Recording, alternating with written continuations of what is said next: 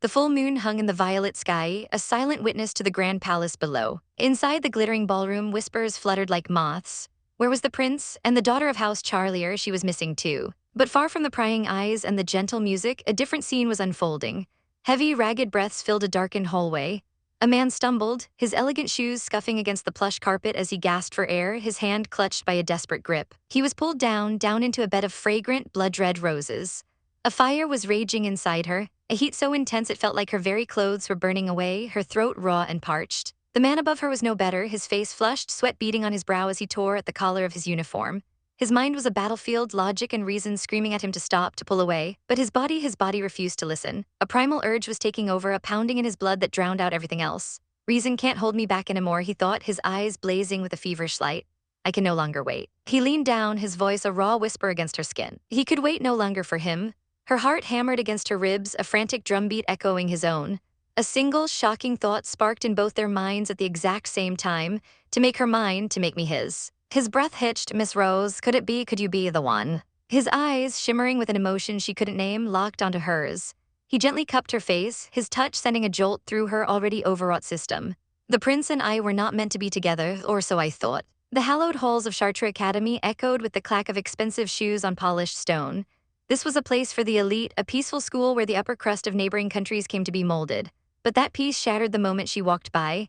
A sudden silence fell over the chattering students, a jolt of tension freezing the air. Her long golden hair cascaded down her back as she moved, her expression an icy mask of indifference. Whispers erupted in her wake. Miss Rose is so scary, one girl breathed, shrinking away. It feels like she just glared at me. Her friend shushed her frantically, her eyes wide with fear. Quiet, you don't know what she'll do if she hears you. And who was this fearsome woman? She was Miss Rose of the Charlier family, the most distinguished house of any nearby country. Beautiful, yes, but famously, impossibly full of herself. And in stark contrast to her chilling presence was him. Cheers erupted across the training grounds. Prince Theodora, he stood there, a sword in hand, a gentle smile playing on his lips as he agreed to spar, telling his opponent not to hold back. The girls watching swooned. He was so dreamy, so nice to everyone. And to think, they whispered, that kind, perfect prince and the terrifying Miss Rose are to be wed. From a distance, Rose watched him, a secret, wicked little laugh bubbling up inside her. Prince Theo, as usual, you're looking good, she thought, a blush creeping up her cheeks as she bit her thumb, her cold facade melting away for just a moment. Theodora van Hemel, crown prince of the kingdom of Koret. With his celebrity-level looks and impeccable social status, he was perfect. And he was her fiancé, a giddy thrill shot through her. I'm so lucky. She finally gathered her courage and approached him. Prince Theo, she called out, her voice bright with an excitement she couldn't contain. Finally, your birthday party will be this weekend. I'm so excited. She clasped her hands, her eyes sparkling as she asked if there was any present he wanted. His gaze met hers, and for a heart-stopping second, she saw something flicker in his purple eyes. Her own heart gave a heavy thump, the blush on her cheeks deepening. But then the warmth was gone, replaced by a cool distance. His voice was polite but utterly devoid of emotion as he told her that if she needed anything, she could just ask his butler. He said it was enough that they remain cordial, and with a curt "see you at the party," he turned and walked away, leaving her standing alone. The words hung in the air, cold and sharp. That's right, she thought, watching his retreating back. Of course, this is how he is. He is different from the Prince Theo that I know. His message was clear, don't talk to me at school. And why? Her heart ached with a familiar pang of resignation. It was simple, really, because in this story, I'm not the beloved heroine, I'm the villainess. You see, in my previous life, I was just a normal girl who died in an accident. When I woke up, I had been reincarnated into the world of an automne game I had poured countless hours into. Prince of Prince, or Pry for short. It was a dating sim where you find your most favorable partner, the one based on how your pheromones react, but my luck was rotten even in another life.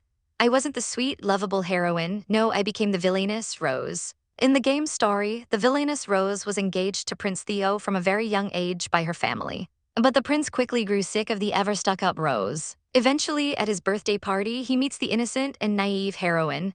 They fall in love, become a couple, and Rose is exiled to the countryside. At least that's what's supposed to happen.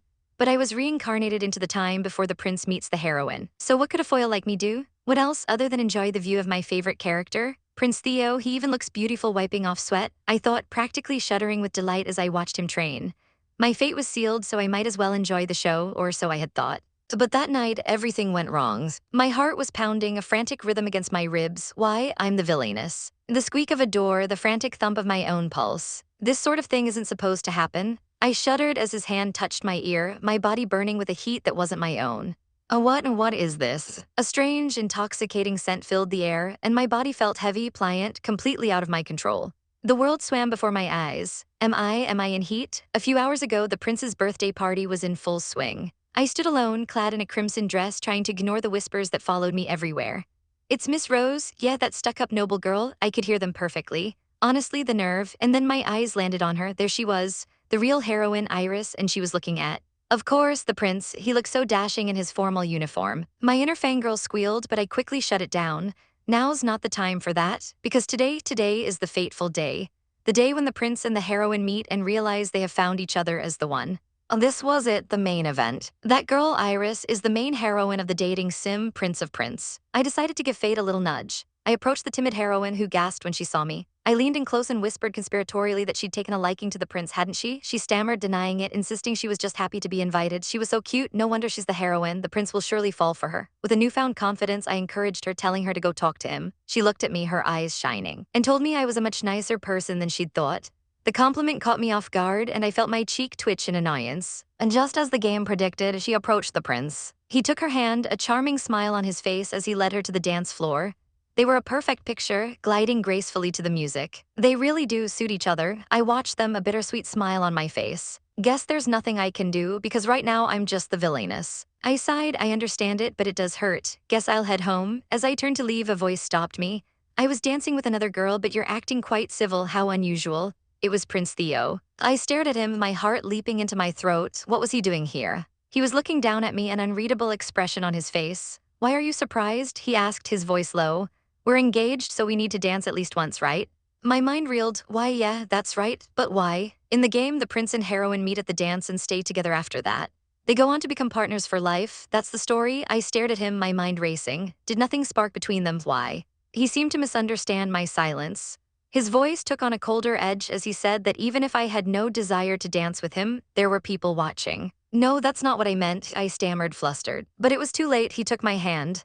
The moment his skin touched mine, a jolt like lightning shot through me. My eyes widened in shock, a gasp escaping my lips. I looked up at him and saw the same stunned disbelief reflected in his own wide, shimmering eyes. A strange heat began to radiate from him, his breath catching in his throat as his heart hammered against his ribs. Badump, his eyes, burning with an unfamiliar fire, were locked onto hers. What is this feeling? What is happening to me? Before she could even process the sudden shift in the air, his voice, low and urgent, cut through the silence. He demanded she come with him, his fingers wrapping around her arm in a grip that was both possessive and desperate. Her own heart leaped into her throat, a gasp escaping her lips as he pulled her away without another word. The world became a blur of motion and color, and the next thing she knew, her back was hitting something soft. She had been thrown onto a bed, the rich scent of roses overwhelming her senses as petals scattered around them. He was on top of her, his body pressing her down, his face inches from hers. The pounding in her chest wasn't just her own anymore. She could feel the frantic rhythm of his heart against her palm. His breath was hot and ragged against her skin. A horrifying realization began to dawn in the fog of her mind. A memory from the game, a key mechanic she had completely forgotten. No, it can't be. Her mind screamed in silent panic. Don't tell me I'm in heat. It was a gameplay feat. A powerful primal force that triggered when two characters' pheromones responded to each other. In this world, it wasn't just attraction, it was destiny. When their pheromones reacted, they became the most compatible partners. The one for each other, but this was all wrong. This wasn't supposed to happen. In the game, the one for Prince Theo was supposed to be the main heroine, the sweet and gentle Iris. Not her, never her, it couldn't possibly be true. Her thoughts were a chaotic storm of denial. How could the prince go into heat with me, the villainess? It was impossible. A soft sound escaped her lips as he leaned closer, his proximity stealing the very air from her lungs. The Prince Theo is right in front of my very eyes. And he's losing control. Beads of sweat trickled down his temple, his face flushed a deep crimson. He looked like he was in agony, fighting a battle within himself and losing. Her own body felt like it was on fire, a strange lethargy washing over her as her mind went completely blank. All she could register was the man above her, his intoxicating scent, the heat rolling off him in waves. He whispered her name, Miss Rose, and the sound was like a spark igniting a wildfire within her. His lips brushed against the sensitive skin of her neck, and a jolt of pure electricity shot through her. Every part of her that the prince touched burned hotter and hotter, melting her resolve into nothing. He yanked at his own collar, desperate for air, his fingers finding hers and lacing them together. The touch was so good, so perfect. A small twitch was the only sign of her surrender. I don't want to let go. Her shoe slipped from her foot, forgotten on the floor. And then his lips were on hers. A desperate, searching kiss that she found herself returning without a second thought. Yes, she wanted this. I wish time would stop. She thought, her mind hazy with pleasure. I wish we could stay just like this forever. But then something shattered the moment. He gasped, pulling away from her abruptly. A dark splatter of red staining the pristine white sheets. A sickening crunch echoed in the silent room. Her eyes flew open to see him hunched over, breathing heavily, his hand covering his mouth. There was blood dripping from between his fingers. He had bitten his own lip hard, drawing blood to shock himself back to his senses. She stared in horror, her voice trembling as she asked if he was okay. She reached for him, a desperate need to soothe his pain overriding everything else. But he recoiled as if her touch was poison, his voice a raw shout that ripped through her heart. Don't touch me. He scrambled away from her, his breath coming in ragged pants. Refusing to look at her, he managed to force out an apology, his voice strained before turning his back on her completely. He fled the room as if escaping a monster, leaving her alone on the bed, cold and trembling. The only proof he had been there was the lingering scent of roses and the sight of his own blood dripping from his clenched fist as he disappeared down the hall. A wave of utter despair washed over her. So that's how much he dislikes me. He would rather hurt himself, bite his own flesh, than be near me. A single hot tear escaped and traced a path down her cheek. But as the pain settled deep in her chest, a colder, more rational thought surfaced. This was probably for the best, because she knew the story, she knew the consequences. If they went down the route where the prince ends up with the villainess, they would all die. It was a standard bad ending in the game. If the heroine fails and the prince chooses the villainess, his growing influence becomes a threat. A third party, fearing his power, would plot his assassination. And since she, the villainess, would be at his side, she would be attacked and lose her life as well. It was a common trope, a simple bad ending in a dating sim. But for her, right now, trapped in this world, it was quite literally a matter of life and death. The next day, she sat up in bed, her body feeling heavy and exhausted. I couldn't sleep at all, she thought with a deep sigh. The memories of the night before played over and over in her mind. To think I would go into heat myself, she clutched her nightgown, her cheeks flushing with shame. It felt like I was someone else, like a completely different person had taken over my body. She remembered the heat, the kiss, the overwhelming desire. What if he hadn't stopped there? The thought sent a fresh wave of heat through her and she buried her face in her hands with a groan. Ayog knew, a calm voice cut through her frantic thoughts. You're in high spirits, bright and early. She jumped, startled, whipping her head around to see her personal butler, Olivier, standing there with a tray. He coolly asked if she had finished preparing for school. She flapped her hands in a panic, crying out that he could at least knock. He simply pushed his glasses up his nose, informing her that he did knock several times. More importantly, he stated her scarf was off by 3 degrees. He stepped forward, his gloved fingers deftly adjusting the fabric around her neck. She couldn't help but blush at his proximity. He's so good-looking. Olivier was more than a butler. He was a constant in her life, like an older brother who never let her get away with anything. His sharp eyes narrowed slightly as he studied her face. He asked if she didn't get enough sleep. Before she could answer, his voice dropped, taking on a serious edge. He'd heard that at the party, she had joined hands with the prince and then disappeared. His gaze was piercing as he asked if she was having a little too much fun before her marriage. She stammered, denying it, but her flushed face was a dead giveaway. He pushed his glasses up again, his expression unreadable, and asked the one question she was dreading. Did the prince do anything to you? She gasped, insisting there was no way, but he wasn't convinced. His hand shot out, grabbing the front of her uniform. His voice dropping to a low, dangerous growl, he snarled that if the prince hurt her, even if he was a prince, an ominous aura filled the room, his eyes flashing with a protective fury that was genuinely terrifying. She quickly pushed him away, yelling that it wasn't like that and he should stop jumping to conclusions. Turning away, she announced it was time for school. As she walked towards the door, he called out her name. His voice was soft again when she looked back. He told her that if anything happens, she can always speak with him. He placed a hand over his heart, a gentle smile gracing his lips as he reminded her that he was her personal butler after all. A genuine smile broke through her own troubled expression and she thanked him. For all her villainous posturing, Olivier truly cared for her. He watched her leave, a silent, steadfast guardian in the morning light.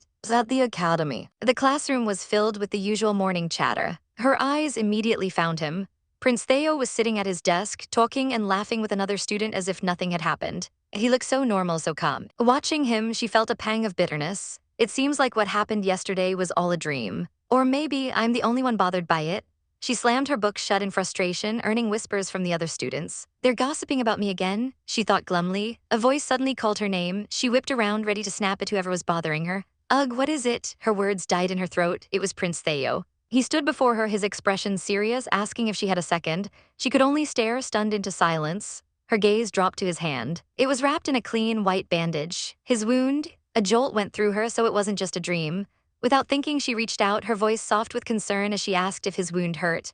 He flinched back as if he'd been burned. Snatching his hand away, he stammered an apology, his eyes avoiding hers. He insisted it was fine, then said there was something important he wanted to give her. He turned and with a simple "come with me," led her from the bustling classroom. He brought her to an empty side room, the door clicking shut behind them with an air of finality. He turned to face her, his expression unreadable, and held up a small glass vial filled with tiny white pills. He asked her if she knew what it was. Her breath hitched, her eyes widening in shocked recognition. That's. His voice was low, serious, as he held up the small glass vial. Do you know what this is? The bottle was filled with tiny white pills, and Rose's mind immediately short-circuited. Her cheeks flushed a violent shade of red. Her heart hammering against her ribs. That's could it be? Birth control? The words exploded in her thoughts, a comical shriek of pure panic, but the prince's expression remained unchanged. This is medicine that can suppress heat, he explained calmly. Rose's brain rebooted, relief and embarrassment warring within her. Ah, of course it is. Where did you even get something like that? She stammered, poking at his arm. He turned his head, a shadow crossing his features. I took them from the castle's medicinal storeroom. It's not like I could ask somebody for them. She immediately understood he was right. The second anyone found out they were fated partners, the one for each other, it would be over. They'd be forced into a swift marriage, a political pawn in their family's games, and then the bad ending would come for them, swift and bloody. Assassinated, a future painted in red. Therefore, Miss Rose, he said, his gaze intense, let's take them together. The unspoken words hung in the air between them, a fragile pact against a terrible fate. Without another word, they each took one of the small white pills, swallowing their only hope against destiny with a gulp. They stood apart in the quiet room, the silence stretching. I wonder if it worked, Rose thought, her nerves still buzzing. His voice cut through her thoughts, firm and reassuring. It should take effect immediately. He placed the vial in her hand, his fingers brushing hers, but the effect is pretty short, so you need to take it every day. He paused, his eyes locking with hers, a grave warning in their depths. Also, there's no point in taking them unless we both do. Her own reflection stared back at her from the glass, a prisoner just like him. If one of us goes into heat, the other will also be pulled into heat. She nodded, the weight of their situation settling heavily on her shoulders. They had to be careful, they had to be perfect. Suddenly he moved. In a heartbeat, he was closing the distance between them, his hand coming up to cup her cheek. Her breath hitched. What was he doing, Prince Theo? She whispered, her voice barely audible. Stay just like that, he murmured, his voice a low rumble that vibrated through her. His face was so close now, his warm breath fanning across her lips. Her mind went blank. This wasn't supposed to happen. Is the suppressant not working? No, this can't be happening. Just as she thought he was about to kiss her, he pulled back, letting out a slow breath. A faint smile touched his lips, his eyes crinkling at the corners. It looks like the medicine definitely works. Huh? Rose blinked, utterly bewildered, before the realization hit her like a lightning bolt. Oh my GGG God, I thought he was gonna kiss me. He had just been testing himself, testing them. Yeah, he continued, completely oblivious to her internal meltdown. And with this, we can manage to avert the trouble at hand. They stood by the window, looking out at the world they were trying so desperately to survive in. The problem is what happens after this. Rose knew exactly what he meant. The original story had them marrying for the sake of their powerful houses, a union of convenience. But if their fated bond was revealed, her cheeks burned as a wild thought crossed her mind. I will definitely pounce. The prince's voice, somber and sincere, pulled her from her ridiculous fantasy. I would never want to hurt you by having sex without love. Her heart skipped a beat, so that's why. The reason he turned her down that night, it was so he wouldn't hurt her. A warmth spread through her chest, a feeling she couldn't quite name, but his next words shattered the moment completely. On that note, I have been thinking of breaking our engagement. Rose's eyes widened, and a silent scream of pure, unadulterated joy erupted inside her. Breaking our engagement? He saw her shocked expression and misinterpreted it. What's wrong? If you could, you'd also want to leave me, no? Yes, she practically shouted, clasping her hands together in delight. I was just hoping we could end our engagement too. To avoid the bad ending, that's the best way. There would be no point in marrying him if they were just going to be assassinated anyway. But a new problem loomed over them, dark and imposing like the shadows of their fathers. The problem is whether both our houses will allow us to break it off. Theo's expression grew thoughtful, his finger tapping against his lip. We need to create a situation in which those around us believe we have no choice, but to end it, Rose's eyes lit up. A plan began to form, devious and perfect. How about I do something that would make me unsuitable to be your consort? She beamed, striking a pose worthy of the greatest villainess. Theo looked uncertain. That would probably work, but no, I don't want to damage your reputation. My reputation? She cried, exasperated. This isn't the time for that. Breaking off this engagement is for the sake of this world. No, it's for the sake of our happiness. So that terrible, bloody future doesn't come to pass. He looked away, his voice barely a mutter. I see, so that's how much you want to leave me. Before she could process the flicker of hurt in his voice, he sighed in resignation. Understood. Let's do whatever you think is best. This is it, she thought, a triumphant grin spreading across her face. For the sake of our happiness, to avoid the bad ending. A wicked laugh bubbled up from her throat. Well then, let's get to it. The plan was simple: Operation Make Rose the most hated girl in the academy. As the clock tower chimed, Rose let out an exaggerated yawn. Ugh, next class is in the chapel, right? I don't want to walk there. She turned to Theo with a syrupy sweet smile. Prince Theo, won't you carry me to the chapel? A ripple of shocked murmurs spread through the hallway. Theo leaned in, his voice a strained whisper. Miss Rose, I understand this is part of our plan, but there's no need to go that far. She pressed closer, whispering back urgently. This is so I can show everyone how much of a stuck-up girl I am. Please go along with it. It's not a problem, right? We're engaged after all. Theo let out a long, suffering sigh and pinched the bridge of his nose. I guess I don't have a choice, and then he swept her off her feet. Rose gasped as he lifted her effortlessly into his arms. Her heart began to pound against her ribs, badump, such strong arms. His chest was so close, so warm. She could feel the steady beat of his heart as whispers followed them down the hall.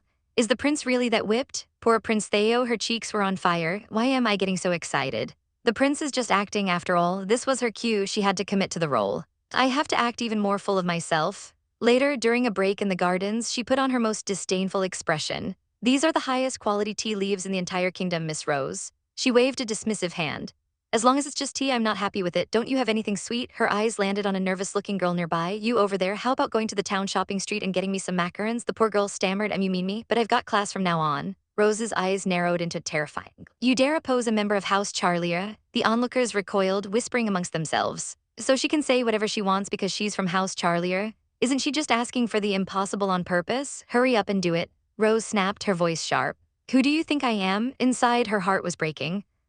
That's right, this could only be seen as bullying, but in order to make everyone hate me as the villainess, I have to do it. I'm so sorry. Just as the girl was about to flee in tears, Theo stepped forward. Miss Rose, that's enough, but before he could intervene further, a gentle voice spoke up. I could go get them for you. Rose turned, her eyes widening in shock. It was her, the main heroine of the story. Iris, why would you? Iris smiled sweetly. The other day you encouraged me so. Allow me to return the favor. Her smile was like the sun breaking through the clouds. Pure and good, Rose's villainous facade almost cracked. Iris, she's such a good girl. I can't allow myself to be moved like that. She forced a smirk, tilting her chin up haughtily. Sure, you seem useful. When Iris returned, macarons in hand, Rose took her performance to a whole new level. Prince Theo, here, say ah, she chirped, holding a pink macaron up to his mouth. He leaned away, whispering through gritted teeth. This is going too far, is it? She pouted, a flicker of doubt in her mind. Guess I'm not acting full of myself enough. An audacious idea struck her. How about this? She brought the macaron to her own lips, her eyes glinting mischievously. Or perhaps you would like to eat it mouth to mouth? Theo froze, his face a mask of stunned silence. A chair clattered loudly as he shot to his feet. Miss Rose, over here for a second. He grabbed her arm, yanking her away from the stunned crowd, and pulling her toward a deserted corner of the school grounds. He finally let go, running a hand over his face in pure exasperation. Damn it, you took it too far just now, but even that wasn't far enough, she protested. He groaned. If you're going to do it, be a little more natural.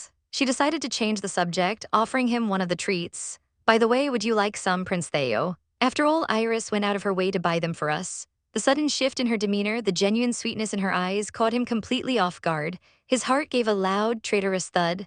Badumpy, what was this feeling? It can't be this is. He didn't have time to finish the thought. A sudden, overwhelming wave of heat crashed over him. Wham! He slammed his hand against the wall beside her head, trapping her. The basket of macarons tumbled from her grasp, scattering across the stone path. He was panting, his eyes glowing with a feverish intensity she had never seen before. Miss Rose, did you take the suppressants like you were supposed to? Her own mind went blank with dawning horror. Suppressants? Oh, that medicine, yes, every day, gasp. That's right, today I overslept. His voice was strained, laced with a growing panic. Didn't I tell you? If one of us goes into heat, the other will also be pulled into heat. And then he was pulling her against him, his body radiating an unbearable warmth. A strange, tingling sensation spread through her veins. He buried his face in her hair, his breath hot against her ear. And no, my ears. A soft kiss, then another, trailing down her neck. Her heart hammered against her ribs, a frantic, wild rhythm. His was pounding just as hard. What do I do? She thought, her body trembling in his arms as the uncontrollable heat consumed them both. We are. The horrifying reality crashed down on them. We are going into heat at school. Her mind went completely blank. What was she supposed to do? What could she do? Pressed against him like this, his hot breath fanning across her neck, she was losing her senses. The world seemed to dissolve into the heady scent of roses and the frantic beating of her own heart. This couldn't be happening, not here, not now. His thoughts were a mirror of her own panic. We're going into heat? At school? The realization slammed into him, a wave of primal instinct he was struggling to fight back. Her skin was so soft, so warm against his, and every rational thought was being drowned out by an overwhelming, desperate need. He could feel her trembling in his arms, her face flushed a deep crimson. He pinned her against the cool stone wall, his voice a low, urgent whisper as he called her name. Miss Rose, what happened to the suppressants he'd given her? She shuddered under his intense gaze, her mind scrambling for an answer. She had forgotten them. How could she have been so careless? Her voice was barely a squeak as she confessed, stammering that she was so sorry she'd left them in the mansion. A flicker of something, annoyance, concern, crossed his face before he simply said he understood. Then, without another word, he reached into his own coat. He told her he would give her one of his. He pulled out a small vial, the pills inside rattling softly. Before she could protest, his fingers were at her mouth, gently pressing one of the small tablets against her lips. Plip, the touch was electric. His fingers, the prince's fingers, they just touched me. The thought echoed in her mind, sending a jolt straight through her. Her heart hammered against her ribs, a frantic drumbeat against the silence. Bottom, just from that simple touch, her entire body was throbbing, a feverish heat spreading through her veins. My body's so hot, his voice was husky as he asked if she could swallow it. She could only manage a choked gulp and a tiny nod. Yes. The medicine began to work its magic, the raging fire inside her slowly banking to a manageable simmer. His hand moved from her shoulder to her back, a gesture of comfort before his fingers gently intertwined with hers. He let out a breath, murmuring that he guessed they were okay now. She couldn't bring herself to look at him, her gaze fixed on the floor, her cheeks still burning. Prince Theo's hand, it's so gentle. The thought was a surprise, a small, warm thing in the midst of her chaos. They walked in silence for a moment, the tension slowly bleeding out of the air. Rose let out a shaky sigh of relief. The medicine finally worked, thank goodness. She felt the need to apologize, to say something, but before she could, a sharp knock echoed through the hall. Knock, knock. The doors burst open and one of Prince Theo's attendants rushed in, relief clear on his face as he exclaimed he'd finally found him. Was that one of his attendants? He looked frantic. The man bowed low, holding out a letter sealed with the royal crest, a letter from the royal palace. Rose's eyes widened. From the palace? Was it an emergency? Theo took the letter, his expression unreadable as he calmly told the attendant he could leave them. The man bowed and retreated, leaving them in a heavy silence. Theo broke the seal, his eyes scanning the parchment.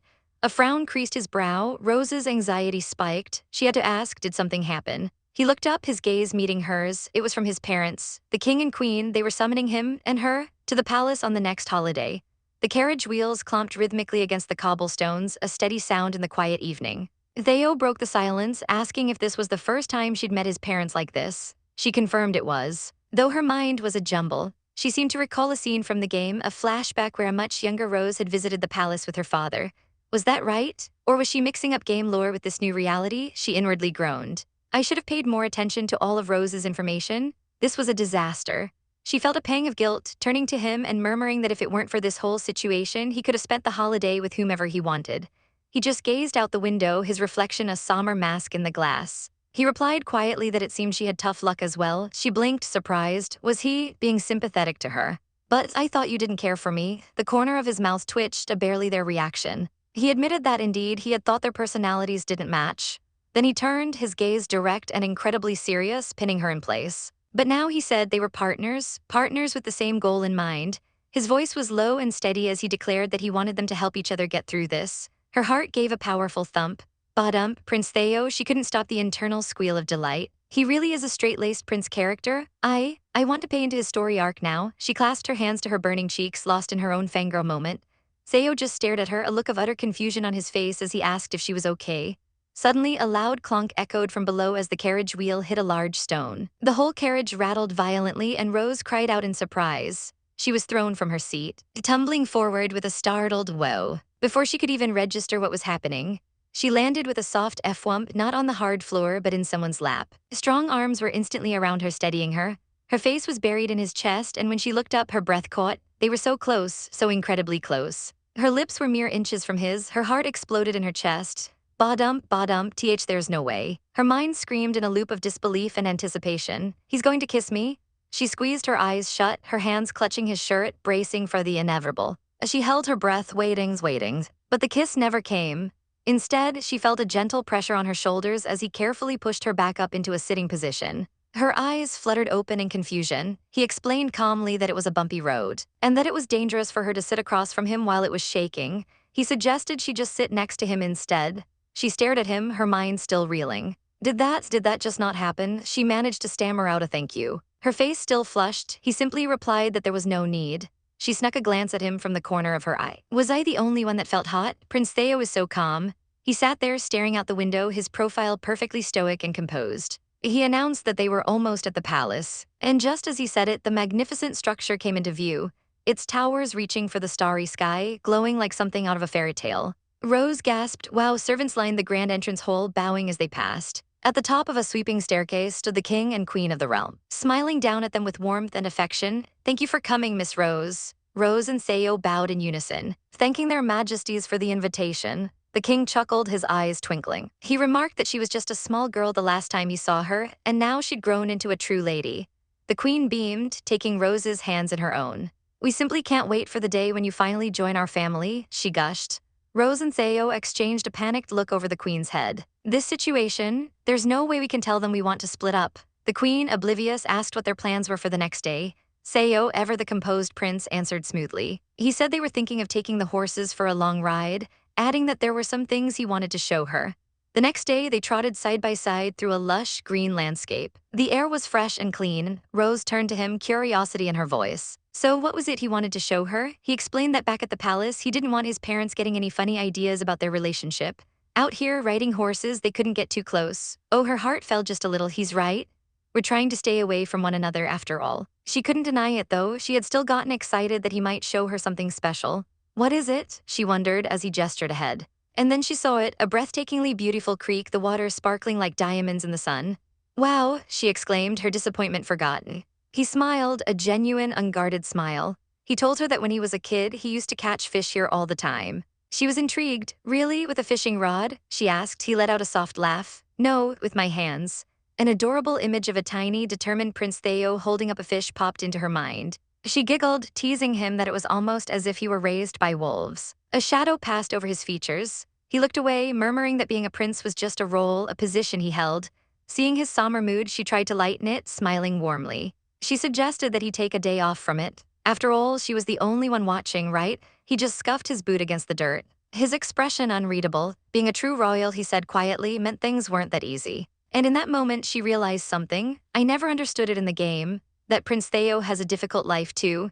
He turned back towards the horses, saying it was time to head back to the palace. As they rode, a thought took root in her mind. The role of being the woman who weds a prince who aids him with his endless worries. That wasn't a role for a villainess like Rose. That was a role for a proper heroine, like Iris. Just then, a single drop of rain landed on her cheek. Then another. Within moments, the sky opened up, unleashing a torrential downpour. They found refuge in a small, abandoned cabin. Seo ran a hand through his damp hair, muttering that he couldn't believe they got caught in this rain. He suggested they just stay dry inside for a while. Without warning, a huge sneeze escaped her. Achoo! Mortified, she covered her mouth, her face flaming red as she tried to fix her disheveled hair. So embarrassing. A moment later, a warm weight settled over her shoulders. Seo had draped his own cloak over her, a small, kind smile on his face. He only had one blanket, he said, and she should use it. She immediately tried to push it back towards him. "No thanks, you use it, Prince. It's no good if you catch a cold."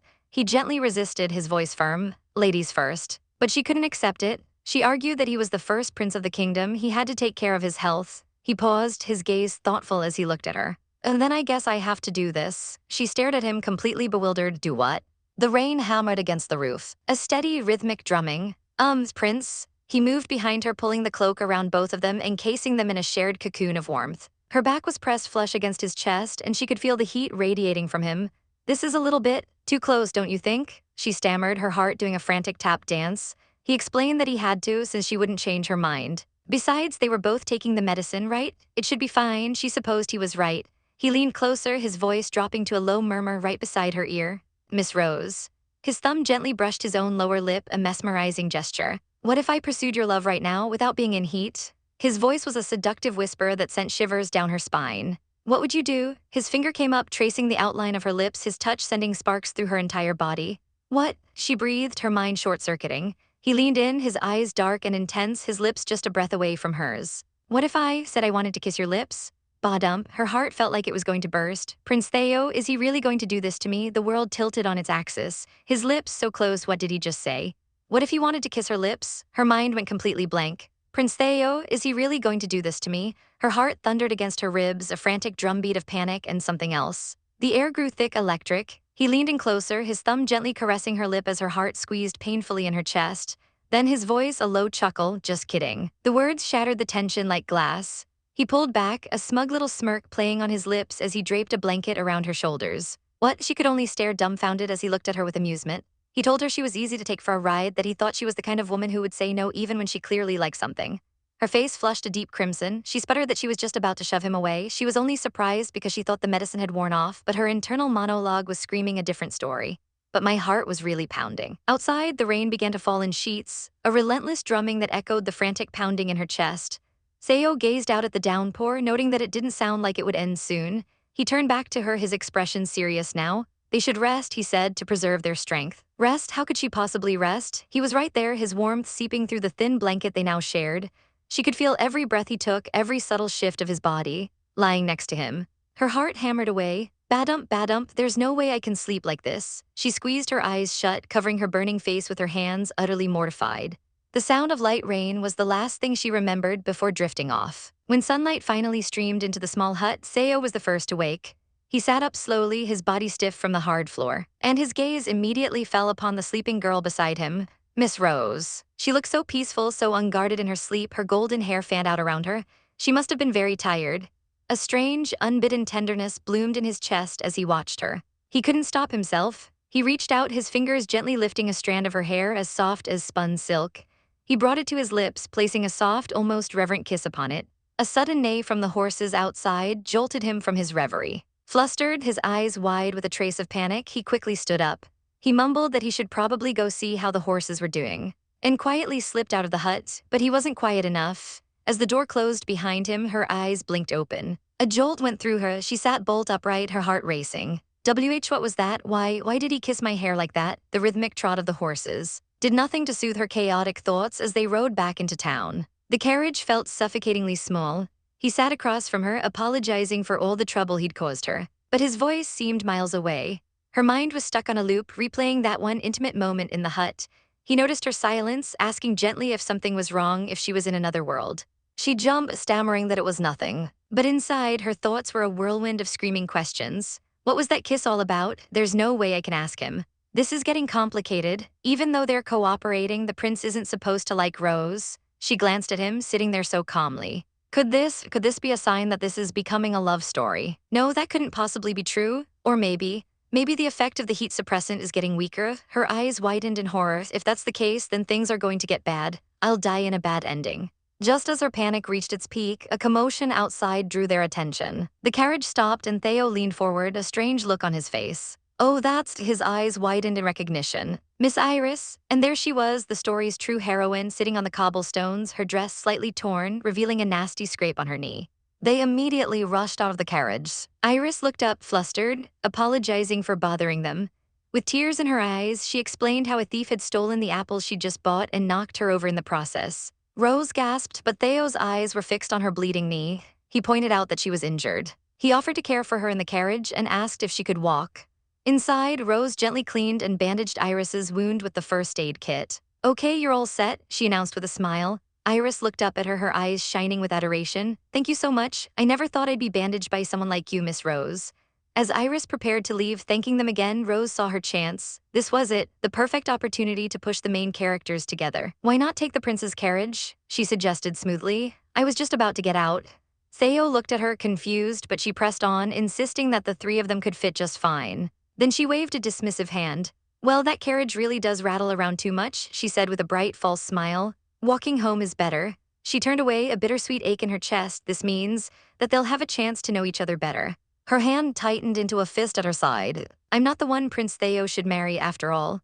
With a final, cheerful see you later, at the academy, she waved and walked away without a second glance. Miss Rose, Theo called out, his voice laced with shock and disbelief. He warned her it was dangerous to go alone. But she couldn't stop, she wouldn't look back. I'm sorry, Prince Theo, she whispered, her heart heavy. He stood frozen at the carriage door, Iris looking on with concern as Rose's figure grew smaller and smaller. He watched her go, a storm of confusion and something akin to hurt swirling in his eyes. Miss Rose, this was the correct choice, right? She tried to convince herself as her shoes clonked against the lonely cobblestones. Back in the carriage, Iris glanced nervously at the prince. Prince Theo, are you all right? He jolted as if waking from a dream and forced a smile. Sorry, it's nothing. Meanwhile, Rose found her path blocked in a dark alley. Two grimy men with leering smiles stepped in front of her. One of them eyed her expensive dress. Where are you off to, princess? He sneered while his friend cackled. Be a doll and pay off our tab. Her eyes narrowed with disdain. She told them to move, that she was in a hurry, and tried to step around them. But a filthy hand shot out and grabbed her arm, yanking her back. Hey, can't talk to the poor, huh? She cried out for him to stop, but he leaned in, his foul breath washing over her. Come to my bed and see how life in the slums works, baby. He squeezed her arm tighter and she cried out in pain and disgust. But just as his face got closer, a gloved hand shot out, clamping down on the thug's wrist with crushing force. A cold, terrifyingly calm voice cut through the air. What matter did you have with my Lady Charlia? You can take it up with me, the butler of the house of Charlia. A dark, menacing aura surrounded him, making the air crackle with tension. It was Olivier. The thugs paled, clicking their tongues in annoyance. TCH, no fun, one grumbled as they quickly scrambled away. Olivier let out a sigh of relief, immediately turning his attention to Rose. His brow furrowed with concern as he asked if they hurt her. She mumbled that she was fine, but he wasn't satisfied. He had heard she got out of the prince's carriage. Why would she do such a thing? She was a lady of the house of Charlia. It was dangerous for her to be alone. He looked so disappointed that she could only apologize, her gaze fixed on the ground. She braced herself for a lecture, but to her surprise, he simply told her he'd carry her things and that they should go back to the mansion. Wha, you're not going to lecture me? She asked, surprised. He adjusted his glasses, a wry smile on his face. Oh, I'll have all the details about this later. Back in the safety of the mansion, she decided to come clean. To be honest, I plan to break off my engagement to Prince Theo. Olivier paused in pouring her tea, his expression unreadable. He set the cup down with a soft clink and asked her why she'd made that decision. How could she possibly tell him the real reason? That she was trying to avoid the bad ending, the death of both herself and the prince. She couldn't tell him about the one either, so she settled on a plausible lie. The engagement is to help the house of Charlia. It's just politics, right? She began, taking a sip of tea, and since Prince Theo seems more drawn to Iris than me, I decided to call the engagement off.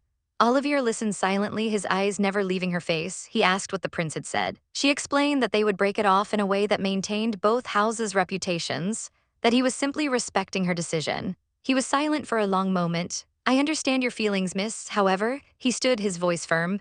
Well, as your butler, I will aid you as best I can. She looked up at him, surprised and grateful. Olivier. But what was he thinking? What was he planning? The next morning at the academy, Olivier helped her from the carriage. Thank you, she said, adjusting her bag. Just then, a familiar voice called out, well, I'm off. Olivier's head snapped up, his eyes widening slightly. It was Prince Theo, miss. Olivier began, turning to her. Olivier, what is it? Without another word, he slid his hand to her cheek, his thumb gently caressing her skin. His face was suddenly inches from hers. Your hair is a bit out of place, he whispered. Why, hey, Olivier, she hissed, her cheeks flaming. This was so unlike him. His gaze flickered past her toward the approaching prince. I wonder if Prince Theo really has taken to Iris over you, he murmured, his voice low and conspiratorial.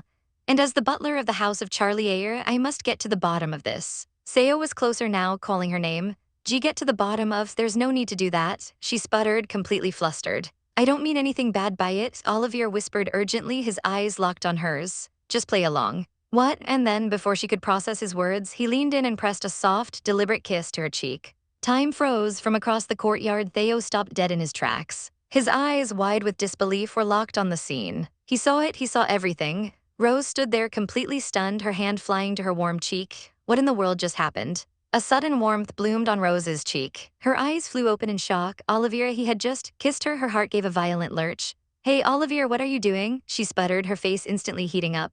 She scrambled back, her palm flying to her cheek, but he was still so close, his breath warm against her skin. He simply smiled, a low, mischievous chuckle rumbling in his chest as he murmured, I have strategies as well. Strategies? What on earth was he talking about? His smile was infuriatingly smug, and Rose's mind was a complete blank. What kind of strategy involved a surprise ambush kiss in the middle of the school courtyard? Her brain felt like it was short-circuiting when a sudden, chilling presence made her freeze. A gasp caught in her throat. Oh no, Prince Theo, he was standing right there watching them. Had he seen? Of course he'd seen. Her mind raced, desperately trying to conjure up an excuse. Prince Theo, she began, her voice a pathetic squeak, but the prince's face was an unreadable mask. His voice was smooth as silk, betraying nothing as he simply said, Good morning, Miss Rose. Was he not angry? Was he just going to pretend it didn't happen? A small, tight smile touched his lips as he added, Don't be late for class. And then, just like that, he turned and walked away. Rose stared after him, utterly baffled. That's it? She whispered to herself, no yelling, no accusations. A strange pang of disappointment hit her as a memory surfaced, unbidden. The feeling of his lips brushing against her hair during the riding trip, the way her heart had fluttered.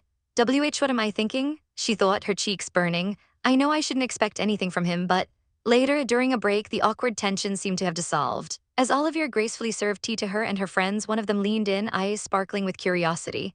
Miss Rose, who is that fellow?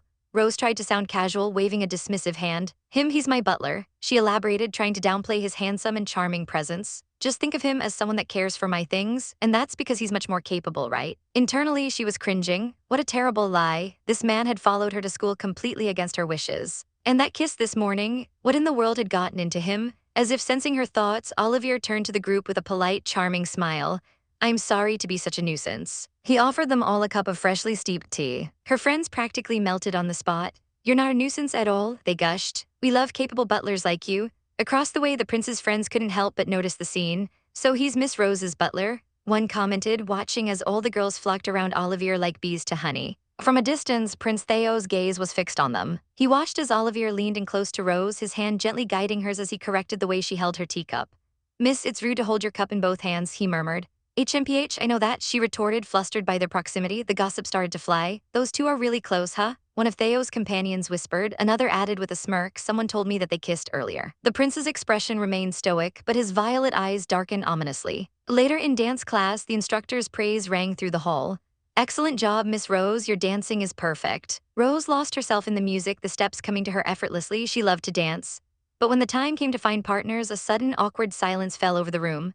The other young men shuffled their feet, whispering nervously.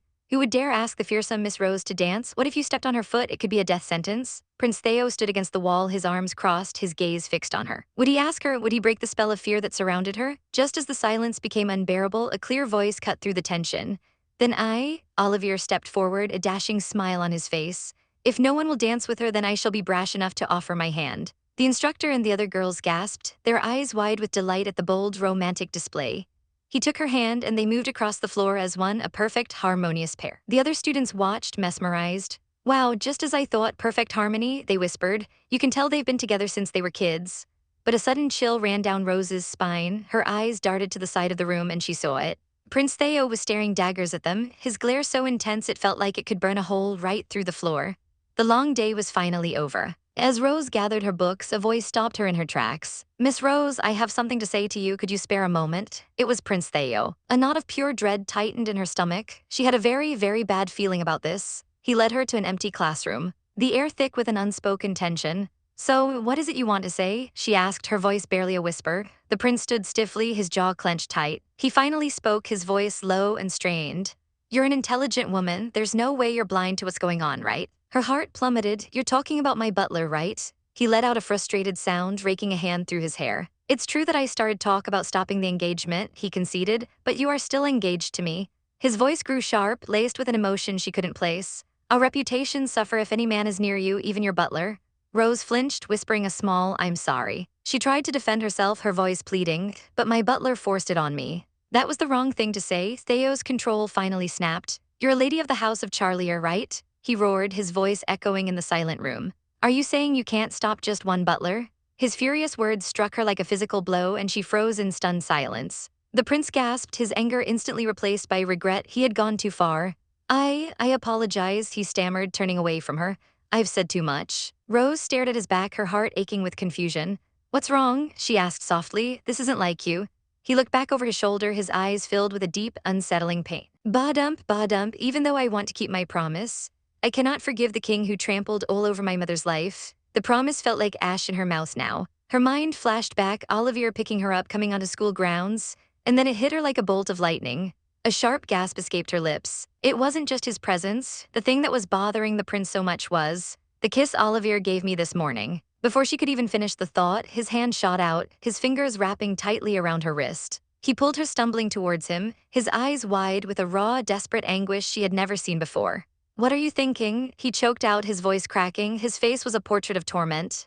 Am I the only one suffering here? Just as she was about to ask what he meant, a sharp knock echoed from the door, and it creaked open. Olivier stood in the doorway, his gaze sweeping over the scene, his face a mask of cool composure. What is this? He asked, his voice deceptively calm. I could hear your voices from outside. Rose panicked. Olivier? She squeaked, trying to pull her hand from the prince's unyielding grip. It's nothing to worry about, right, Prince? She asked desperately. But neither man moved. The air crackled with unspoken hostility as they locked eyes in a silent, furious standoff. Rose looked at the prince, her eyes pleading, but his grip on her wrist only tightened. Finally, something in Theo seemed to shatter. His shoulders slumped in defeat and his grip went slack. She looks like her, impossible is that? And turned his back on them. That's all I had to say, he mumbled before walking out of the room, leaving a heavy, shocked silence in his wake. Rose could only stare after him, her mind reeling. What was that? What was happening? Beside her, Olivier watched her, his expression unreadable. The next morning, the world felt off-kilter. Olivier reviewed her schedule, but his words were just a meaningless buzz in her ears. All she could see was the raw pain on Prince Theo's face, his desperate question echoing in her mind. Am I the only one suffering here? Miss, Olivier's voice broke through her reverie. Are you thinking about Theodore again? Rose jumped, startled. Ugh, how did he always know? She mumbled that the prince had been upset about them being too close. Olivier just smiled faintly. He's not just upset, you know, he's jealous. The word hung in the air between them, and it's just as I expected. There's no way he's fallen for Iris and not you. Master Theodore is yearning for you, miss. The idea was so preposterous, so utterly unbelievable that Rose burst out laughing. She cackled, covering her mouth. Yearning? No way, you're joking. It couldn't be true because Prince Theo is always so cool towards me. She trailed off, biting her lip. He's gentle sometimes as well, but that's just his duty as a prince. Her hands clenched into fists in her lap. She knew that, she had to remember that. You are a perfect and impeccable lady, Olivier said softly, his gaze sincere. Especially the way you've been recently, you have a new depth and gentleness to you. Rose flushed bright red. Wah, you're just trying to butter me up. He simply adjusted his glasses, his expression serious. It might be rude to mention, but there's no comparison between Iris and you. He stated the harsh reality of their world. First of all, Iris is common-born. If Theodore were to wed her, no one would be able to understand why. Rose's heart sank, he was right. In this world, Iris was the heroine, but she was also an outsider. Even in the game, their difference in status was the biggest obstacle to their love. But how did they overcome it? Her eyes widened. Ah, I remember. The event, the fight with the villainess to decide the prince's proper partner. A brilliant, perfect plan bloomed in her mind. That's it. I just need to cause the event and have Iris win. The next day, she watched as Iris greeted the prince with a cheerful smile. Theo's face softened as he turned to greet her back. Suddenly, Iris's foot caught on a loose stone. Whoa, she cried out, stumbling and sending her books flying. Like a hero in a storybook, Theo moved in a flash, catching her securely in his arms. You're quite careless, he murmured, a gentle tease in his voice. He helped her gather her things, his smile so warm it could melt glaciers, and the air around them practically shimmered with romance. Rose watched from a distance, her hands clasped to her chest. Theo really is so smart and cool, she sighed dreamily. Then she shook herself. Focus, Iris is the priority. Taking a deep breath, she plastered the most villainous expression she could manage onto her face and marched towards them. Iris, could I have a minute? Iris turned, her face a picture of innocence. Miss Rose, good morning. Rose pointed a dramatically trembling finger at her. I saw you do IT. I saw you leering at Prince Theo just now. Iris blinked, completely confused. What? I simply greeted him. That's not what I saw, Rose shrieked, leaning in close. Those eyes you had for him, you were about to jump on him. Iris stammered a denial, her cheeks pink with embarrassment. Asterisk, even her troubled face is so cute. Asterisk, Rose thought before forcing herself back into character. HMPH, that flustered look is all an act. Well then, time for battle, you and I. She drew herself up to her full height, making sure everyone could hear her grand declaration. Which one of us is better suited for the prince? With his marriage on the line, let's finish this in front of all the students. A murmur went through the gathering crowd. Iris looked like she was about to faint. Rose gave her a wicked glare, but inside her heart was singing. Asterisk, I'm sorry, Iris, but I'm going to let you win so I can win and stick you with the prince, asterisk. The air crackled with tension. Rose's voice rang out, sharp and unwavering, as she pointed a finger directly at a stunned Iris. Well then, it was time for a battle between you and I. Her words echoed through the courtyard, a challenge thrown down for all to hear. The stakes, everything. She declared it with a fire in her eyes, a challenge that went beyond simple rivalry. Let's find out which one of us is better suited for the prince. Her voice boomed, amplified by her own fierce conviction, lightning practically striking behind her. With his marriage on the line, she would settle this once and for all right here in front of every single student. A hush fell over the hallway as Rose approached the prince's study. Knock, knock. Her knuckles rapped against the heavy wood. Prince Theo. He stood by the window, his back to her, but turned as she entered. His voice was calm, almost too calm, as he asked what she wanted to say to him, but she knew he already knew. News traveled fast in this viper's nest of an academy. He confirmed her fears, his voice low and devoid of emotion. He'd heard she challenged Miss Iris to a battle. His arms were crossed over his chest, a defensive, imposing posture. And then came the question she dreaded, the one that made her blood run cold. And I heard the prize is engagement to me? His eyes, those piercing violet jewels, narrowed into a glare that could cut glass. Could you explain the reason for that? Her heart hammered against her ribs. He's already heard about it. What could she say? How could she possibly explain that this was all an elaborate scheme to push him and Iris together? She couldn't. It would sound insane. Taking a deep breath, she began her performance, her voice filled with a false apology. I'm sorry for making this move on my own, but it's all so we can dissolve this engagement. Theo's expression didn't change, but a flicker of confusion crossed his features. Wait, this battle between Miss Iris and you? He clarified, his voice laced with disbelief that even if she lost, it wouldn't automatically transfer the engagement to Iris. Rose nodded, expecting this. Yes, I don't actually expect this to reverse the agreement our families made. But why not think about it like this? She began to spin her tale, her voice gaining confidence. Iris is one of the rare common-born students here at the academy. Imagine it, what would happen if a girl like her defeated someone like me? A high-born daughter of a duke, the prince's own fiancée, the gears were turning in his head. His hand came up to his chin, stroking it thoughtfully. I see your point, his voice was a low murmur. You intend to intentionally lose to a commoner like her, which is like throwing away your reputation. He saw right through her, but he also saw the consequences. However, it's not just going to end at that loss, right? Your social position is going to get even worse. The whispers, the scorn, the humiliation from her peers, she knew it was all coming, but a defiant smirk played on her lips. Bring it on, she declared with a wink. She leaned in, her voice dropping to a conspiratorial whisper. Remember what you said, Prince Theo. We're partners with the same goal in mind. He conceded with a sigh. Yeah, I said that. Then help me do this, she pleaded, her voice rising with desperate passion. I need your help so that Iris will win. He looked down at her, considering her frantic plea. I see, I don't think she can beat you in a normal fight. Then his eyes seemed to glow with a sudden decision.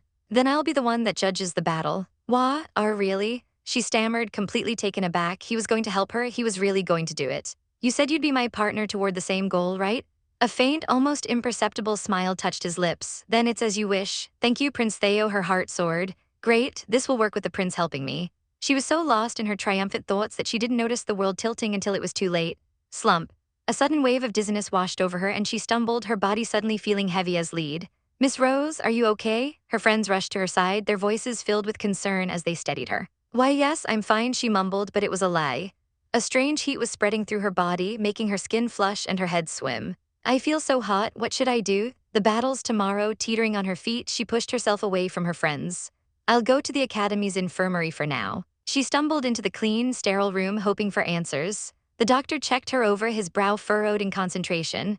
Well, your pulse is stable. Rose felt a prickle of anxiety. The reason for my fever? The doctor sighed, scratching his head. I can't tell at the present. Can you guess of any reason yourself? For example, the effects of any medicine you're taking. Medicine? Oh, a jolt went through her. Could it be that heat-suppressing medicine? Was it causing this? The doctor pressed. Any ideas? No, nothing, she yelped a little too quickly. That medicine is a secret between the prince and I. If he runs more tests, he might find out about it. She had to get out of there. The fever's settled a bit, so I'll be on my way, she said, forcing a cheerful laugh. Thank you, doctor. Before he could protest, she bolted out the door, leaving him calling her name. Huff, huff, she had to find him. I have to talk to Prince Theo. Panting for breath, she burst out into the sunlit garden. Prince Theo, he turned, his expression immediately shifting to one of concern as he saw her flushed face and ragged breathing. Miss Rose, are you okay? I heard you went to the infirmary. Well, she started to say, but another wave of vertigo hit her, stronger this time. The world spun and her legs gave out. Miss Rose? His voice was sharp with alarm as she slumped forward, falling directly into his arms. I'm sore, she tried to apologize, but a strange feeling, an intense, overwhelming heat pulsed through her veins. Badump, what is this feeling? His eyes widened in shock as he held her close. You didn't. Her own mind reeled in horror as the realization dawned. Badump, even though I took the medicine, I'm still in heat. The affliction wasn't as strong as before, but it was undeniable. At least it doesn't seem to be a full-on heat, just a light affliction, he murmured, his voice tight with concern. For now, without another word, he scooped her up into his arms, carrying her back to the empty infirmary. When she blinked her eyes open, the familiar white ceiling of the infirmary greeted her. Where is this? The infirmary again. Theo was sitting in a chair beside her bed, a book in his lap. I was worried, so I had the nurse tell me about your condition, he explained. He told her the nurse had a meeting and had to leave. I see, she murmured, feeling guilty. Sorry for causing such problems. Her eyes drifted to the book in his hands. What are you reading? He held it up for her to see. I borrowed it from the palace with that heat medicine. It has a lot of previous cases of people being the one listed. After reading about previous cases that match your condition, it might be that these suppressants are causing this fever. The medicine is the cause, she breathed, horrified. He nodded grimly. This medicine can stop sexual desire that comes from heat, but the desire doesn't just disappear. Depending on the person, different conditions arise from it. Well, what should I? She trailed off as he closed the book with a soft clump. There's one way. His voice was low, serious. One way we can solve this. In one fluid motion, he tossed his red jacket aside and began unbuttoning his shirt, revealing the hard planes of his chest. You might not like it, just endure it for a while. Her cheeks flared scarlet. Prince Theo, what are you doing? He moved to the bed, his hands coming up to cup her face, his touch surprisingly gentle. Holding you, if we have body contact for just a while, it should reduce the fever. Huh, just body contact. Before she could process his words, there was a thud as he pushed her back against the mattress, his body covering hers. Oh, she gasped, her mind spinning. Prince Theo, I thought you didn't want to be with me, and you aren't in heat even so. He looked down at her, his violet eyes soft and sincere. I want to, he paused, then finished in a near whisper, want to help you? The air left her lungs. Oh, okay then, do as you wish. Her mind tried to rationalize it to calm her racing heart. I guess these are emergency measures. Nothing to do with love, but as his hand slipped beneath her shirt, his skin warm against hers, her logic shattered. A shudder racked her body, his lips brushed against her ear. His breath hot. Don't tense up like that, stop resisting so much. Oh, okay, he nipped at her earlobe, then kissed the sensitive skin of her neck. And she couldn't stop the tremors that followed. He pulled back slightly, his eyes searching hers. Are you hurt? No, you're gentle, she whispered, her voice trembling. A small pleased smile touched his lips. Good. He pressed against her again, the heat from his bare chest seeping into her, and she buried her face in his shoulder, overwhelmed. My hot skin, getting touched over and over, her heart throbbed with a feeling that was more than just the fever. As she squeezed her eyes shut, her hands clutching the sheets. It's okay, he took her hand, his fingers lacing with hers. Rose, he murmured, his voice thick with an emotion she couldn't name. They were tangled together, a mess of limbs and shared breaths, surrounded by the scent of roses. What should I do? A small voice screamed inside her head. Prince Theo, I guess I really am in love with him. Her hands of their own accord moved to his back, pulling him closer. When she woke, the first thing she noticed was the warm weight beside her. Theo was fast asleep. Maybe the side effects of the medicine put us to sleep, she thought drowsily, looking at his peaceful face. He took the medicine to keep me from getting hurt, right? A wave of affection washed over her. I'll always love that gentle, sincere part of him. And just as she was drifting back to sleep, a sharp knock-knock jolted her from her reverie. Miss Rose, the school doctor said that you fainted. It was her attendant. The curtain was pulled back with a soft F-wuff, and he peered inside. His eyes landed on the scene before him and widened in utter disbelief. There she was, her clothes in disarray, in bed with the shirtless crown prince. A strangled gasp escaped her lips. Oh no. He saw us together like this. A gasp tore from Rose's lips as her eyes fluttered open. The world swam back into focus, and with it, a horrifying reality. She wasn't alone.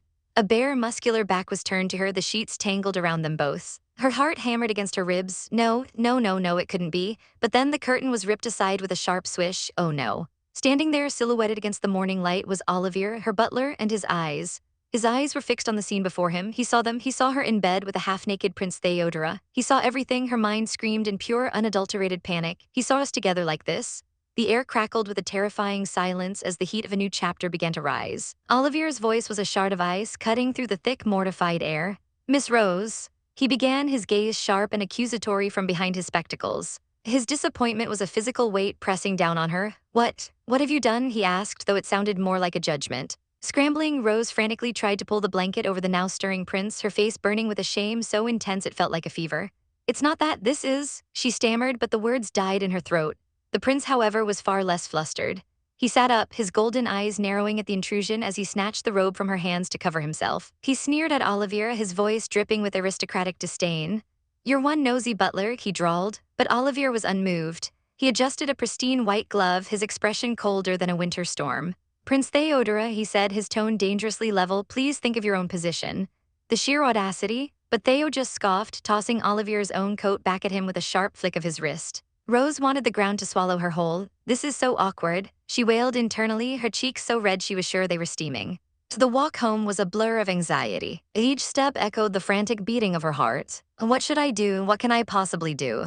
Her mind conjured the worst possible future. Her father, Lord Charlia, smirking with satisfaction, her mother wringing her hands with feigned disgrace. If they think I've had relations with Prince Theo, they might force me to marry immediately. The thought was a cage closing around her. Honestly, all we did was sleep next to each other. We didn't do anything more than that. But who would believe her? No one. She had to get to Olivier. She had to stop him from saying anything. She hurried her steps, spotting him just ahead. Hey, Olivier, she called out, her voice tight with desperation, but his reply was a death knell. He turned slightly, his expression grim. The lord of the house is home, what? And as if summoned by her worst fears, the grand doors loomed open, and there he was. Lord Charlia, her father, A man whose presence was so overpowering it sucked the very air from the room.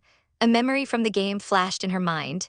This was the man who used the original Rose as a pawn in a political marriage. Such a cruel father, swallowing hard, she forced a smile. Welcome home, father. His eyes, cold and calculating, landed on her, a glare that could freeze fire. His voice boomed, devoid of warmth. Rose, how are you and Prince Theodore getting along? The question was a trap, and the room suddenly felt tense, suffocating. His presence is overpowering. I really don't like him, she thought, her hands clammy. He continued his pronouncement, each word a stone solidifying her fate. With the noble house of Charlia married to the prince of the great kingdom of Siberian, we will preserve the peace of our family, unless you've caused a problem with that. Her breath hitched. There's no way I can tell him I've caused enough trouble to break off the engagement. Just as her world was about to shatter, Olivier stepped forward, his face a mask of polite servitude. Speaking of problems, he began, oh no, this is it, if he tells father about what he saw. I'll be forced to marry, but Olivier's next words were a complete shock. He smiled faintly, a picture of loyalty. It's a problem the dean of the academy compliments Miss Rose as he does. He says she's not only blessed academically, but in poetry and music as well. Rose stared, her mouth agape. He was covering for her. Her father grunted, a flicker of something that might have been pride in his eyes. I see, Rose, do your best to not bring shame to the house of Charlia. Yes, father, she whispered, her legs feeling like jelly. Later, under the soft glow of the setting sun, she found Olivier on the balcony. Olivier, thank you, she said, her voice filled with genuine gratitude. You were nice enough to avoid telling father about Prince Theo. She took a deep breath, needing to make one thing crystal clear. What you saw in the infirmary, could you not tell anyone? He turned to her, his expression unreadable. I understand, he said quietly. I understand that it was not your wish to be involved with him in that way. His eyes, however, held a strange, dark glint. And then the air shifted. A fiery anger ignited behind his glasses, his whole posture radiating fury. You said before that you wanted to break off the engagement, miss, he stated, his voice low and dangerous. That being said, his eyes narrowed into slits of righteous rage. It must be that man forced himself on you. He looked like he was about to hunt down the prince and tear him limb from limb. And no, that's not what happened at all, she cried, rushing to stop his terrible misunderstanding. What is incorrect about what I've said? He demanded. She wrung her hands. I really did want to break off the engagement, but I do respect him. He didn't do anything I didn't want. Olivier's face was grim. So you agreed to it? Of course I did. We didn't do anything shameful. Nothing, she insisted, her face flaming. Though you were in the same bed, he pressed. That's true, we were taking a nap. Oh, my excuses suck, she thought miserably. Who's going to believe that story? To her utter astonishment, Olivier let out a long sigh. Understood, I'll believe you. What? He gave her a small, gentle smile. You have a reason that you can't say. I'd like to dig deeper, but... He reached out, his gloved hand resting softly on her head in a gesture of pure comfort. I am your appointed butler. When my lady wants to tell me, I will be there to listen. A wave of relief so powerful it made her dizzy washed over her. Yes, Olivier, thank you, but his expression hardened once more. That said, you fainted twice today, he said, the sudden shift giving her a jolt. The glint was back in his eyes. You should rest until you recover. I will contact the academy about it. She understood immediately. Is this how he'll separate the prince and I? Several days later, Rose was growing restless. The battle between Iris and I has been put off, but it's coming, she mused, tapping her pen. I feel better and kind of want to return to school. Suddenly a knock and a maid burst in.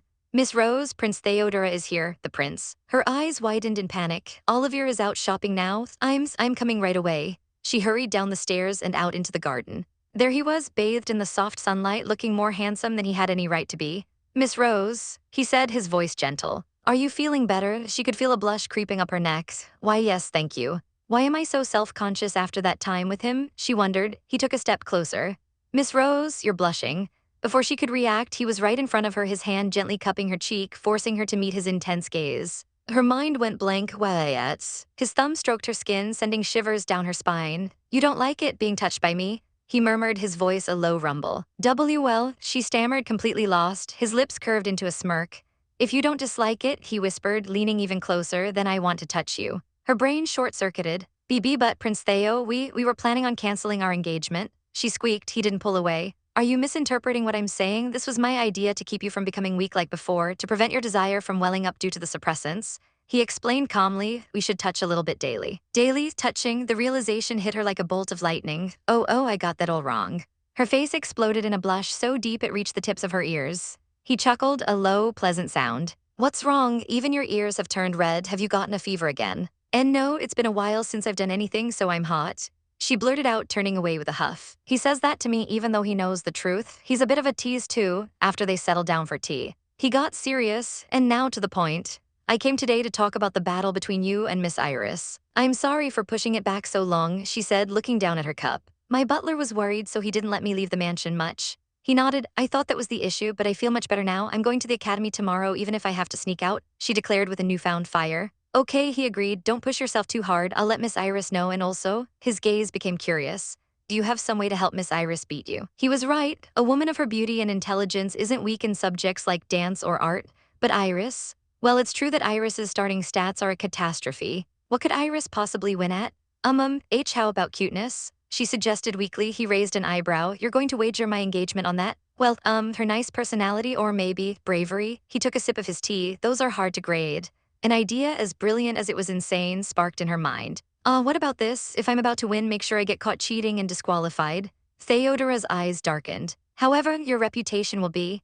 Well, that can be our last resort. I'll lose so no one will figure it out, you'll see, she insisted brightly. He looked at her, a strange expression on his face. That's not the problem. I mean, you really want her to win. I thought you hated her after all, but the reality is you really like her.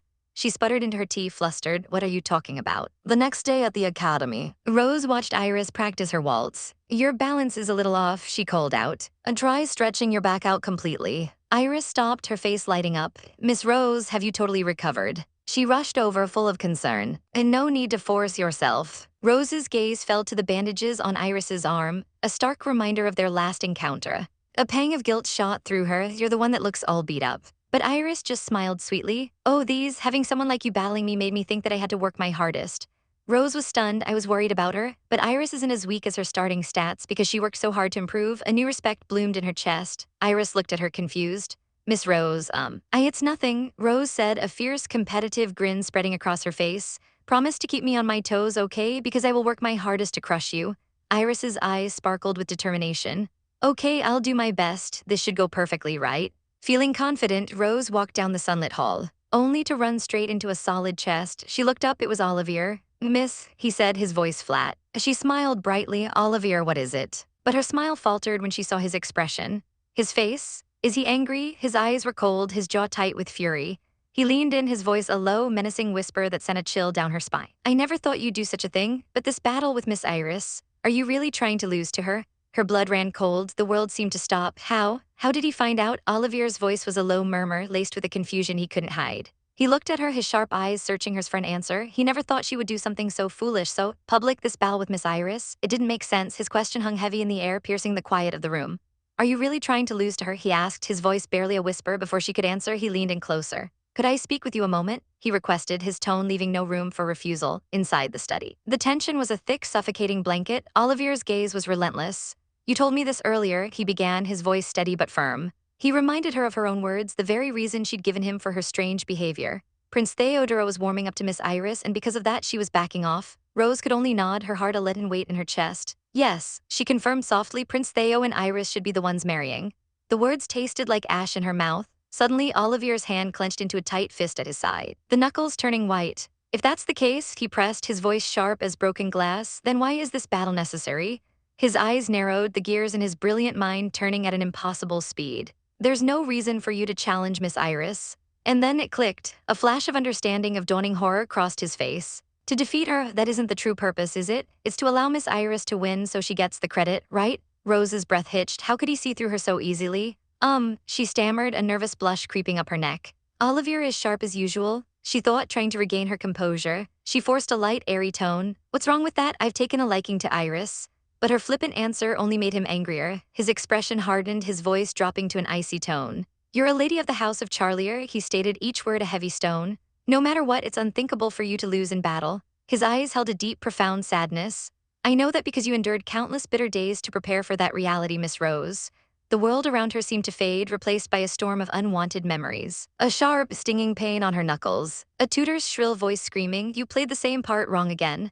A younger version of herself, small and trembling at the grand piano, whispering, I'm sorry. The terror in her own young eyes as she clasped her hands together, praying for it to stop. Another woman's cold voice, perhaps her mother's, lecturing her in a stuffy parlor. A sigh filled with disappointment. You can't even get the beginning right. The shame that burned her cheeks red raw. You can't memorize even one book of poetry. The shouting, the pressure, the constant feeling of failure. Don't you know who I am? A little girl's desperate choked sobs. And the mantra beaten into her day after day. There's nothing that I, Lady Rose, can't do, but this wasn't her pain. This is just the flashback scenes in the game, she thought, a wave of melancholy washing over her. She looked down, her expression pained. Even so, remembering it makes my heart ache. Olivier adjusted his glasses, his disappointment palpable. A lady like you, dragging her name through the mud on a whim, even if it is for the sake of breaking an engagement, is that really acceptable to you? His words were a direct hit, but she met his gaze, her own eyes blazing with a newfound fire. Everything you've said is correct, Olivier. Her voice was quiet but unshakable. However, she stood tall, a queen in her own right. I've decided I must break this engagement with Prince Theo no matter what. The finality in her tone silenced him. He looked down, defeated. You've really made up your mind, he murmured. A heavy sigh escaped his lips. Then, there's nothing else I can say about it. A flicker of sadness crossed her face. But Olivier wasn't finished. In exchange, he said, his voice softening as he met her eyes again, I asked to be allowed to be present at the battle as well. A gentle, reassuring smile touched his lips. Lending a shoulder to cry on during times of difficulty is a butler's job, you see. Her heart swelled with warmth. Olivier, he was always there for her. He was her only true ally. For a moment, she let herself lean on him, finding comfort in his steadfast presence. A small smile played on her lips as she pulled back. Olivier, you're just overprotective. He simply nodded, his expression fond. Your class will begin soon, he reminded her gently. You're right, she agreed, turning to leave. See you later. As he watched her walk away, a proud, tender smile graced his features. My Lady Charlia is so very kind. A few days later, the academy grounds were buzzing with anticipation. Prince Theo is going to announce the details of the battle. A student exclaimed. The air was electric. It's finally happening. Whispers and bets flew through the crowd. Which one are you betting on? I'm cheering on Miss Iris, of course. But it's clear that Miss Rose will win. Rose heard them, her heart sinking just a little as she stood alone. A sudden hush fell over the courtyard as a firm footstep echoed on the stone. Prince Theodora had arrived. He stood before the gathered students, his expression unreadable, a scroll in his hand. The postponed battle between Miss Rose and Miss Iris will commence 3 days from now.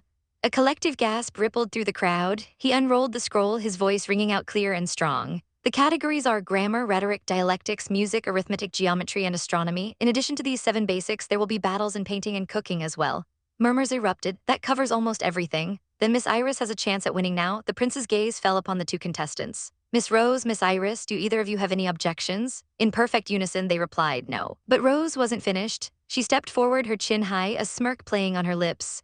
You can challenge me in anything because I'll be sure to win. Her eyes, cold and sharp, flashed with arrogant confidence. Iris, ever the sweet heroine, extended her hand with a hopeful smile. I'll do my best, so let's shake on it. But with a sharp crack, Rose slapped her hand away. The sound echoed in the stunned silence. Don't try to be friendly with me, she sneered, her voice dripping with ice. She turned her head, her profile sharp and cruel against the light. I put this challenge together, she mumbled, just loud enough for those nearby to hear, just so I could crush you completely. The crowd recoiled, whispering amongst themselves. Whoa, how revolting. If Miss Rose says that and then loses, she'll lose face. It would be something to see that stuck-up woman destroyed completely. Olivier watched from a distance, his face a mask of stoicism.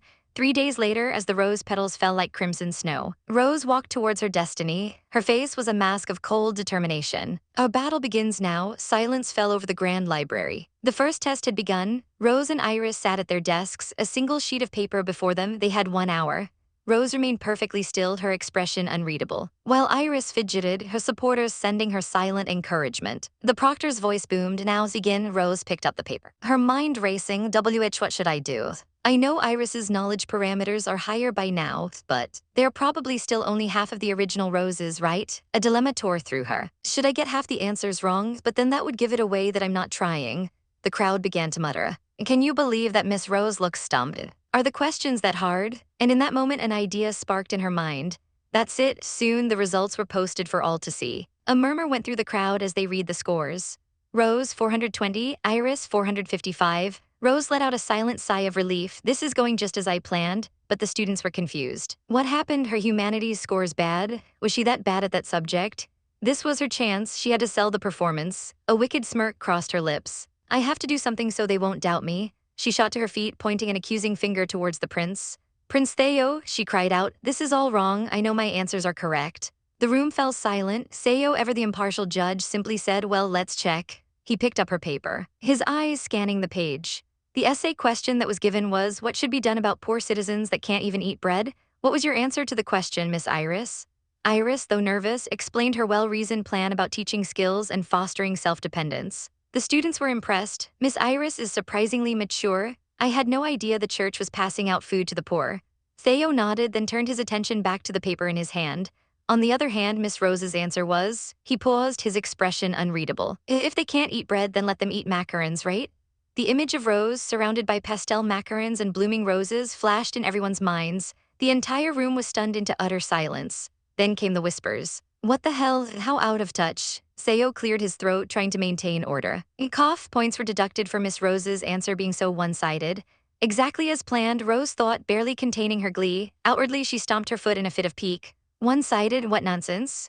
She swept her gaze across the room, the picture of a spoiled noblewoman. Everyone should shut up and accept my answer. The room fell silent again. Olivier and Theo watching her performance. But Theo was not convinced. Her answer doesn't seem to be genuine, he thought, his eyes narrowing slightly. The Miss Rose I know has more knowledge and is more logical. Something wasn't right. The second battle was announced, cooking. Rose and Iris stood side by side in their aprons. Our score on the writing portion of the test is almost the same, Rose noted. It's your time, do your best, Iris. The challenge was simple, desserts for a tea party. The battle began. Rose turned to Iris with a saccharine smile. What are you making, Iris? Florentines, Iris replied brightly. Rose scoffed internally. A commoner's tea cakes aren't much, though. I'll make something way more disgusting than what she makes. But as Iris began to work, she struggled, her knife trembling as she tried to cut the hard almonds. Rose's eyes widened in alarm. She's going to cut her finger off, you fool. Forgetting her act for a moment, she rushed over. Take it like this, she instructed, her hands guiding Iris's. And if you heat them up a bit, they're easier to cut. Iris's face lit up with gratitude. Wow, thank you so much. The audience was bewildered. Why is Miss Rose helping her cook? Rose jolted, remembering her role. She shot them a glare. To show the difference between her skill and mine, got a problem with that? She huffed and turned away, leaving a baffled crowd behind her. Soon, Iris presented her finished dish. I'm done. The Florentines look perfect, golden and delicious. The crowd was already convinced. Whoa, they look great. Miss Iris is going to win this. I'm done as well, Rose announced calmly, setting down her own creation. Iris does pretty well when she has to, just like a proper heroine should, she thought with a smile. The judges stepped forward to taste Iris's dish. Rose took a bite herself. Her eyes shot open. Theo took a bite and his face contorted in disgust. It's super salty, he choked out. What? Rose spat out the offensive cookie as Iris stared in horror. Did you mix up the sugar and salt? Rose couldn't believe it. This was too perfect. Just like a proper bumbling heroine should be, she thought, amazed. But the judges were already tasting her dish, their faces lighting up. Miss Rose's is pretty good. It tastes way better after Miss Iris's dish, right? This was a disaster. Her plan was falling apart. Crap, I have to do something. Suddenly, a wave of dizziness washed over her. Ugh, she staggered, her vision blurring. I was distracted by this challenge, but now I feel. She swayed on her feet, tottering precariously. Before she could fall, strong arms wrapped around her. Miss Rose, it was Theo. Are you okay? He looked down at her, his brow furrowed with concern. I'm okay, she tried to say, but the world was spinning. It might be a reaction to the heat suppressant. Theo's eyes widened slightly. What's wrong? Did something happen? His gaze scanned her, then stopped on her hand. A strange look crossed his face. I was thinking there was something strange about you, and I realized you cut your finger with that knife. He gently took her hand in his touch sending a jolt through her. What are you talking about? Before she could process what was happening, he lifted her hand, bringing her injured finger towards his lips. Feed. Her mind went completely blank. Her face exploded in a blush as his lips touched her skin. Olivier and Iris could only stare, their jaws agape in shock.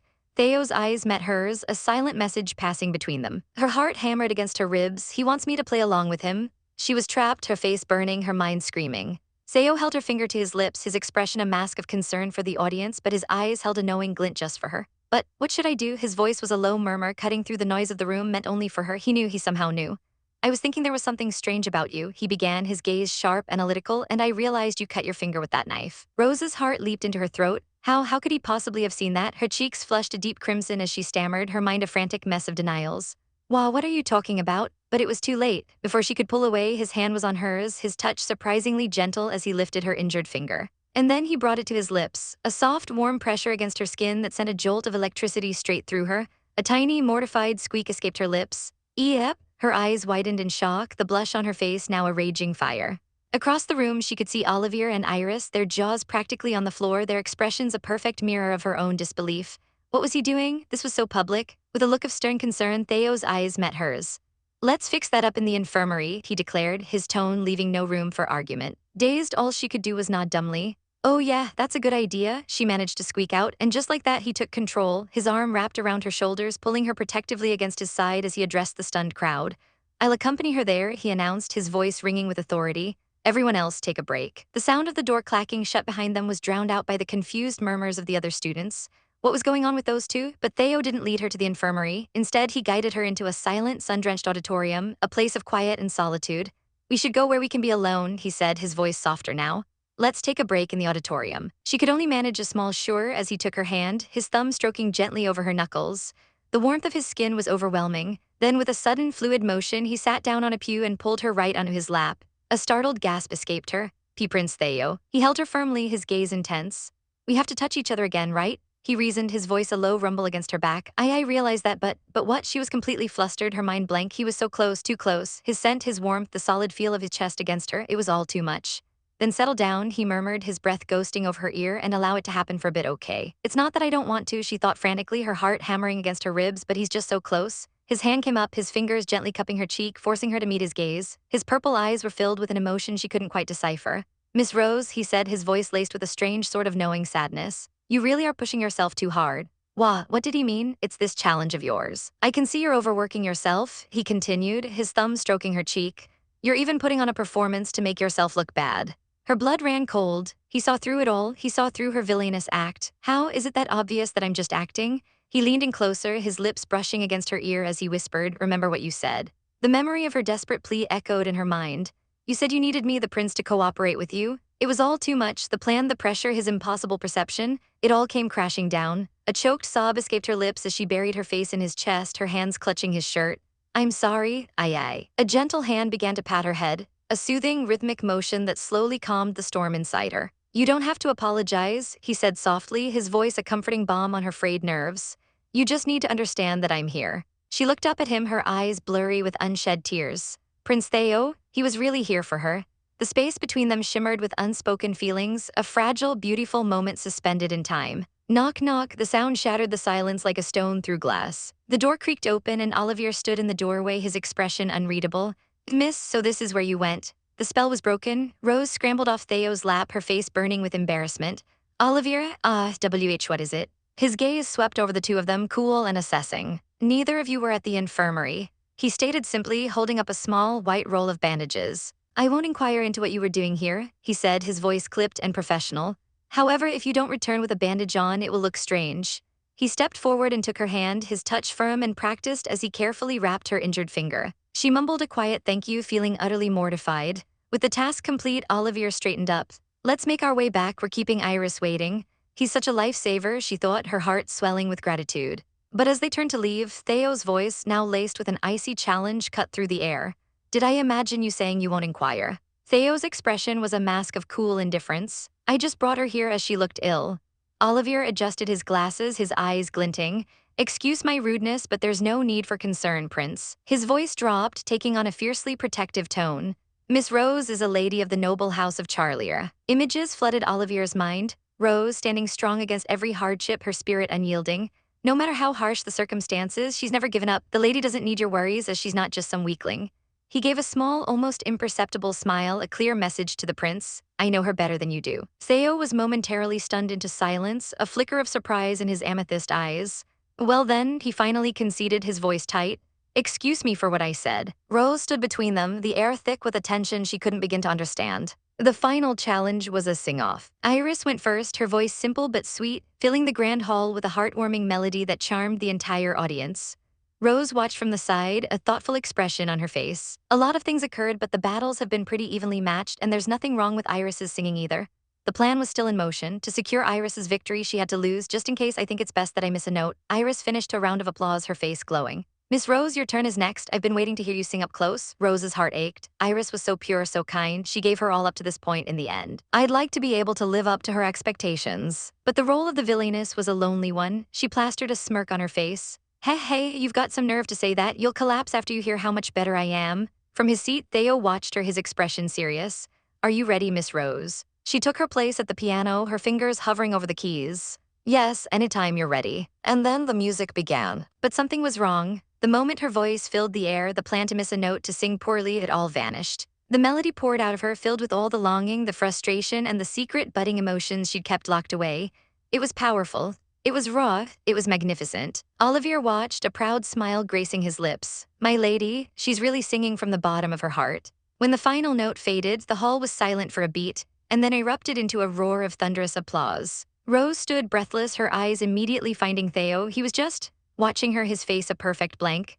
Olivier adjusted his glasses, a knowing look on his face. Well then, how will Prince Theodora decide this? The air was thick with anticipation. Rose and Iris stood side by side, their expressions a mixture of hope and anxiety. Theo rose from his seat, the results in his hand. The entire room held its breath. He cleared his throat, his gaze sweeping over the two contestants. The winner is Miss Iris. A wave of shock, then joy washed over Iris's face. Theo stepped forward, taking her hand with a charming smile. Prince Theo, you flattered me far too much, she stammered, blushing furiously. He chuckled, his eyes twinkling.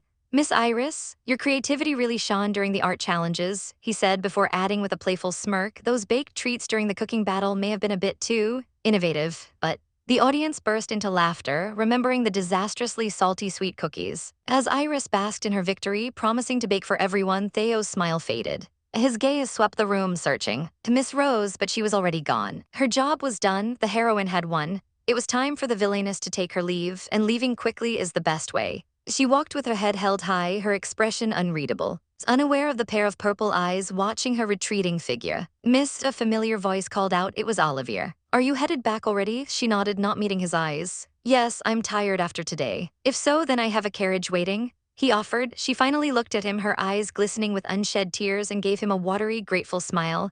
Olivier, thank you. I knew that you understood why I was doing this. It helped me through it. He looked away, pushing his glasses up his nose to hide his own emotion. What are you saying? He mumbled, flustered. I'm the one who raised you, even so.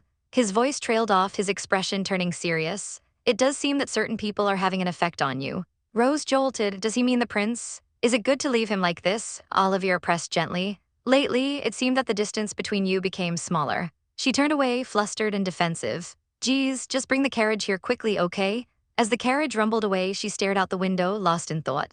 It's true, Prince Theo, I was thinking that lately we've been good together. The memory of his gentle touch, his surprising closeness. It all came flooding back, but it didn't matter, but nothing I can do about it. This was the only way. If we get to the bad ending, our marriage will end in our deaths. Later that night, she sat at her desk, trying to write, but her mind was elsewhere. The image of Theo and Iris, smiling together, played over and over in her head. Even though this ended in the way I wanted, why is it that I'm feeling this way? A knock echoed on her door. Olivier, I told you I don't want any tea. It's me. Her eyes flew wide. That voice. The door clicked open. And there he was, Prince Theo, standing in her room. Sorry for the surprise, he said softly. Your butler let me in. He looked at her with an unnerving intensity. I wanted to talk to you tonight about what happened. The truth is, you're the true winner of the battle. That's how I felt, especially your singing. It was mesmerizing. His words stole the air from her lungs. He continued, his voice dropping to a low, intimate murmur. So, then would you listen to my request? I want to hear you sing again, here and now. His gaze was hypnotic. A singer like you doesn't need piano accompaniment after all. Your only audience now is me. Her heart was a frantic bird beating against her ribs. How could she refuse? Okay, she whispered, her voice trembling. I'll do it for you, my beloved. And so she sang, not as a villainess, not as part of a plan, but as herself. She poured every ounce of her unspoken feelings into the melody, hoping, praying he could understand. The song was a confession, a secret love letter sent without a name or address. As the last note faded, tears streamed down her cheeks. Strong arms wrapped around her from behind, pulling her into a warm, desperate embrace. He buried his face in her hair, his body trembling slightly. Prince Theo, he whispered against her ear, his voice thick with a pain that tore at her heart. I wish you weren't the one for me. What did that mean? Before she could ask, he pulled away, his expression strained. Sorry, seems that this suppressant doesn't work well anymore, he muttered, his jaw tight. I should excuse myself before anything happens between us. And with that, he was gone. He stood outside under the moonlight, his mind reeling. I wonder why I never noticed it before, what I feel about her. He was finally beginning to understand. And in her room, staring at the empty doorway, Rose clutched her chest, a single heartbreaking realization dawning on her. How I really feel about Prince Theo is, a week later the whispers had begun. Like poison ivy, they crept through the halls of the academy, wrapping their tendrils around Rose's name. In hushed corners and behind cupped hands, the students traded gossip. Did you hear? One would say, their eyes wide with feigned sympathy. They're saying Prince Theo and Miss Rose are going to break off their engagement. Another would gasp, leaning in closer. What? So that battle really did have an effect.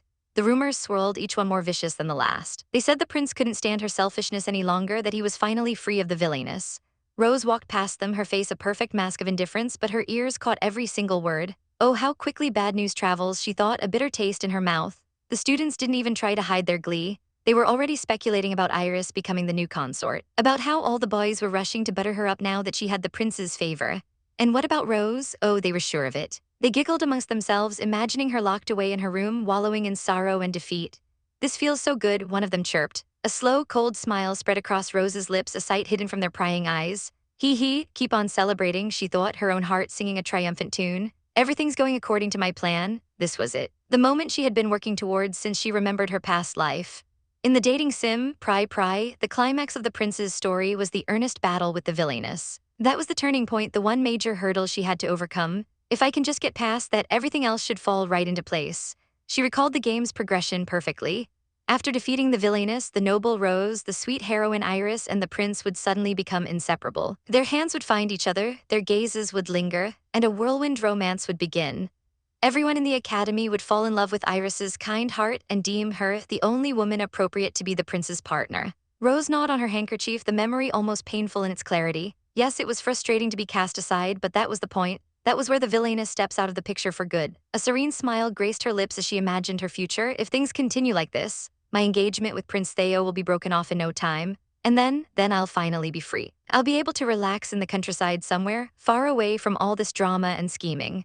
Lost in her blissful daydream, she didn't see the figures in front of her until it was too late. Wham! She stumbled back, a sharp jolt running through her. Huh? She gasped, looking up in confusion. A group of smirking young men stood before her. Oh, forgive me, the leader said, his voice dripping with mock politeness. If it isn't Miss Rose Charlie. Rose's eyes narrowed into a dangerous glare. She knew these types, vultures, circling what they thought was a fresh kill. What do you want with me? She asked, her voice cold as ice. The man leaned in, his smile turning into a cruel sneer. Just thinking, he mused, a spiderweb of malice seeming to form around them. If your ties to the royal family are broken, won't the entire Charlie family just collapse, you poor things? His friends snickered, and with a final laugh they turned to leave, the school bell signaling the end of the day. Rose let out a breath she didn't realize she was holding. Oh no, people are starting to leave. If I get surrounded by a bunch of guys in a place like this. Her relief was short-lived. The leader stopped and turned back, his eyes roaming over her with a disgusting glint. He moved close, his breath hot on her skin. Hey, want me to comfort you? He purred. You're beautiful when your mouth's shut. His gaze dropped lower, and it looks like you've got a nice body too. A tremor of fear and disgust shot through her. What? He grabbed her arm, his grip like iron. She struggled, her voice shaking with rage. You're atrocious, let me smack. She slapped his hand away, but he was faster, grabbing her wrist and yanking her back. Don't act all high and mighty, he snarled, his face inches from hers. You're not the prince's girl anymore. Her fingers clenched, the nails digging into her own palm.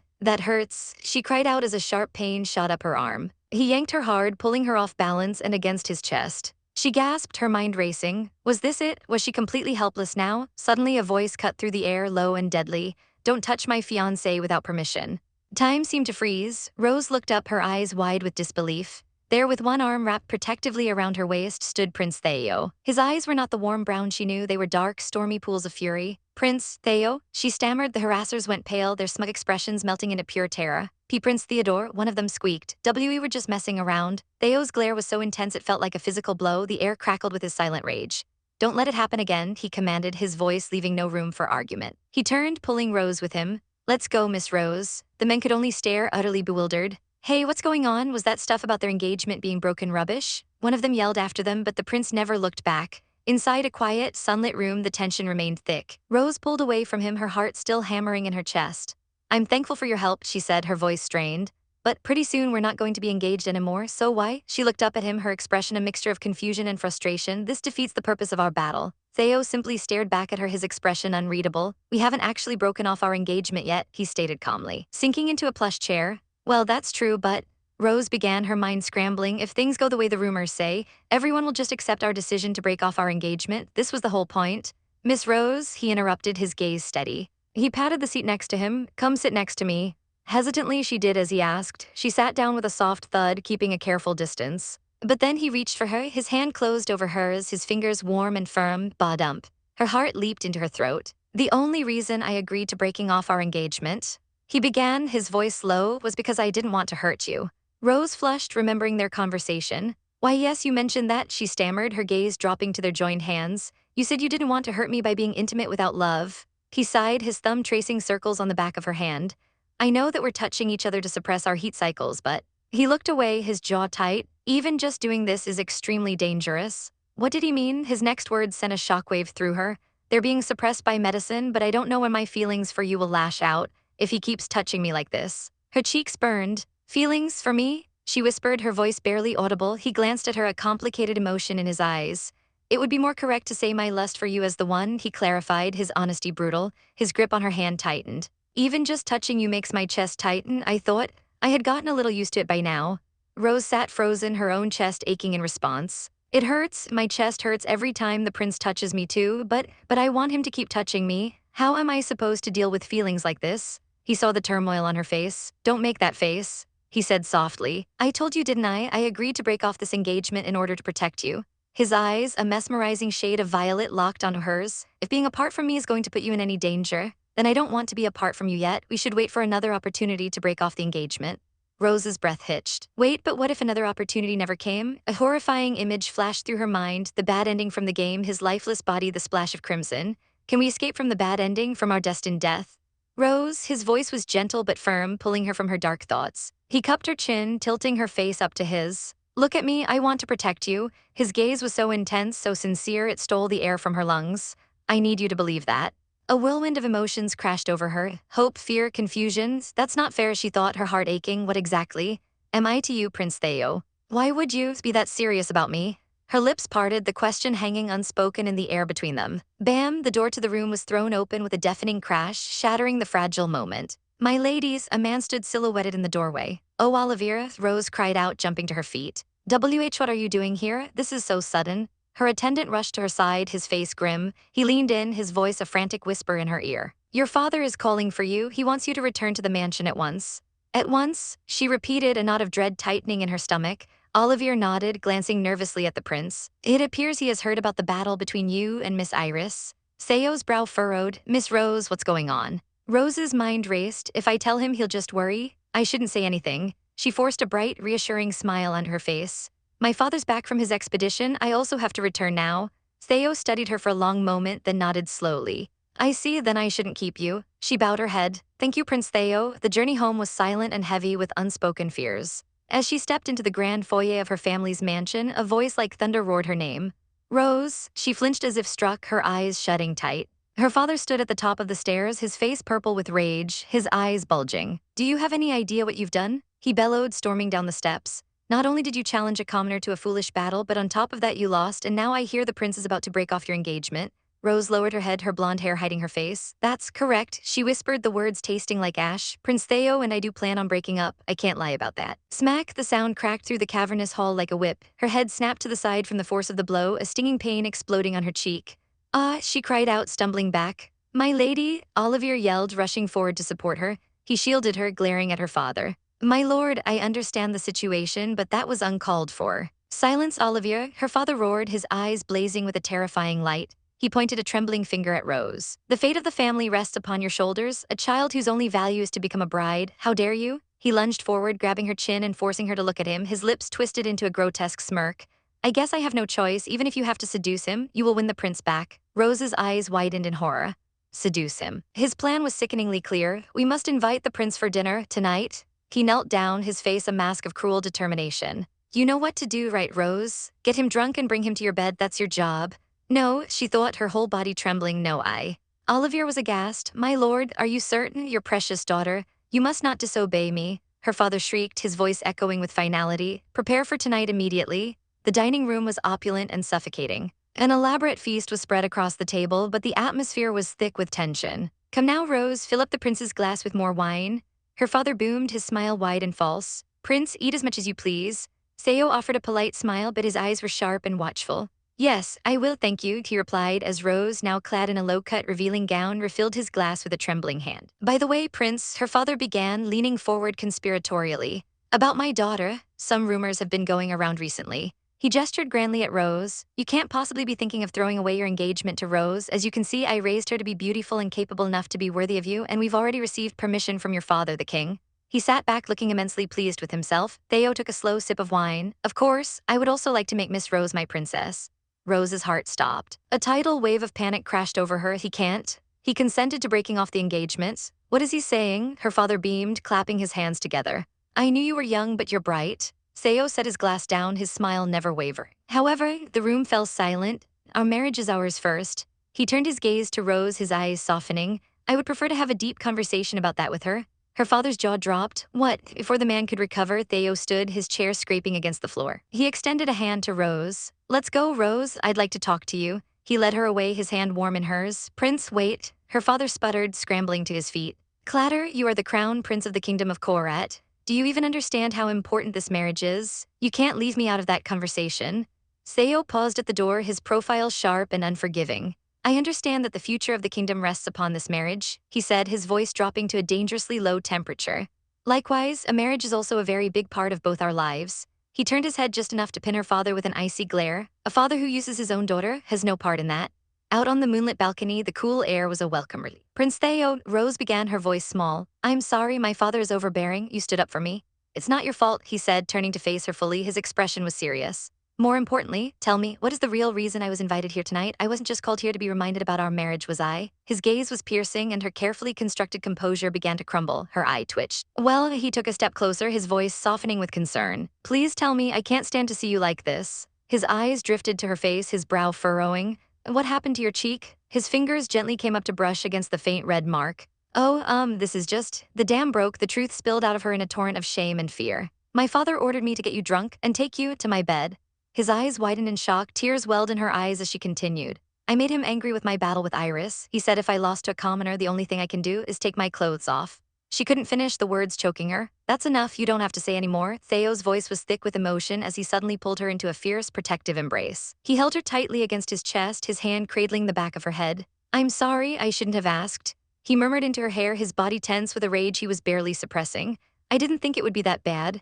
He held her for a long moment before asking softly, does Lord Charlie not love his own daughter? Rose shook her head against his chest. He only thinks of me as a tool for his political endeavors, she confessed, the pain of a lifetime of neglect pouring out. Even as a child, he never expressed any affection for me. A memory surfaced, a little girl in a pink dress crying alone in a vast, empty landscape as her father's imposing figure walked away without a backward glance. Theo's arms tightened around her. I can't believe you were treated like that. And I never realized, he whispered, his voice filled with self-reproach. He pulled back, his hands on her shoulders, his eyes burning with a newfound resolve. Rose, prepare to leave immediately. She looked at him, bewildered. Elle leaves, but where will I go? He looked down at her, his expression more determined than she had ever seen it. I can't leave you in a house like this. His hands gently framed her face, his gaze unwavering. I'm bringing you back to my mansion tonight. The sun peeks over the grand mansion, casting a warm glow on the stone facade as birds begin to chirp their morning song. But inside, Rose is lost in a hazy dream, a heavy exhaustion pressing down on her. It's already morning, she murmurs, a hand flying to her forehead. But a voice, smooth and deep, cuts through the fog in her mind, a voice that is far, far too close. Good morning, Rose, it says softly, did you sleep well? Her eyes snap open. Prince Theo, he's right there, his arm gently cradling her head, his amethyst eyes gazing down at her with a gentle smile. A scream catches in her throat. Eek. She jolts upright, scrambling backwards and yanking the thick covers up to her chin, her heart hammering against her ribs. Prince Theo, why, what are you doing here? He just chuckles, his expression laced with amusement. What's wrong? Are you still half asleep? He asks, his voice impossibly calm. He reaches out, patting her head gently through the blanket as if she were a startled kitten.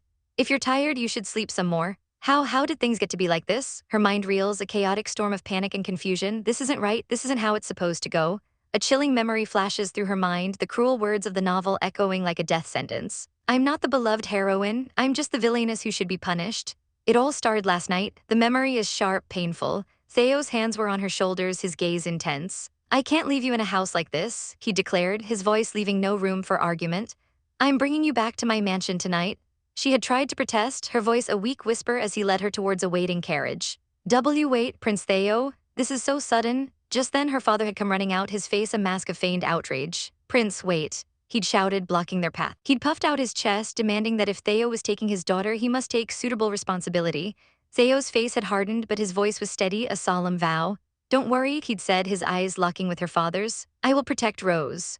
Her father had then turned to her, a silent, powerful pressure emanating from him. And she knew what he was really saying, that unspoken command that screamed in her mind, do whatever you must to get the prince to take you in now. The pressure was suffocating.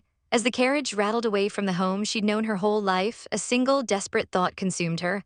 I never thought I'd end up leaving my house like this. And now here she is, waking up in the prince's mansion in his bed. He calmly orders a maid to bring them breakfast, and the reality of the situation crashes down on her all over again, being alone under the same roof with the prince. This is bad. This is definitely bad, isn't it? Her heart begins to race with a familiar terror. If love starts developing between them, she'll trigger the bad ending. Theo turns back to her, a soft smile on his face. By the way, Rose, he begins, do you think you can eat breakfast with me? She flinches, pulling the blanket tighter around herself. Oh, I don't have much of an appetite, she stammers, desperate for any excuse. His smile fades into a look of concern. You must be tired from yesterday, he says, his voice softening. Do you have a fever? He reaches a hand towards her forehead and pure panic seizes her. I'm fine, haha, she yelps, diving completely under the covers. No, we can't, no more development of love than this. Under the safety of the blanket, she clenches her fists, her face burning with a mixture of fear and embarrassment. She can hear him chuckle from outside her fabric fortress. He laughs softly. You're running away like a kitten. He leans closer, his voice a low murmur against the blanket. You don't seem like your usual self, but don't worry, this mansion is safe. A beat of silence, then his voice drops even lower, a teasing, dangerous whisper. Although, if you react so cutely, I might not be able to hold back and pounce on you. Her eyes go wide in the darkness of her hiding spot. Pounce? What is he talking about? He pulls back and she hears the creak of the bed as he stands. I'm just playing with you, don't worry, I said he could be suppressed, didn't I? He starts to walk away. Leaving her a blushing, quivering mess, she peeks out from the covers, her face flushed a deep crimson. I feel like he's been teasing me more recently. He pauses at the door. At any rate, you're rather childlike when you first wake up. She immediately ducks back under the covers, puffing her cheeks in annoyance. Sorry for being such a child, she huffs, his voice is suddenly flustered. Sorry, I was trying to praise you. Her heart gives a stupid little thump. Praise her, she peeks out again and he looks genuinely concerned. Rose, did I offend you? Seeing him panic like that is oddly refreshing. A small smile plays on her lips as she teases back, hee. He leans in, his own smile returning. Rose, just as their eyes meet, a deafening crash shatters the moment. Wham, the door to the bedroom is thrown open with tremendous force, startling them both. Shouts echo from the hallway. Let me through, I can't, this room is, that voice. Her eyes widen in disbelief. The figure of a man bursts into the room, his chest heaving. My lady, are you in here? He cries out, Olivier. He spots her and a look of immense relief washes over his face. He rushes to her bedside, dropping to one knee in a perfect bow. Your personal butler has arrived. Theo stands there, arms crossed, his expression a mixture of shock and pure irritation. Butler, it's you again, he grits out. You know this is my mansion, right? He whirls on his trembling staff. Why did you let this man in? The maids and butler cower, stammering, please forgive us. We tried to stop him, but he broke through us. A flashback shows Olivier, a man on a mission, dashing past the frantic staff. Olivier ignores the prince completely, his focus entirely on Rose. My lady, I brought you a change of clothes. Theo steps in between them. What if it's a change of clothes? But Olivier is already moving, his voice smooth and efficient. I will serve you a warm breakfast and tea immediately. That's not necessary either, Theo snaps back. We've prepared breakfast too. Olivier glances at the breakfast tray the maid is holding with utter disdain. Every day Miss Rose has her morning tea at exactly 70 degrees. The eggs aren't done enough and the scones are overcooked.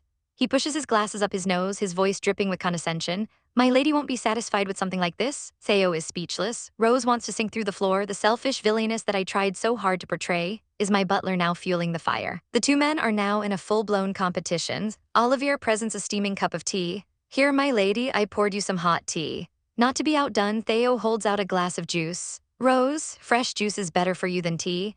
An electric current crackles in the air between them. Olivier glares. I know more about Miss Rose than anyone else. Theo's eyes narrow into icy slits. I'm her fiancé.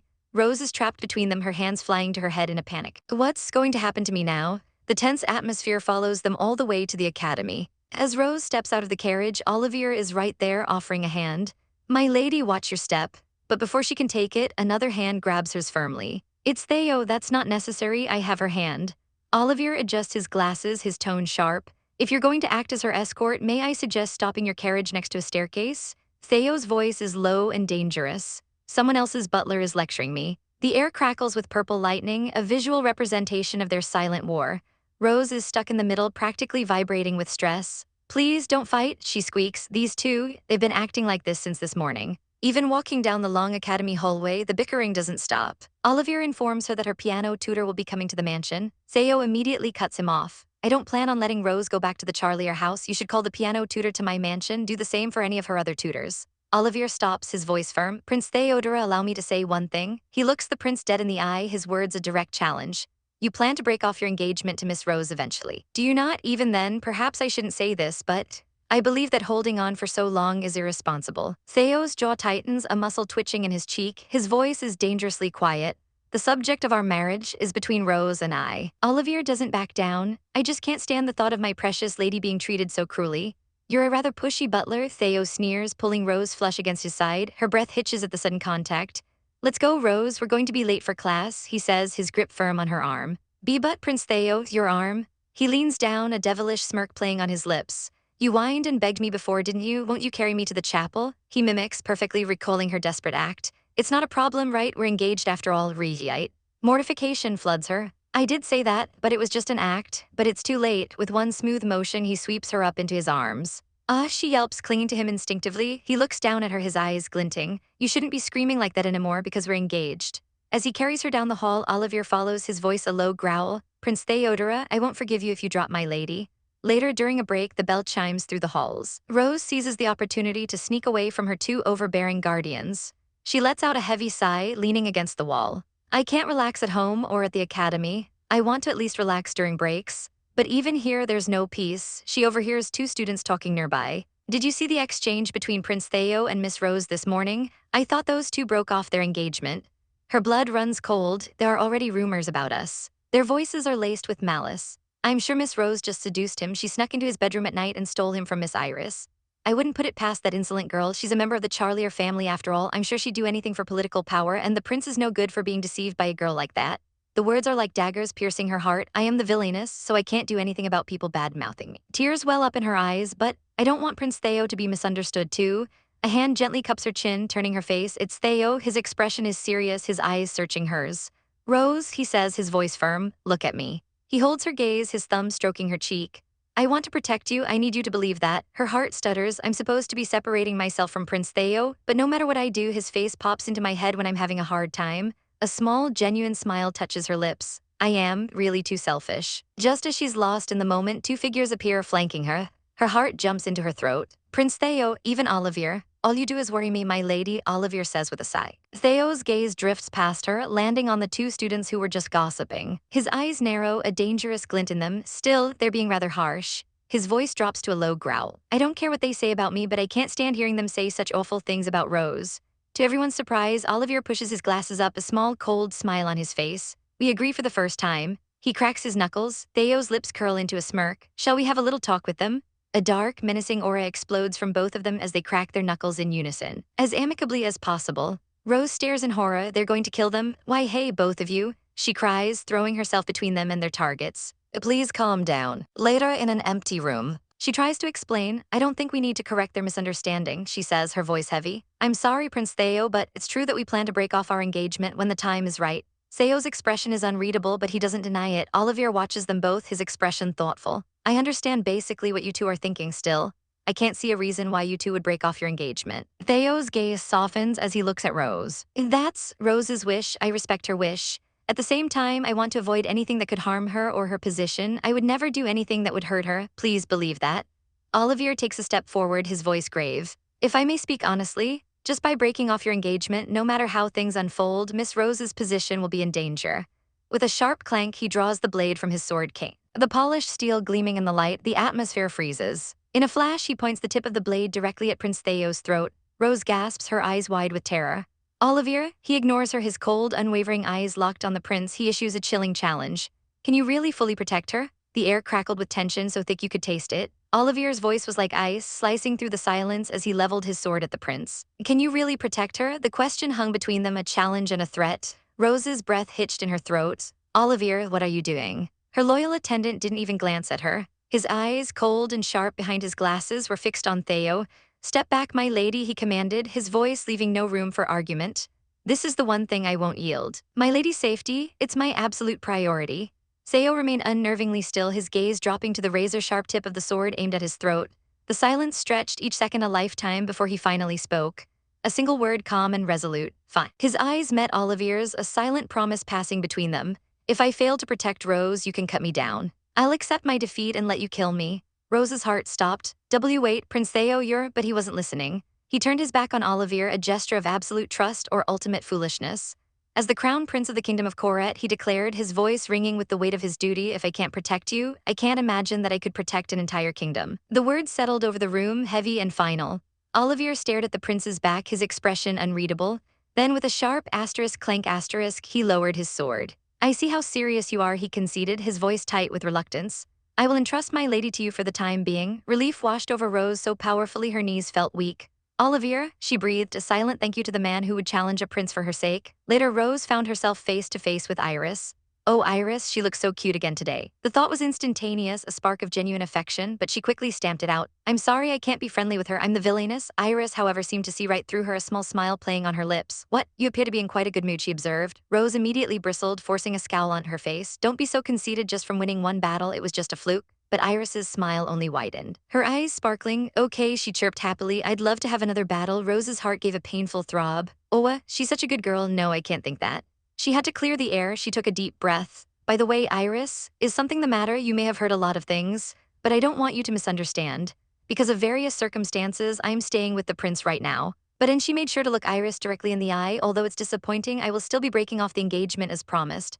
I'm not cheating you and going back on my promise. Iris's expression was thoughtful, her finger tapping her chin. Oh, I see, she murmured, then her eyes sharpened. But are you sure you want to break off your engagement? You're so deeply in love with Prince Theo, Miss Rose. The world tilted on its axis.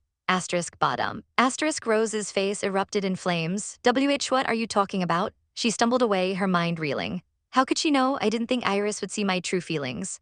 After all, Prince Theo was originally my favorite character. Did my feelings show through in my expressions? Her hand flew to her burning cheek, but that's not all it is anymore. After coming to this world and spending time with Prince Theo, he'd looked at her with such earnest eyes, promising to be her partner toward the same goal. They stood side by side, a united front, their marriage a means to an end. But somewhere along the way, the lines had blurred. He's so sincere, and I've become attracted to him as a man. He always thinks about me so seriously.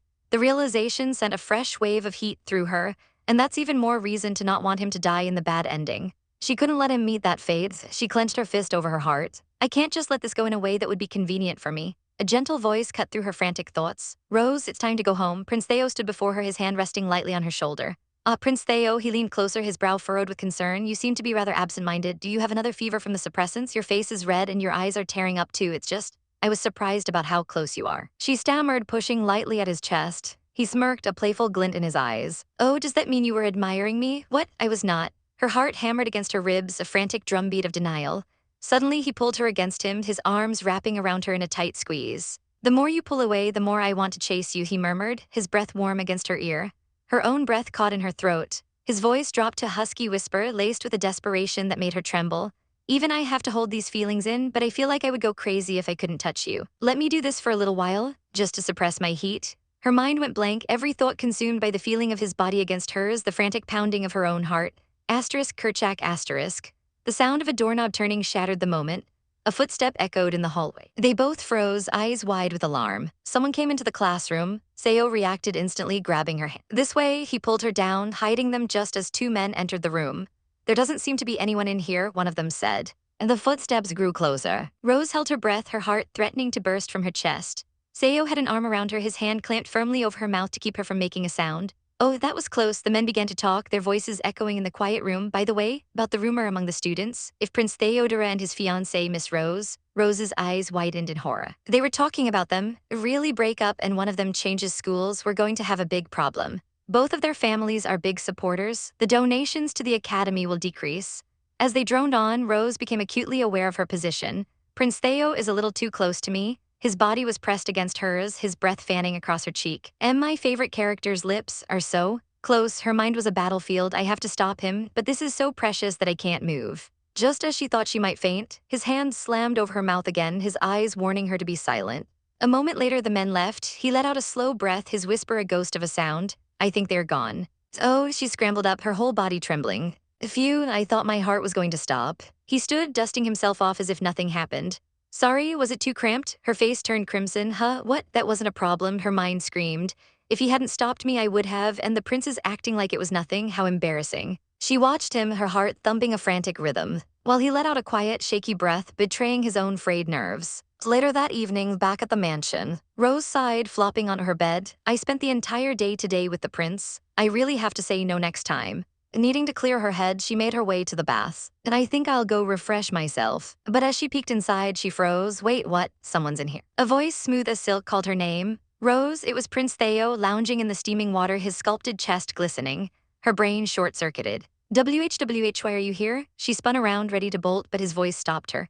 This is my private bath. The bath for guests is downstairs. I'm sorry, I'll go there right away, she squeaked, not daring to look back. But then he chuckled, a low, tempting sound. Since you're already here, want to take a bath together? Her face exploded with heat. Hooah, no way, I didn't think there was any fan service like this in the game. No, even if there was one, it would be in a scene with Iris, right?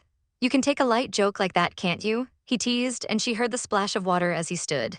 I was just getting out. He emerged from the bath, a towel slung low on his hips. Sorry that it has to be after me, but you should take a nice long bath. She couldn't help but peek. Eep, how frustrating. But what a nice body. She shook her head, trying to clear the image. I won't fall for his next jokes. Sinking into the warm, fragrant water, she let out a sigh. Prince Theo, are you still there? Did you stay with me today to protect me? From behind a screen, his voice drifted over. Yeah, because that battle has gotten the entire school riled up. I don't want anything else to happen to you. Her heart did a little flutter kick. I see the problem is the timing of breaking our engagement. From the way things looked, it won't be easy to please the Charlier family. He was right, her father would be furious. A soft smile touched Theo's lips. If you just fell in love with me, everything would work out peacefully. Huh, her mind went blank. Yeah, right, it's not that easy, he added quickly, but the seed was planted. Unable to sleep, Rose wandered the moonlit halls. She yawned, deciding it was time to go back to her room. As she passed a slightly ajar door, a soft pain sound made her pause. A voice, thick with sleep or something else entirely, called out her name. Rose, peeking inside, she gasped. Prince Theo was sprawled on the bed, his shirt unbuttoned, his face flushed with a deep heat.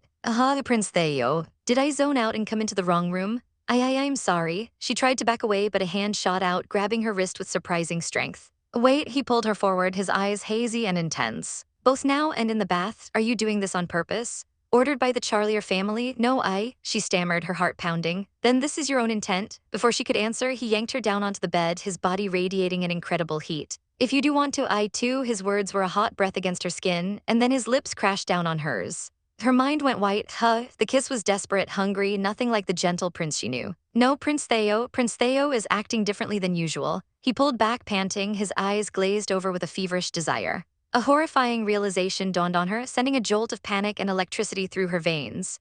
Is he going into heat? Her world was a haze of crimson petals and burning skin. A soft creak of the bedsheets was the only sound besides their ragged breaths. No, Prince Theo, her voice was a desperate whisper lost in the overwhelming sensations. Wait, stop. Prince Theo's face, flushed with a desperate passion, swam before her eyes. This is too much, he's stimulating me way too much. His chest rose and fell in ragged gasps, his chiseled abs slick with a fine sheen of sweat. In a situation like this, how could he possibly hold back? His eyes, the color of stormy violets, burned with an untamed fire as he looked down at her. I can't hold back. His voice was a low growl vibrating through her entire body. If you're ready, he murmured, his breath hot against her ear, then I don't want to hold back anymore. He breathed her name like a prayer, Rose. A searing heat traced a path down her neck as his tongue flicked out to taste her skin. His words were a brand, searing themselves into her very soul.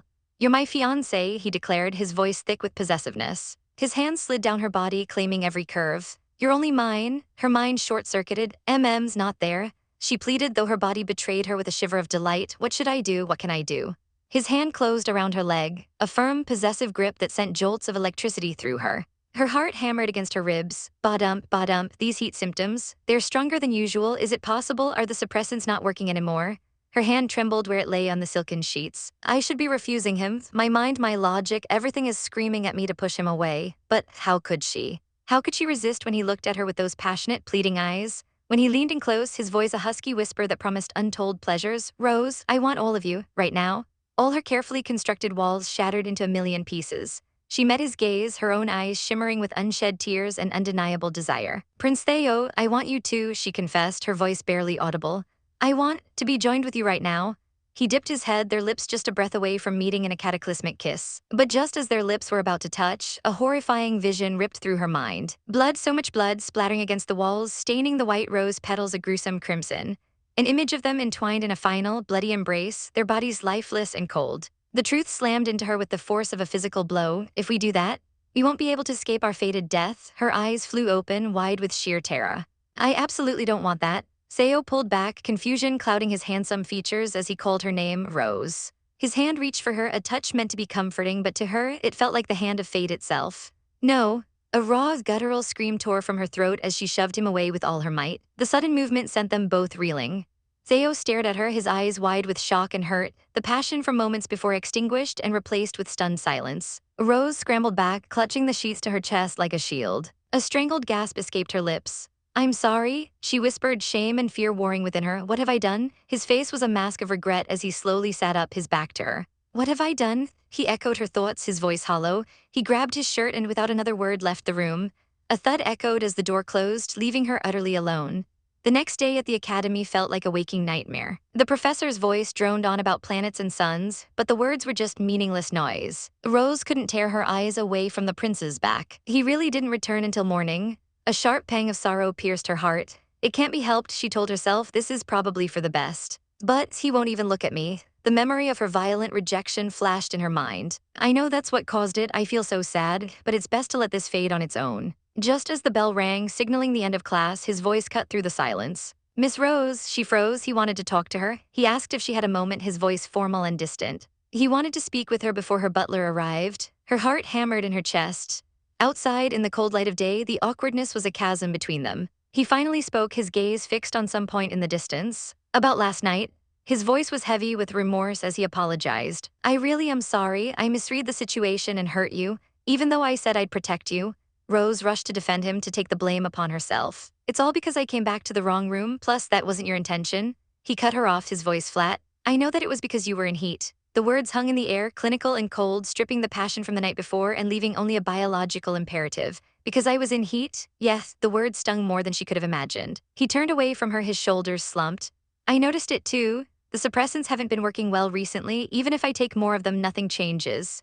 He then turned back to face her, a self-deprecating smile on his lips, but his eyes told a different story, a story of turmoil and longing. Actually, the more I try to suppress it, the more attracted I am to all of you. He quickly added, I'm sure all of this is because of the heat. Her breath hitched. Her face burned. When my favorite character looks at me like that.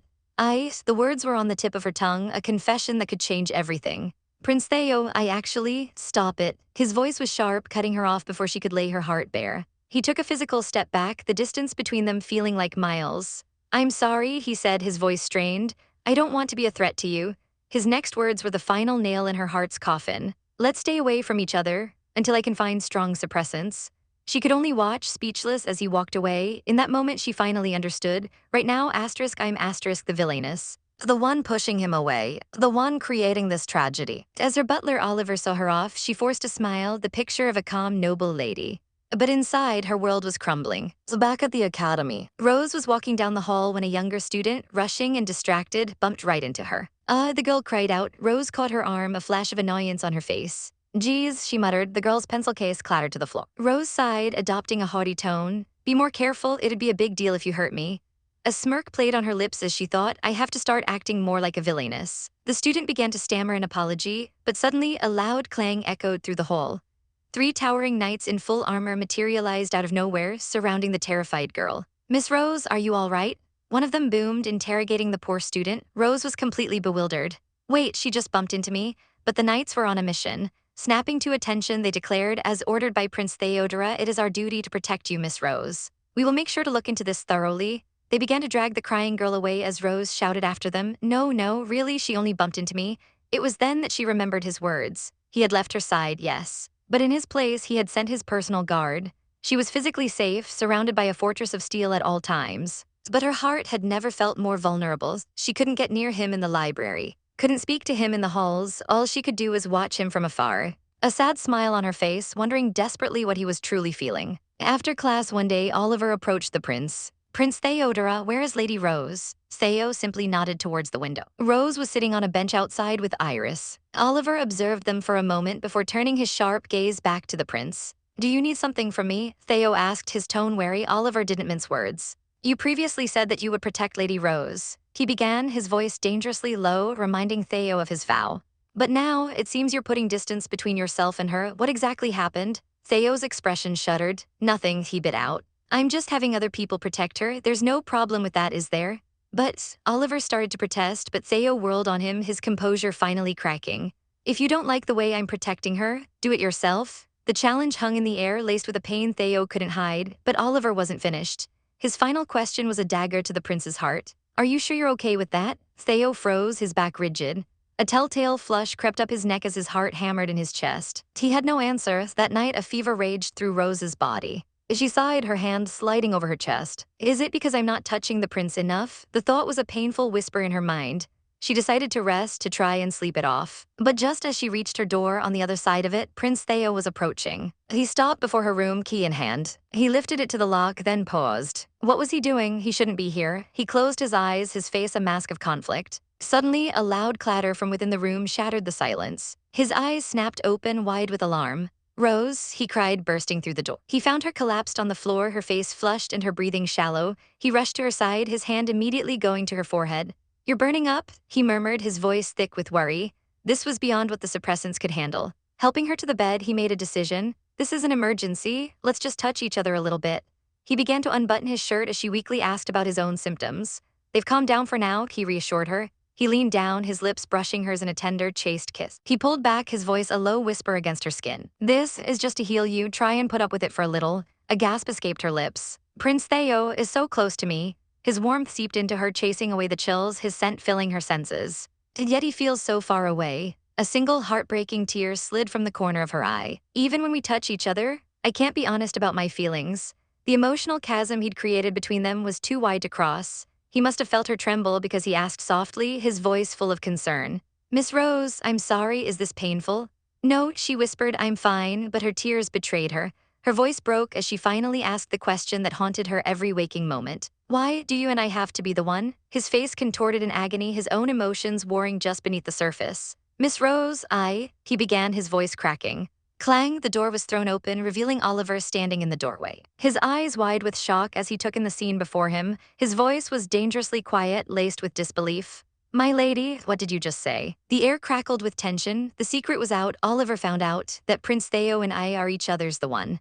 And in that moment, Rose knew nothing would ever be the same again. The sharp tap of Olivier's shoes on the floor was like a drumbeat of doom. His voice, calm and measured, cut through the tense silence. "What exactly is going on here?" he asked, his gaze piercing. "Will you two please tell me?" Rose's heart hammered against her ribs. What could she possibly say? How could she explain this scene? Theo, shirtless and tense beside her, his chiseled abs a testament to the passion that had just consumed them. "It's over," her mind screamed.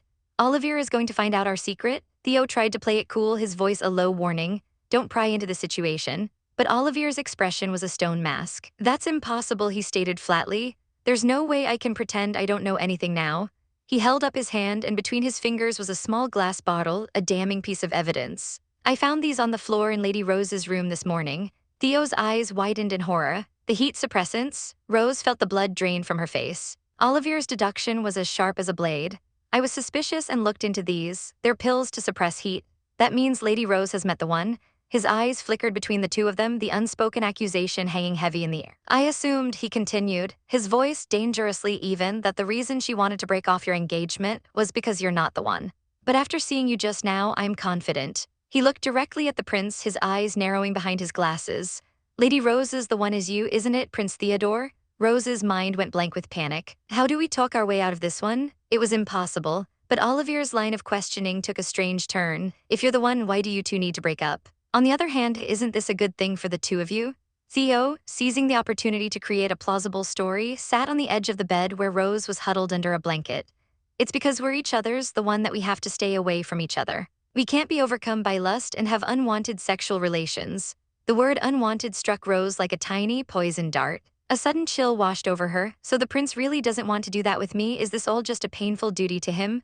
Olivier considered this, his expression thoughtful. "But living separately from the one is not very realistic." He stroked his chin, offering a logical yet terrifying solution. "Even if just as a formality, don't you think you should get married?" "We absolutely can't get married." Theo's voice boomed through the room, raw with panic. Rose flinched. He was right, she knew why. The terrible bad ending from the game flashed before her eyes. Red roses, wilting and dying. "The reason the prince and I die in the bad ending is because we get married.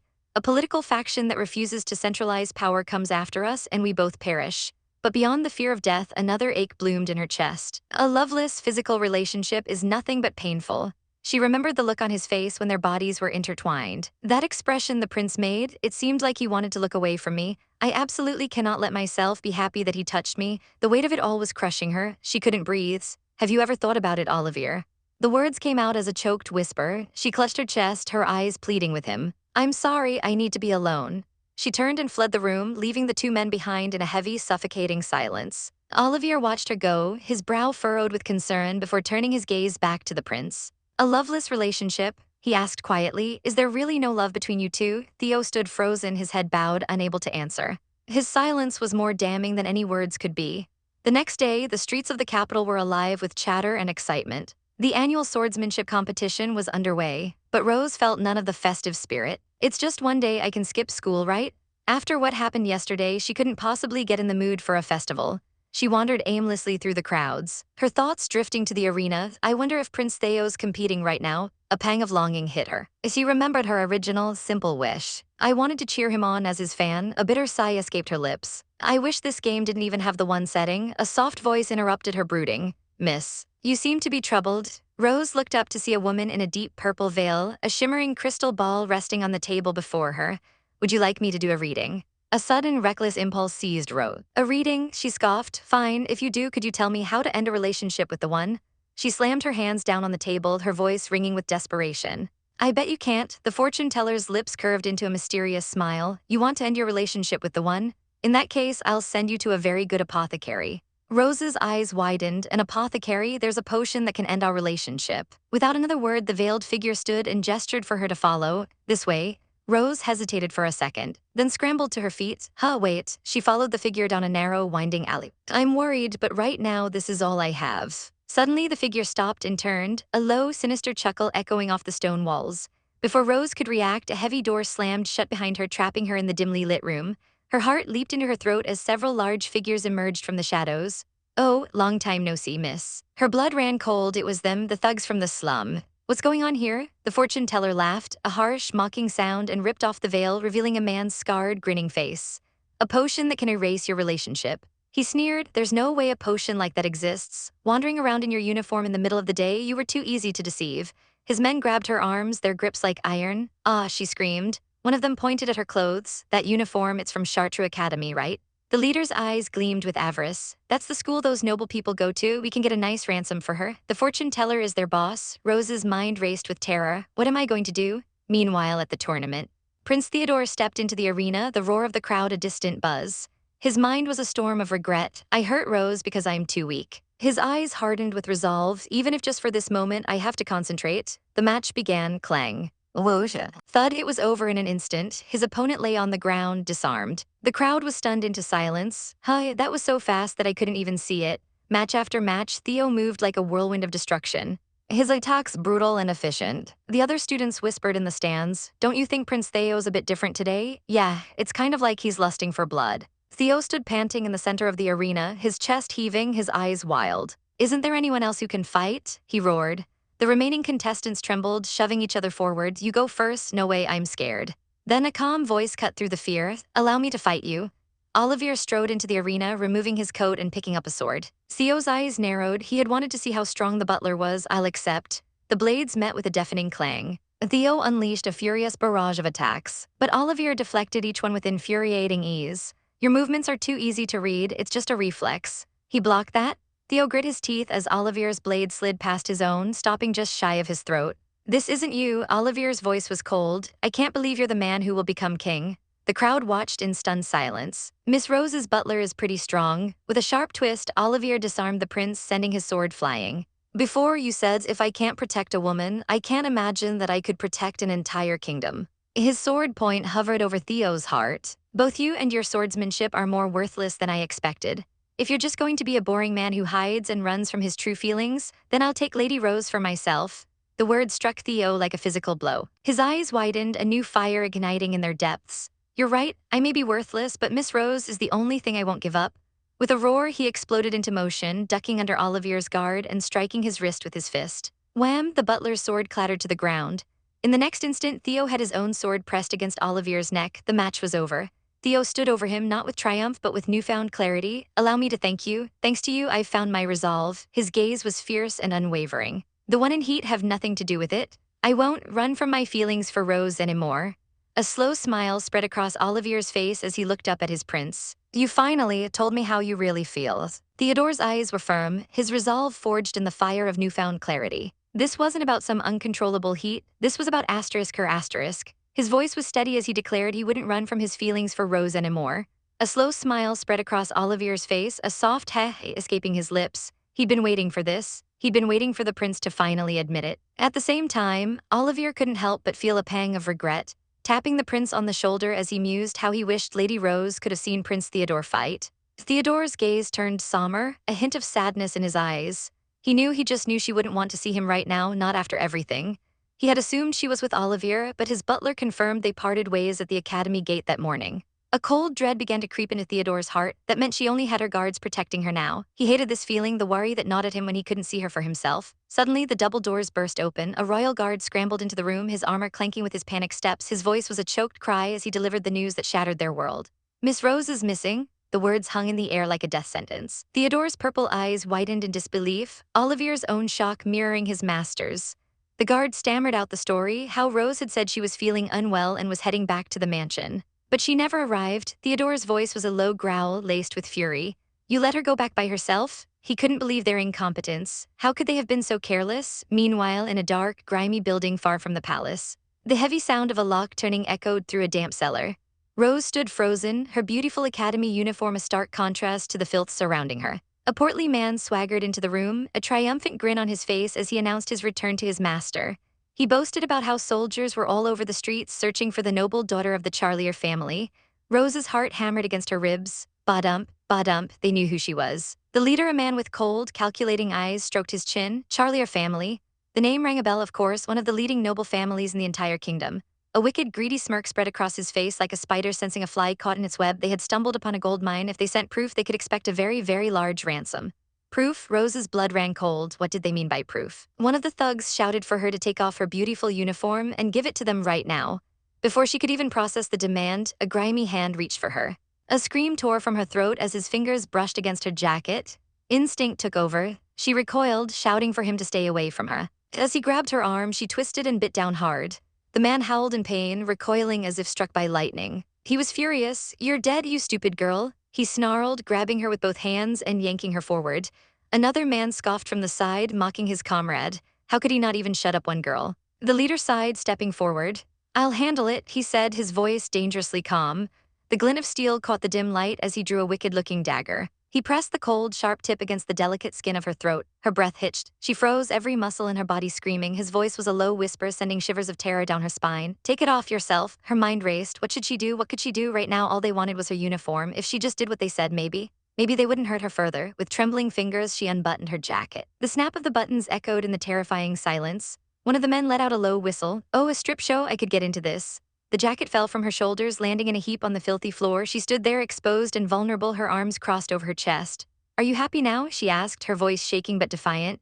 The leader just smirked, his eyes raking over her shamelessly. "Sure," he sneered. "I'm excited to see how much your father will pay." Back in the city, desperation was setting in. Theodore's face was pale, his breathing ragged as he searched street after empty street. He met up with Olivier, his voice cracking as he asked if he'd found anything.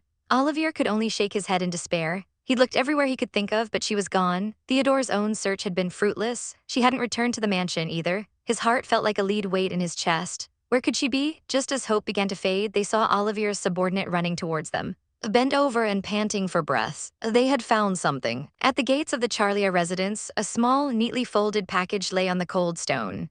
Olivier's eyes widened in horror as he recognized the fabric. That's her uniform. It was Rose's jacket and skirt, but they were horribly stained with dark crimson splatters. Blood, so much blood. Theodore's composure finally shattered, his eyes wide with a terror he had never known. Tucked inside was a letter. The words were chillingly simple. "We have your daughter. If you want her back, you'll have to pay for her." A guttural roar of pure rage ripped from Theodore's throat. His gloved hand clenched, crushing the ransom note into a wrinkled ball. "Rose," his voice was a strangled whisper, filled with anguish and a terrible, suffocating guilt. This happened under his watch. How could he have let this happen? Later, at the Charlier mansion, Lord Charlie had returned, his face a mask of stern authority. Olivier, his head bowed, reported the devastating news.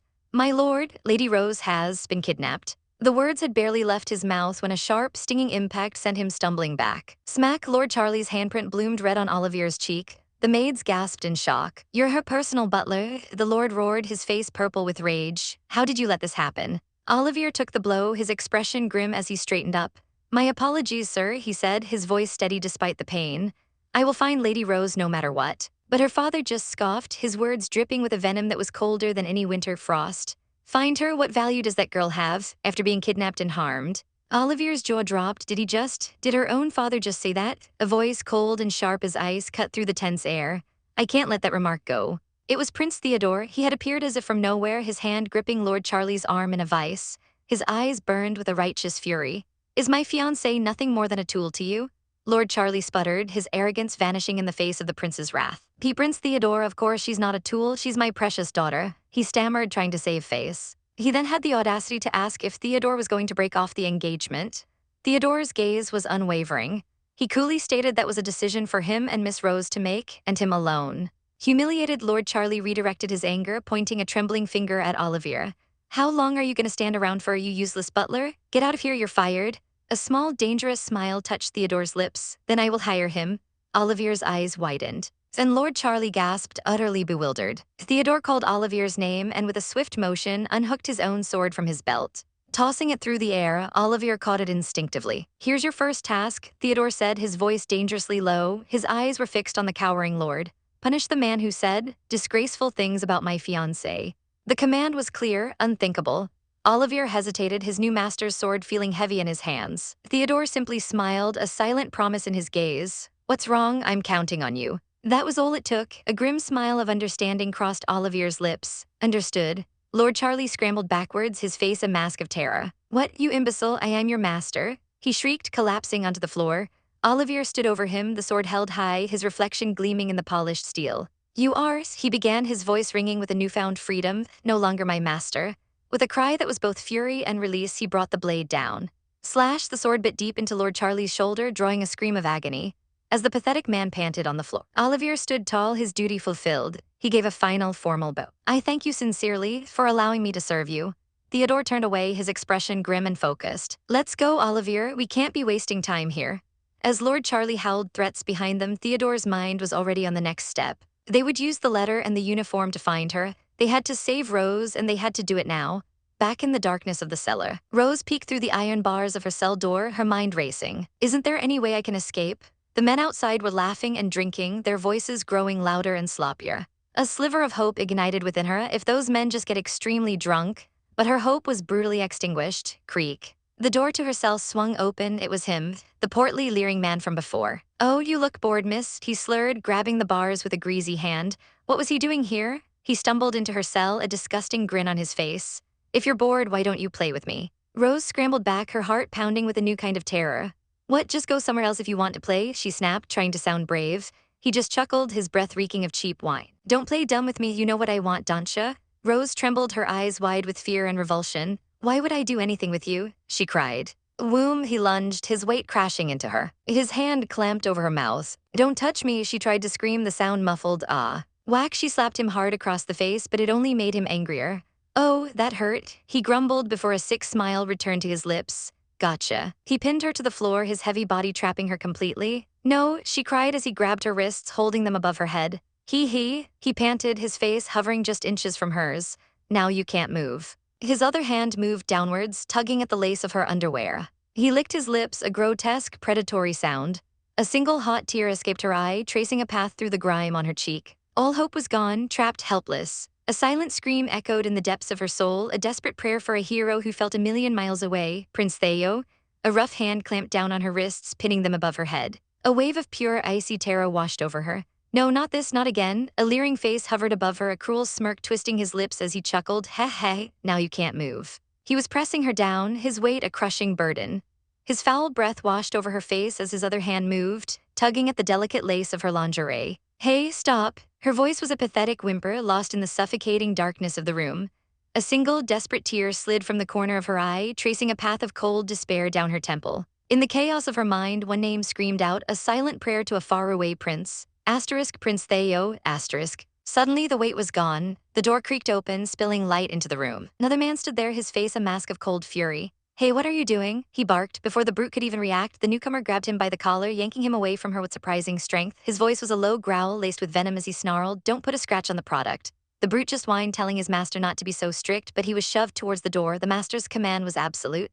I said no if you're bored. Go keep watch outside. Rose clutched the thin fabric of her clothes, her body trembling as she looked up at her so-called savior. The door clicked shut, the sound of the lock echoing in the tense silence. Why did you help me? She asked, her voice barely a whisper. He stood over her, a looming shadow in the dim light. His expression was devoid of any warmth, any pity. I didn't really help you, he stated flatly. Like I just said, you're a product to be sold. A product? What did he mean by that? Her mind raced. Didn't you kidnap me to collect ransom? The man let out a short, humorless laugh. He told her that from what he's heard, her father, Lord Charlia, is a rather greedy man. It didn't seem like he was gathering any money, and he highly doubted he'd be willing to pay a ransom for her. The words hit her like a punch to the gut. It's true. Her own father, he would abandon her. He would absolutely abandon his daughter Rose. The kidnapper's voice was a death knell, confirming her worst fears. If he didn't get his ransom, he'd have no choice but to sell her as a slave. He hadn't saved her from his subordinate out of kindness. He was just protecting his investment. He didn't want her hurt because it would lower her price. Sell me as a slave. Her breath caught in her throat, but not from fear. A strange, wild thought sparked in the darkness of her despair. A chance, could this be her chance? A chance to finally separate herself from the prince and avoid the terrible, bad ending that haunted her every waking moment. Her voice was steadier now, laced with a strange new hope.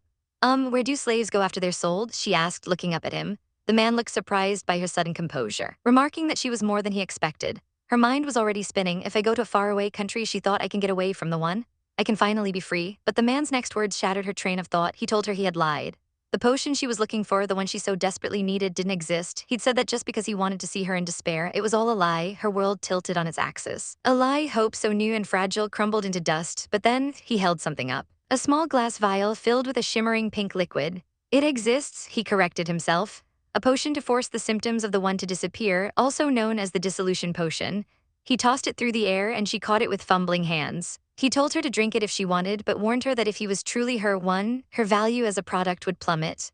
She sat there, the cool glass a heavy weight in her palm. If I drink this, I may be able to separate myself from Prince Theo for good. This was it, the escape she'd been dreaming of. Her hand trembled as she brought the vial to her lips. But she stopped, a memory vivid and warm flooded her senses. Prince Theo's voice, husky and filled with a desperate longing, whispered in her ear. Rose, I want all of you, right now. The memory of their kiss, of her own breathless reply, Prince Theo, I want you too, echoed in her heart. Her heart hammered against her ribs. Were the feelings I had for Prince Theo that time from my heart, or were they just because he's the one? The question was a torment. If I drink this potion and my feelings for Prince Theo disappear, then it was all a lie, everything was a lie, what would be left of her then? Suddenly a commotion erupted outside. Shouts echoed in the distance. Prince Theodora, notify the guard.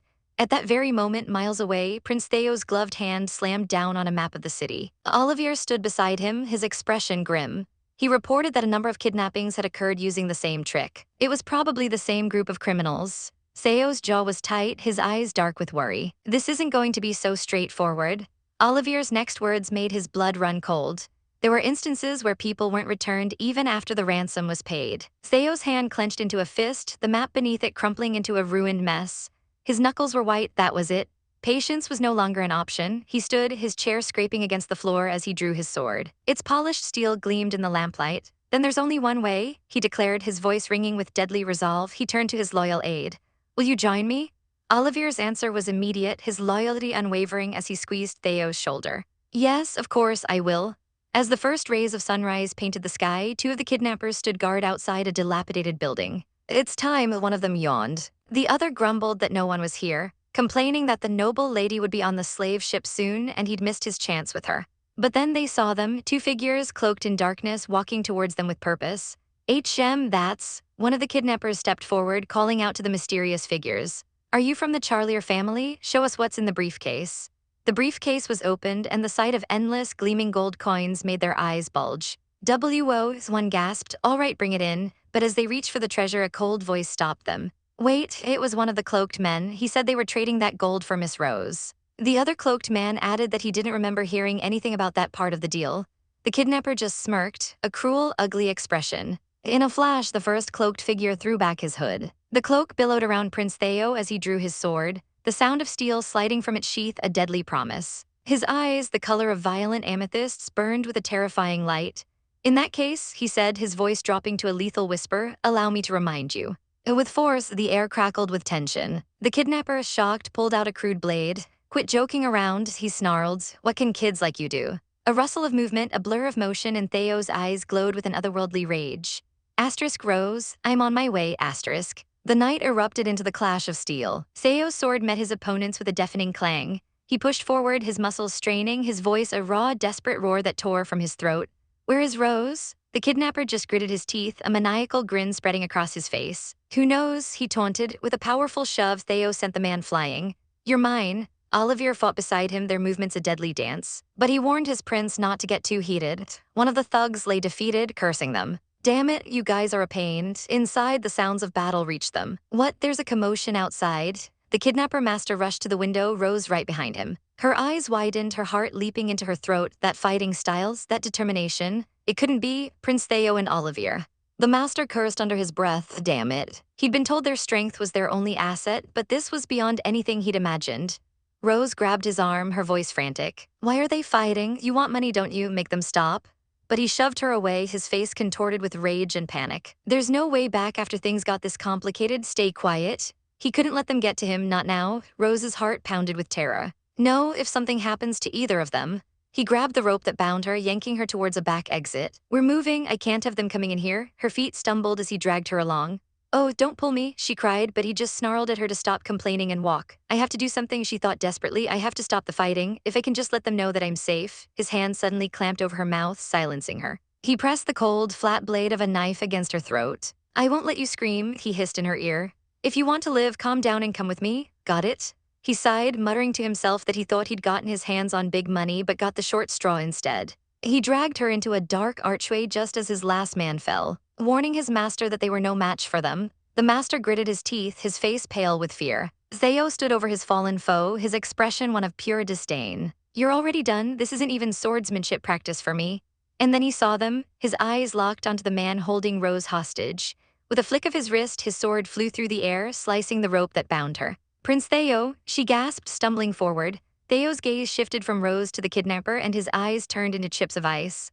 A low, dangerous growl rumbled in his chest. Did you hurt Rose? He didn't wait for an answer. He lunged forward, a blur of purple and steel, his sword raised to strike. Eek, the kidnapper shrieked in terror, the sword came down in a deadly arc. Wait, Prince Theo, Rose screamed, throwing herself between them. I'm fine, please lower your sword. The sword stopped inches from her face. Theo's furious expression softened the instant he looked at her. The weapon clattered to the stone floor. He immediately swept his cloak around her shoulders, pulling her into the safety of his arms. She looked up at him, her eyes wide with relief and panic. I know he's a bad man, she began, her voice trembling, but he gave me a potion. Theo looked confused. A potion, seeing his chance, the kidnapper held up the pink vial. It's a special potion that dissolves your relationship with the one. It's called a dissolution potion. I'll give you that potion and the girl back. And with that, he bolted, disappearing into the shadows. Theo took the potion, his gaze unreadable. A dissolution potion? With this, the one will be no longer. He looked down at Rose, a deep sadness in his eyes. Her own eyes filled with tears as she confessed, her voice barely a whisper. Yes, but I couldn't drink it. If I drink it, I thought all of my memories with you would disappear too. Theo looked at the vial in his hand, his expression unreadable. Then with a soft pop, he uncorked it. Rose's eyes widened. Prince, Theo. Before she could say another word, he tilted his head back and drank the entire potion in one swift gulp. Her heart stopped, a gasp escaped her lips. Asterisk, he drank it. Asterisk, the world seemed to fall away beneath her feet. A cold, bitter realization washed over her. Asterisk, that's true. He did want to get away from me quickly. Asterisk, he lowered the empty vial and looked at her. His purple eyes seemed to glow, piercing right through her. Her heart gave a painful lurch. What? She stammered. A small, gentle smile touched his lips. Just as I thought, he said softly. He reached for her, his touch sending shivers down her spine. Even if you're not the one anymore, my feelings for you haven't changed. He pulled her into his arms, lifting her off her feet as if she weighed nothing at all. Rose, he whispered, his face buried in her hair. Listen to me. He held her tighter, a fortress against the world. Being the one didn't have anything to do with it. Her heart began to beat again, a frantic, hopeful rhythm against his chest. He pulled back just enough to look into her eyes, his own filled with a love so pure, so absolute, it stole her breath away. From the bottom of my heart, I love you. His arms wrapped around her, a circle of warmth and strength in a world that had suddenly gone cold. His voice was a low, urgent murmur against her hair. He told her to listen to him. His words a desperate plea. He insisted that being the one had absolutely nothing to do with this. Her heart gave a violent thump against her ribs. Ba-dump. What was he saying? He pulled back slightly, his crimson eyes locking onto hers, and in their depths she saw a universe of emotion she never thought possible. From the bottom of his heart, he confessed. He loved her. The world stopped, time itself seemed to hold its breath. Prince Theo loves me. Her mind reeled, struggling to catch up. It wasn't just attraction, it wasn't the curse of being the one. He really, truly loved her. Her hand, of its own accord, clutched at the fabric of his shirt. Her knuckles white, ba-dump, what should I do? A giddy, overwhelming joy bubbled up inside her. I'm so happy, but her body was reacting strangely, a confusing heat spreading through her veins. He noticed her silence, his brow furrowing with concern as he called her name. Hi, she stammered, feeling her own pulse thrumming in her ears. Ba-dump. Is this heat, but why now? We're not supposed to be each other's the one anymore. The heavy castle door suddenly groaned open with a loud kerchak, shattering the moment. Olivier burst in, his face a mask of urgency as he shouted for Prince Theodore. With a flick of his wrist, he tossed a small vial through the air. The heat suppressant, he yelled, his voice echoing in the stone chamber. Theo caught it with practiced ease, his focus immediately shifting to her. He knelt before her, uncorking the vial and asking if she could take this. She was so weak, so overwhelmed, but she managed to reach for it. Swallowing the contents in one desperate gulp, the relief was almost instantaneous. She panted, the feverish heat receding as she leaned against him. "Thank you both," she murmured, feeling her strength return. "I'm okay now." Olivier let out a long, shaky breath, a pained expression on his face. He explained that it was because she couldn't take any suppressants while she was captured, but then his gaze fell on the empty vial in her hand. He mentioned the dissolution potion, remarking that he'd never heard of such a thing, and that it was probably just some kind of placebo. A placebo, the word echoed in her mind, so it really was a placebo? A hot blush crept up her cheeks as realization dawned. "That means you knew it was a placebo and still gave it to me?" She wanted to scream, utterly mortified. "I thought so hard about whether to take it or not." Her father, still tied up in the corner, just snorted, grumbling that he thought the idea of the one was just an urban legend. Olivier shot him a glare so sharp it could cut glass, his voice dropping to an icy whisper as he warned him to never tell anyone they were the one or he would kill him. The Duke scoffed, retorting that he wouldn't since he wouldn't get anything out of it anyway. But Rose's mind was elsewhere. If the dissolution potion was a placebo, then was the prince's confession just a side effect of him believing he was no longer the one? The clang of armor interrupted her spiraling thoughts as soldiers arrived. Theo stood, helping her to her feet, telling her they should go and leave the rest to the soldiers. A carriage was waiting on the road. She numbly agreed, but as he led her away, she caught sight of his hand. "Wait, Prince Theo, your hand." It was bleeding, a nasty scratch across his knuckles. "Oh, this is just a scratch," he said, trying to dismiss it, but her heart clenched with guilt.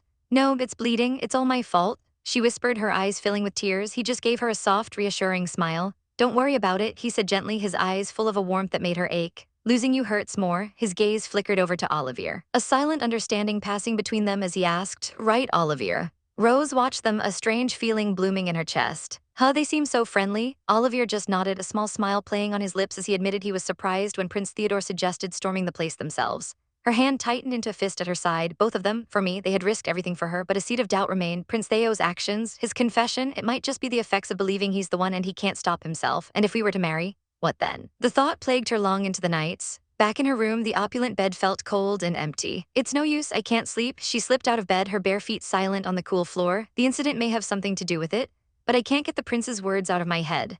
She padded over to the balcony, the cool night air a balm on her feverish skin. And then she saw him, Prince Theo, she gasped. He was standing there in the garden, bathed in moonlight, his back to her. She must have made a sound because he turned at the crunch of gravel under her feet. He called her name, noting that she was still awake. She confessed she couldn't sleep, and he admitted the same, saying he had come out for some cool air after everything she'd been through. Standing there together in the quiet garden, she knew she had to ask. Prince Theo?" She began, her voice trembling slightly. "I'm very grateful that you saved me from my father and that you helped me, the one." His smile was gentle, but his eyes were searching. He asked if by any chance she had misinterpreted his feelings. Did she really think it was because she was the one that he picked up his sword and went to help her? Her breath hitched. "I knew it," she thought, her heart sinking. He admitted that he couldn't deny that possibility himself, but the feeling of not wanting to lose her, that was real. He closed the distance between them, his hands coming up to gently cup her face, forcing her to meet his gaze. His voice was thick with emotion as he declared that if it were for her, he'd throw away his own life. Her heart hammered against her ribs, bottom. He was so close, his eyes pleading with her.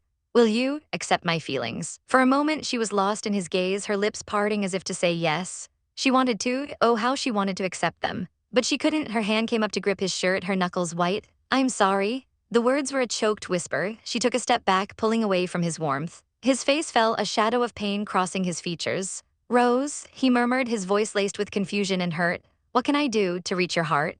Tears streamed down her face, hot and silent. "Prince Theo," she sobbed, her heart breaking with every word she had to say. "I really love you too." His eyes widened in surprise. "But I can't."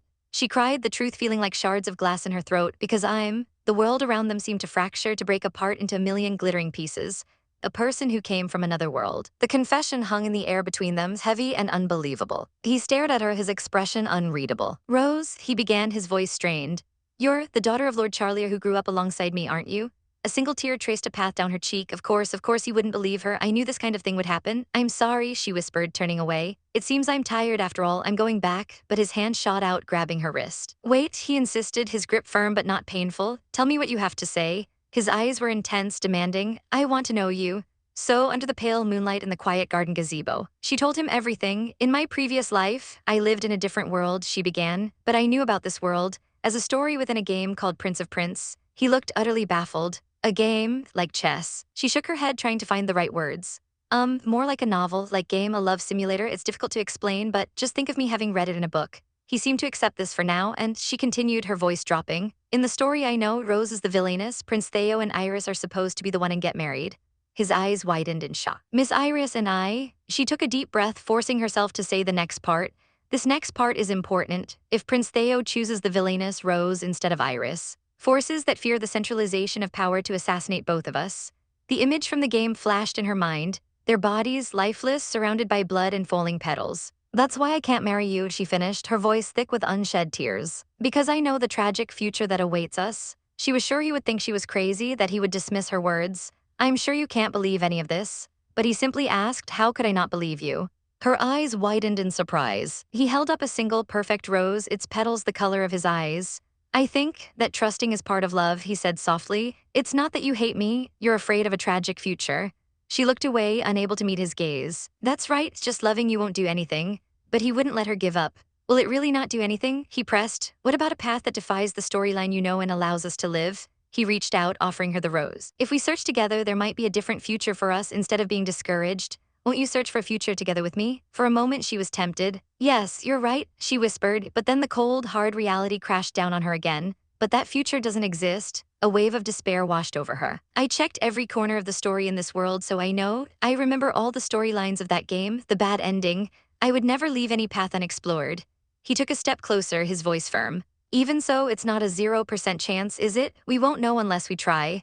But she was frantic now, desperate to make him understand. No, you don't understand at all, Prince Theo. This isn't like a book or a game. If we die, we can't come back. The only way to save him was to push him away. You shouldn't take that risk. You should marry Iris instead. She's a wonderful girl. I'm sure you two will be happy together.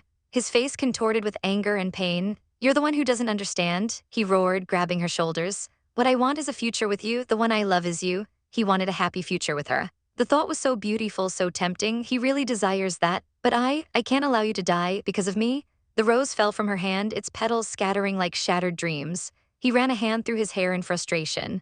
You still don't get it, he muttered. She turned away, tears blurring her vision. You don't get it either, Prince Theo.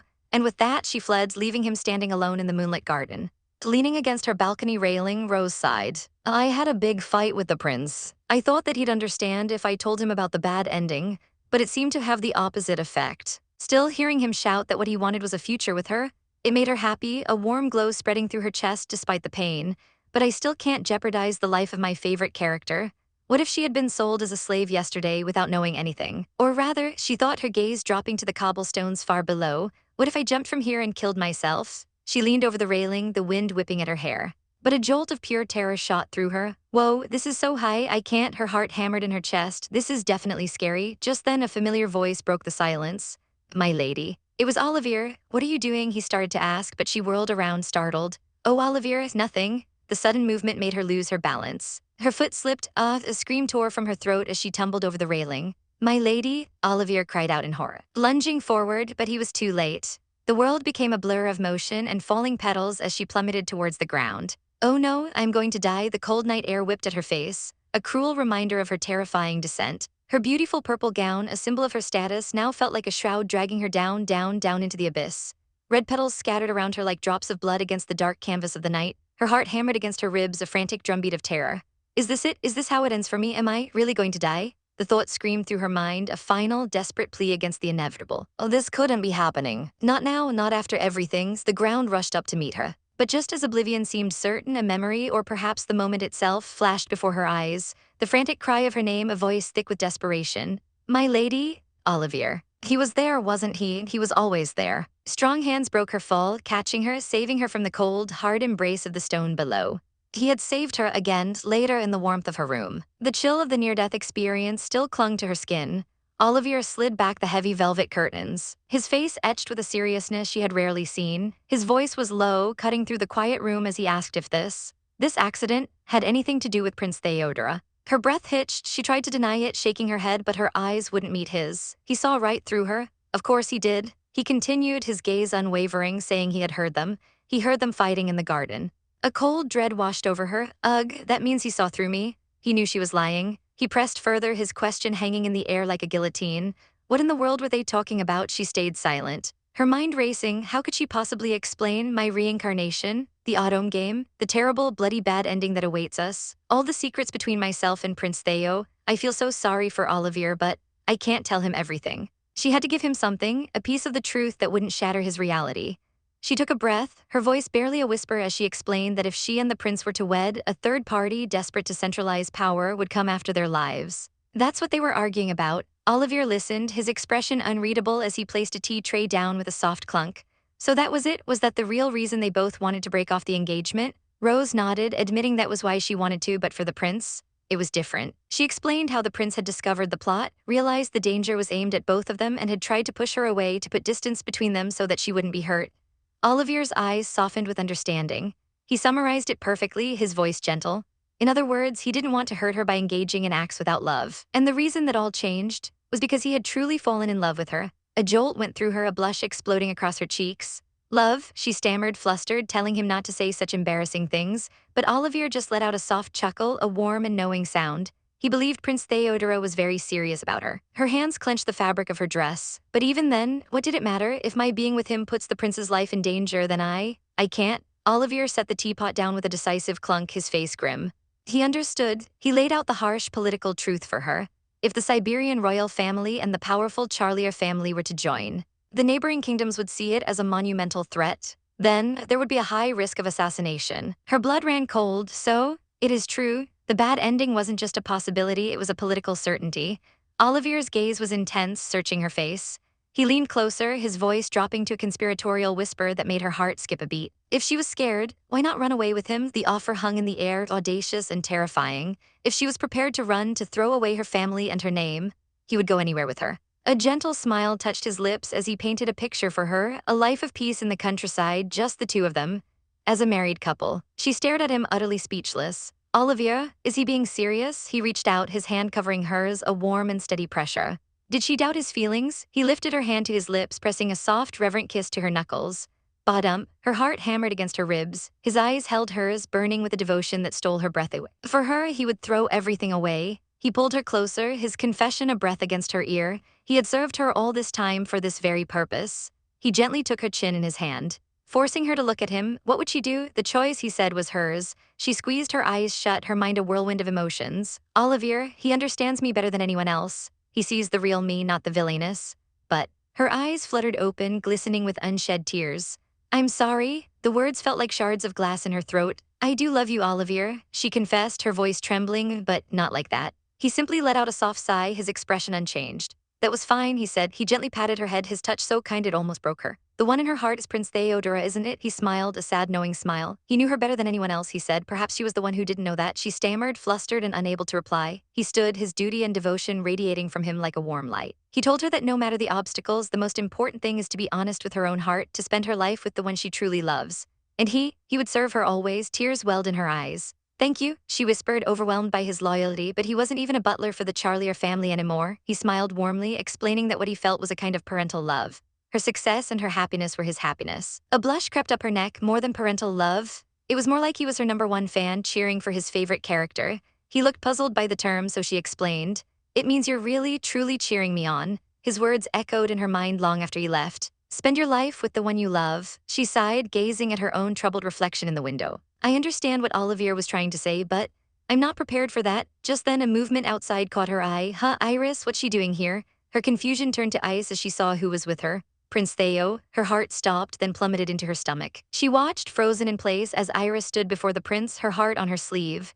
She heard Iris's voice, earnest and trembling with emotion.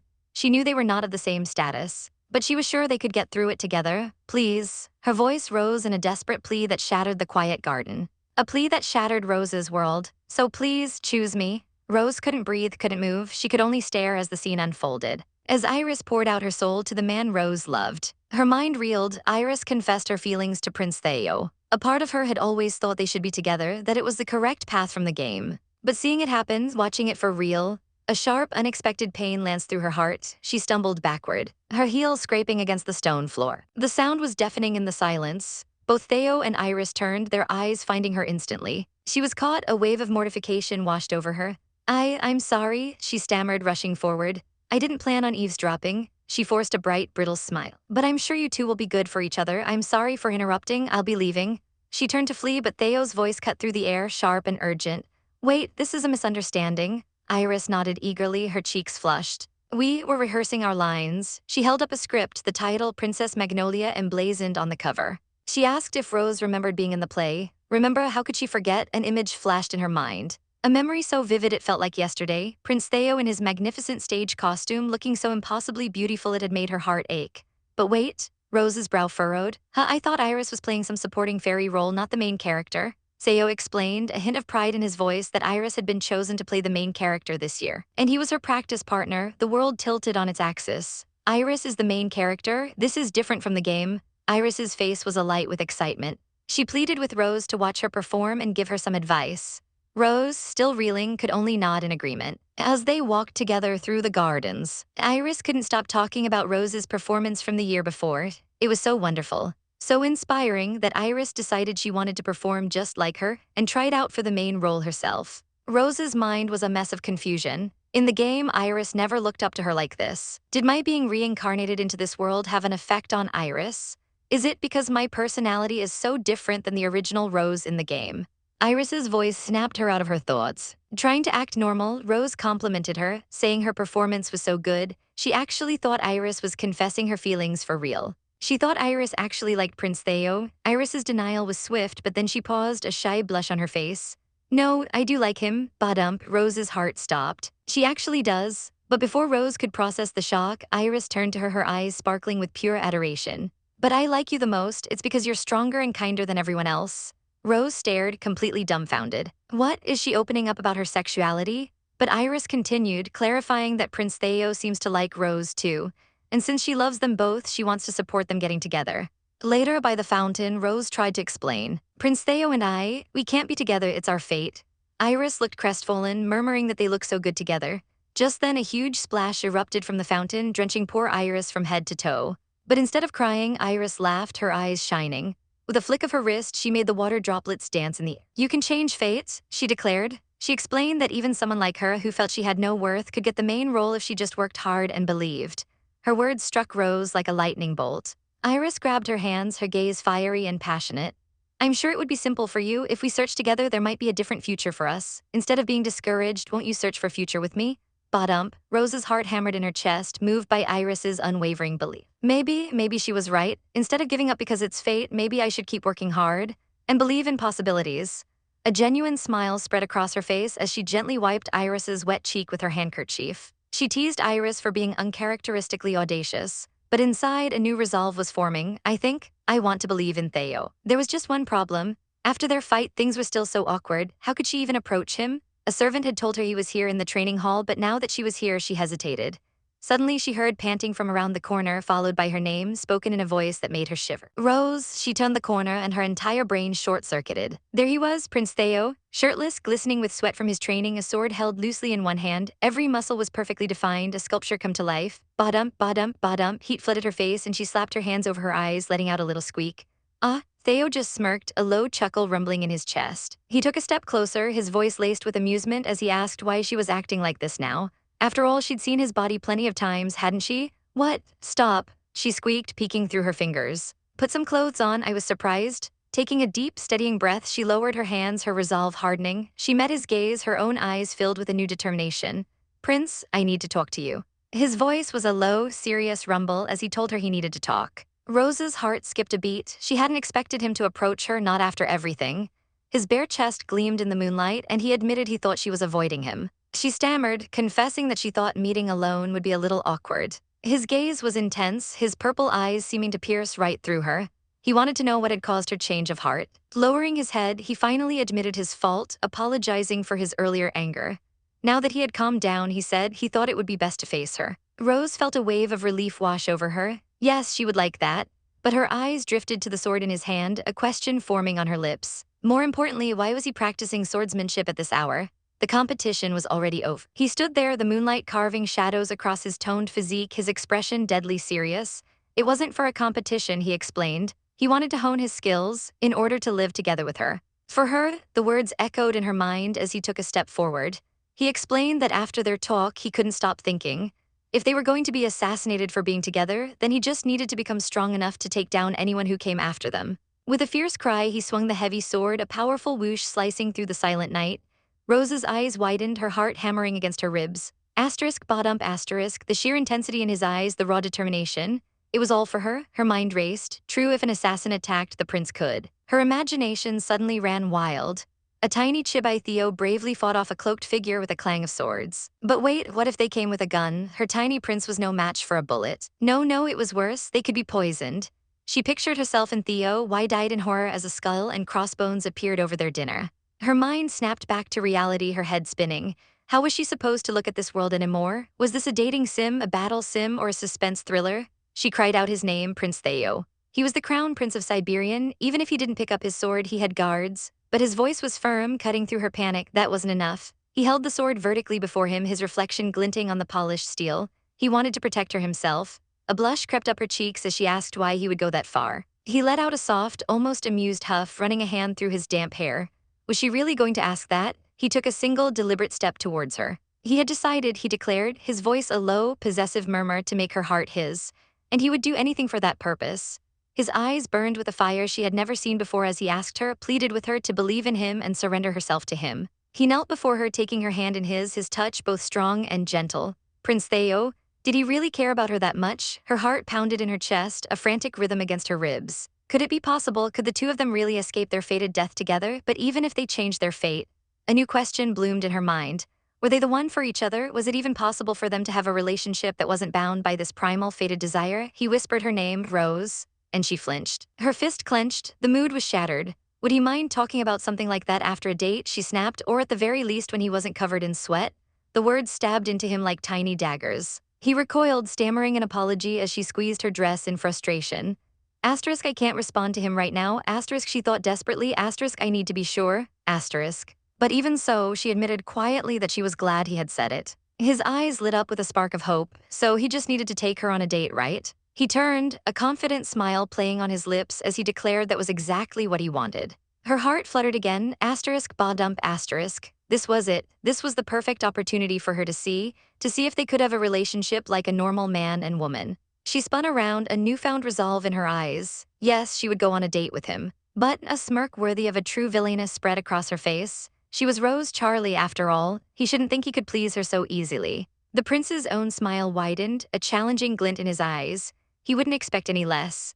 Later in class, Rose overheard the other girls chattering about dates to Windmill Hill, and she found herself lost in thought. Where would Prince Theo take her? There weren't many date events for him in the original game. Most of his scenes were formal or involved studying. A grin spread across her face. This date? This could be the start of them changing their fate. She was filled with a sudden burst of optimism. She wanted to be happy and have fun. Meanwhile, the prince was seeking counsel. Olivier, he began, approaching his ever-loyal attendant, I'd like to borrow some of your wisdom. Olivier nearly jumped out of his skin. What happened? The prince looked utterly defeated, a gloomy aura surrounding him as he confessed he'd thought about his date with Rose all night but had come up with zero ideas. Olivier's expression shifted to one of smug confidence. Oh, Lady Rose could be quite difficult, he mused, but if it were him, he could easily think of a satisfying date.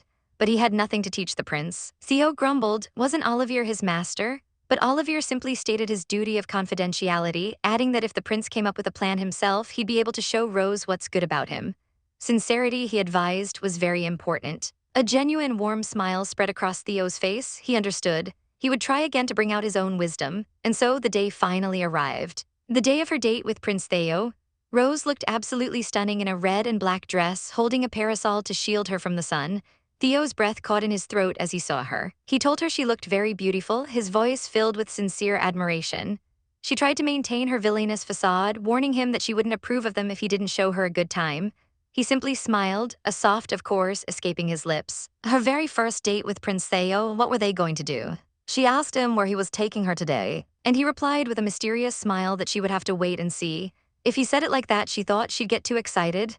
Their first stop was a grand, ornate building. This was the famous opera house. He led her inside, past the plush velvet ropes to their seats. But these weren't just any seats. They were the second-floor central box seats, the ones reserved for the royal family. The sheer royal vibes were overwhelming. Her heart pounded. This was completely different than a date with a normal guy from school. He leaned closer, his voice a pleasant murmur against the gentle hum of the crowd, telling her it was the best place to hear the singers' voices. The opera began and Rose was captivated. It was one of her favorites, the story of a human prince who abandons his status for a beautiful spirit. She was so happy, whispering to Theo how much she loved this story. He simply smiled, telling her it gets better from here. Suddenly, the lead tenor on stage began to sing, "Oh, Rose, you are more beautiful than anyone." Rose's eyes shot wide open. Did they just say Rose? And they were all pointing this way.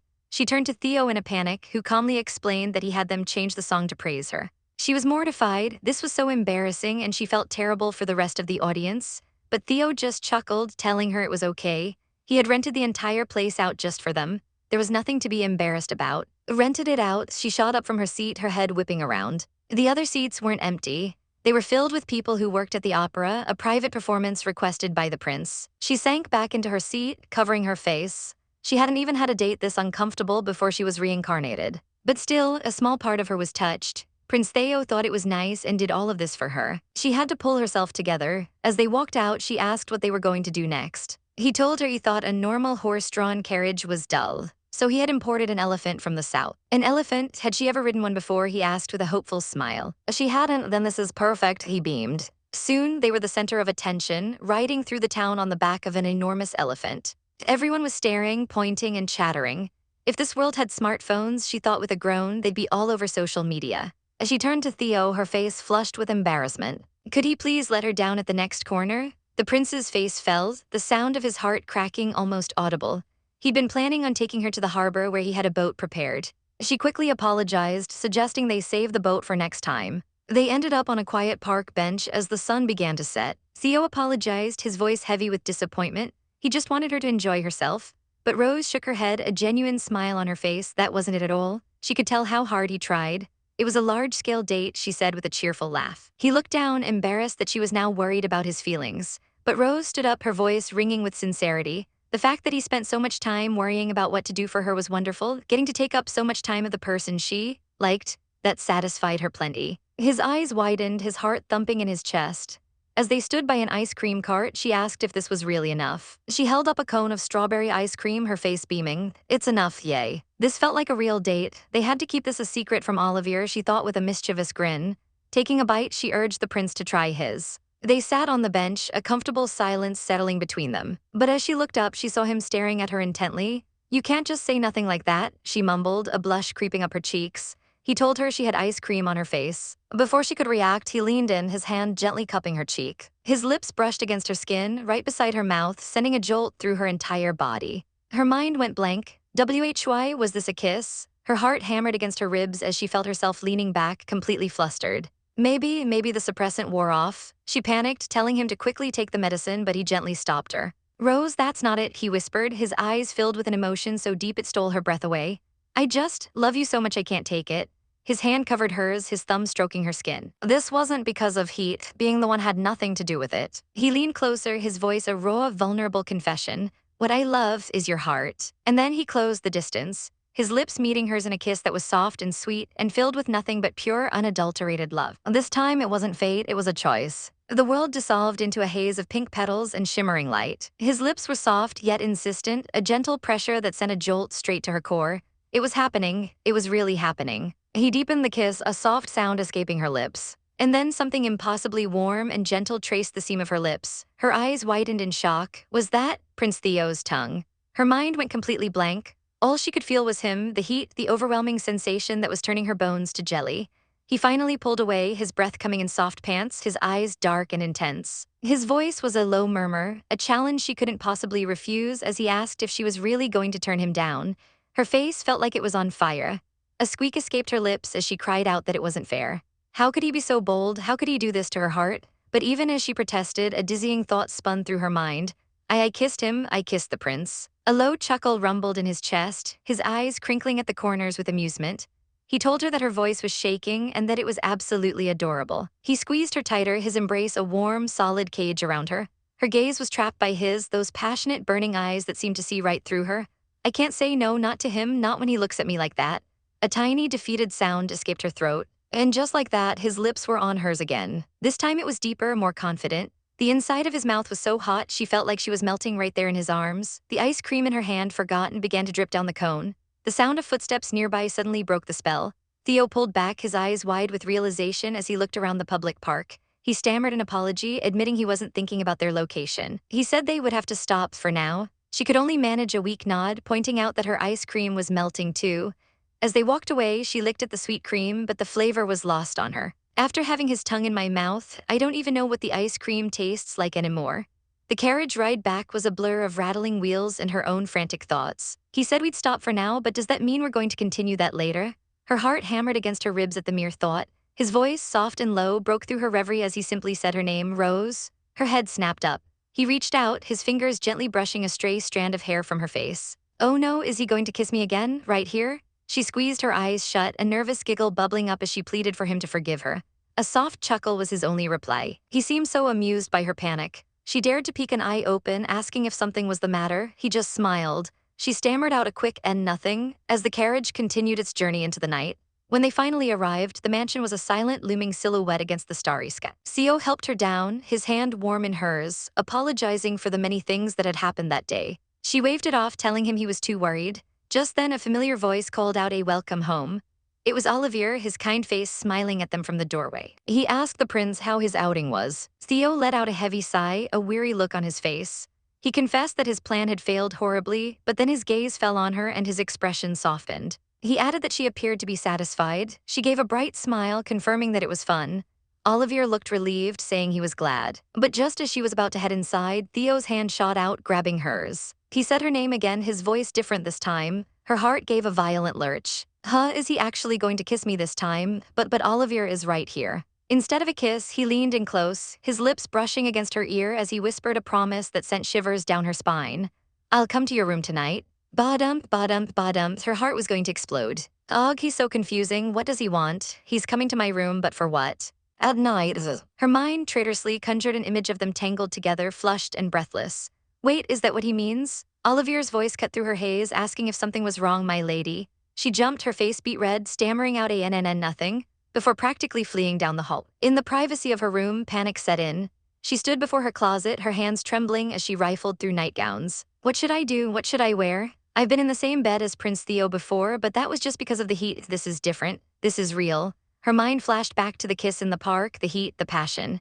We even kissed like that today. It's only natural to continue from there, isn't it? But no, my heart's still not ready for this. A sharp knock on the door made her jump out of her skin. He's here. The door creaked open, revealing his silhouette. It was him. His voice was a low, velvet question that echoed in the silent room. Will you let me in? Her eyes drank him in. His shirt was unbuttoned at the collar, and his hair was a little wet. Did he just get out of the bath? A shiver ran through her. He looked dangerous, utterly irresistible. With a trembling hand, she opened the door wider, her voice barely a whisper as she told him to come in. The door clicked shut behind him, sealing them in together. I can't say no to Prince Theo. I'm sure will. The air crackled with unspoken tension. He led her to the edge of the bed, the mattress dipping under their combined weight. He whispered her name, his hand coming up to cup her chin, tilting her face towards his. The mood was so thick, so intoxicating. This is really happening. I want to touch him too. As she leaned in, her lips parted, he let out a soft chuckle. His finger came up to gently press against her lips, stopping her. His voice was a playful murmur as he said he wanted to continue this, but they should stop for now. Her mind screeched to a halt. He stopped me. Again? She shot up, her fists clenched as she demanded to know if he was playing with her. He just laughed, telling her she was adorable. Then his expression shifted, becoming serious. He revealed the real reason he was here. He wanted to have a strategy meeting about the assassination attempt. A strategy meeting? Her mind reeled from the whiplash. He unrolled a map, his finger tracing the borders of their kingdoms. He'd been investigating, trying to identify who could be the assassin. Her breath caught in her throat. He told her that he couldn't find any likely suspects within Siberian, but he was worried about the neighboring kingdom of Verno. The kingdom of Verno, that's next to my home kingdom, Corette. Her heart sank. He explained that the three kingdoms were at odds, and if they got married, Verno would feel threatened. And who was the crown prince of Verno? Prince Vincent. The name hit her like a ton of bricks. That's right, Prince Vin from the kingdom of Verno. In the game, he was just as popular as Prince Theo, but he was a narcissist, completely obsessed with himself. He reforms himself after meeting Iris, but he's not my type. She looked at Theo, her expression grim. She had to admit this sounded exactly like something Vincent would do. She'd met him once as a child, but didn't know him well. She asked Theo what he planned to do. He sighed, explaining they couldn't investigate without proof, so he had another idea. What do you think about joining him instead? Joining him? He clarified that he meant forming an alliance. Their kingdoms had been at war decades ago, and the tension still lingered. He believed it was time to let go of the past, to embrace peace. If their kingdoms were allies, there would be no reason for an assassination. It was a brilliant yet difficult plan. She asked if Prince Vin would agree to an alliance so easily. Theo admitted it wouldn't be straightforward, but it was worth a try. A spark of hope ignited in her chest. Of course, she was worried, but they had to try. She declared that they should go with that strategy, offering to help him. A genuine smile spread across Theo's face as he agreed that would be great. They sat together, planning their next steps. They needed to create an opportunity to build a relationship with Verno. Theo decided he would wait for the right moment to talk to Prince Vin and would send a messenger to the castle in the morning. As he spoke, a wave of emotion washed over her. She called his name softly. He turned to her, his expression questioning. She smiled, her heart full. She confessed that she had already given up on them. But she continued, her voice thick with gratitude. "I'm so glad that you took the time to think of a plan that would allow us to be together." His eyes widened, a flicker of raw emotion crossing his face. Without a word, he pulled her into a tight embrace, burying his face in her hair. She gasped his name, surprised by the suddenness of it all. His voice was a ragged whisper against her ear, full of a desperate longing that stole her breath away. "I want to touch you." And then his lips were on hers, a fierce, hungry kiss that left no room for thought. She gasped when he pulled away, her cheeks flushed, telling him his kisses were always so sudden. His eyes blazed into hers. "They're not sudden," he growled, his voice low and intense. "Do you have any idea how many times I wanted to hold you today?" Before she could answer, he pushed her back onto the bed, her blonde hair fanning out across the pillows as he fell over her. She let out a small cry of surprise. "I let my guard down because of the strategy meeting. This wasn't part of the plan." The kiss resumed, deeper and more demanding than before. His hand clenched in the fabric of her nightgown. Her mind was spinning. "Prince Theo, he really does want to take it to the next level." Her legs trembled beneath him. "Kissing the prince when we're not in heat? This feels so different, so much more real." He pulled back just enough to look at her, his chest rising and falling heavily. He asked her, his voice a raw whisper, if she really wanted this from the bottom of her heart. His eyes were dark with a desire that mirrored her own, and with every fiber of his being he confessed, "I want you." The world seemed to melt away, leaving only the sound of his voice, low and husky, echoing in the space between them. "I want you," he whispered, and the words wrapped around her heart, squeezing the air from her lungs. His eyes, a deep, swirling vortex of purple, were filled with a raw, undeniable hunger. Her own breath hitched, a blush creeping up her neck as her heart hammered against her ribs, a frantic drumbeat of ba-dump, ba-dump. "Prince," she breathed out, her own voice barely a whisper. He was so close, his warmth seeping into her skin, his scent intoxicating. Her own desires, long suppressed, rose to the surface, a mirror to his own. "I also want to," she confessed, her mind hazy with emotion. "Is this really okay? Can I let myself have this?" Her fingers trembled as she reached for him, her touch featherlight against his skin as he leaned in. But just as their lips were about to meet, a chilling thought sliced through the haze like a shard of ice. A vision of a gleaming dagger flashed in her mind. If this strategy fails, a horrifying image of a shattered mirror of her own lifeless body reflected in the broken pieces consumed her. "I'll die." The thought was so cold, so absolute, it froze her from the inside out. "I love him so much I can't stand it, but what if that love leads to his death too?" A vision of Prince Theo, fallen and still, surrounded by shattered glass and blood-red roses, made her stomach clench. "If I accept you now, will it be my fault? Will I be the cause of your ruin?" The fear was a physical thing clawing at her throat. Her heart, which had been racing with passion moments before, now pounded with sheer terror. The dark curse that clung to her soul felt like a physical weight, a shadow spreading from her core. He must have felt it, the sudden rigidity in her body, the terror in her eyes. He pulled back, the heat between them vanishing as if it had never been. "Let's stop," he said, his voice gentle, betraying none of the frustration he must have felt. "If you're still worried, I don't want to force you." He leaned in, but instead of a passionate kiss, his lips brushed against her forehead, a touch so tender and understanding it brought tears to her eyes. He got up, leaving her on the bed, and her heart ached with a mixture of relief and regret. "I'm sorry," she whispered, clutching the fabric of her dress. "Thank you, this kindness, this patience." It was more than she deserved, it was everything she'd ever wanted. A new resolve hardened within her. "If we form an alliance with the Kingdom of Verno," she began, her voice gaining strength as she moved toward him, "then She wrapped her arms around his back, pressing her face into the warmth of his shirt, feeling the solid beat of his heart against her cheek. She squeezed him tightly, pouring all her feelings into the embrace. "Be with you, my love," she finished, the words muffled but clear. "These are my true feelings." Theo froze for a second, surprised by her sudden declaration, before his arms came around her, holding her close. He pulled back just enough to cup her face in his hands, his expression soft and unbearably fond. He leaned in close, his voice a low promise against her ear. "When we do, I won't go easy on you." Then his lips met hers in a soft, sealing kiss. "Good night, Rose," he murmured, a gentle smile playing on his lips before he turned and left. The door clicked shut with a soft thud, leaving Rose alone in the moonlit room. She touched her lips, her heart doing a wild flutter in her chest as she stared out the window, a genuine, hopeful smile gracing her features for the first time in what felt like an eternity. A few days later, they stood before the king and queen in a sun-drenched hall of the palace. "Theodora Rose, welcome." The king boomed, his smile wide and genuine with the beautiful queen at his side. Rose and Theo bowed in unison. Mother, father, the queen's eyes twinkled with delight. She explained that she'd heard they were coming and had called the best patissier in the kingdom. A magnificent strawberry pastry sat on the table, a testament to her thoughtfulness. She leaned in conspiratorially, adding that Theo had mentioned her recent fondness for them. You like strawberries, right, Rose? She asked, her voice as sweet as the treats before them. Rose's heart swelled. You remembered, she exclaimed. Genuinely touched. The queen is as lovely as always, she thought. Even in the game, she was always kind to the ill-natured Rose. Over tea, the king smiled fondly. It's been a while, I'm glad you two seem to be getting along well. Theo, however, cut straight to the point. More importantly, father, concerning what I wrote to you about. The king chuckled, setting his cup down with a soft clink. You said you wanted to form an alliance with Verno to search for peace. He began, his expression turning serious, his hands steepling before him. In order to create a friendly relationship, I was thinking about inviting them to dinner. Rose and Theo both stiffened at his words. By dinner? Theo clarified, his hand tightening slightly on his lap. You mean you plan to invite them to the palace? The king leaned back, a confident smile on his face. I can't imagine they would attack us immediately, he reasoned. And for the subject of the dinner, if we make it your engagement announcement party, we can kill two birds with one stone. The words dropped into the silence like a bomb, an engagement announcement party. Rose and Theo stared, utterly shocked. The queen chimed in, her eyes sparkling with excitement. Yes, you haven't had one yet, it's perfect. The king continued, laying out his brilliant, terrifying plan. It was natural to invite the royal families of neighboring kingdoms to such an event, and they would have a hard time turning down the invitation. The queen giggled, adding that Rose was so adorable, of course they would come to see her. She was already lost in thought about dresses, chattering excitedly while the king tried to suggest their traditional garb. But the weight of the king's words settled heavily on Rose. Her expression fell. There's still no guarantee that we can avoid getting assassinated. Her heart began to pound a slow, heavy rhythm of dread. But if we have an engagement announcement party, breaking off our engagement will be hopeless. The escape route she had clung to was about to be sealed shut. Later that night, the palace was quiet as Rose stood on a balcony, the cool night air doing little to calm her racing thoughts. Rose, there you are, a familiar voice said from behind her. Prince Theo, she replied, turning to face him. They stood in comfortable silence for a moment, looking out at the glittering lights of the town below. The lights from the town are beautiful, he commented. Yes, she agreed, it looks different than the area around the academy. She smiled softly. The kingdom of Siberian is a wonderful place, and the king and queen are so kind. Theo was quiet, his gaze fixed on her profile. You're worried, aren't you?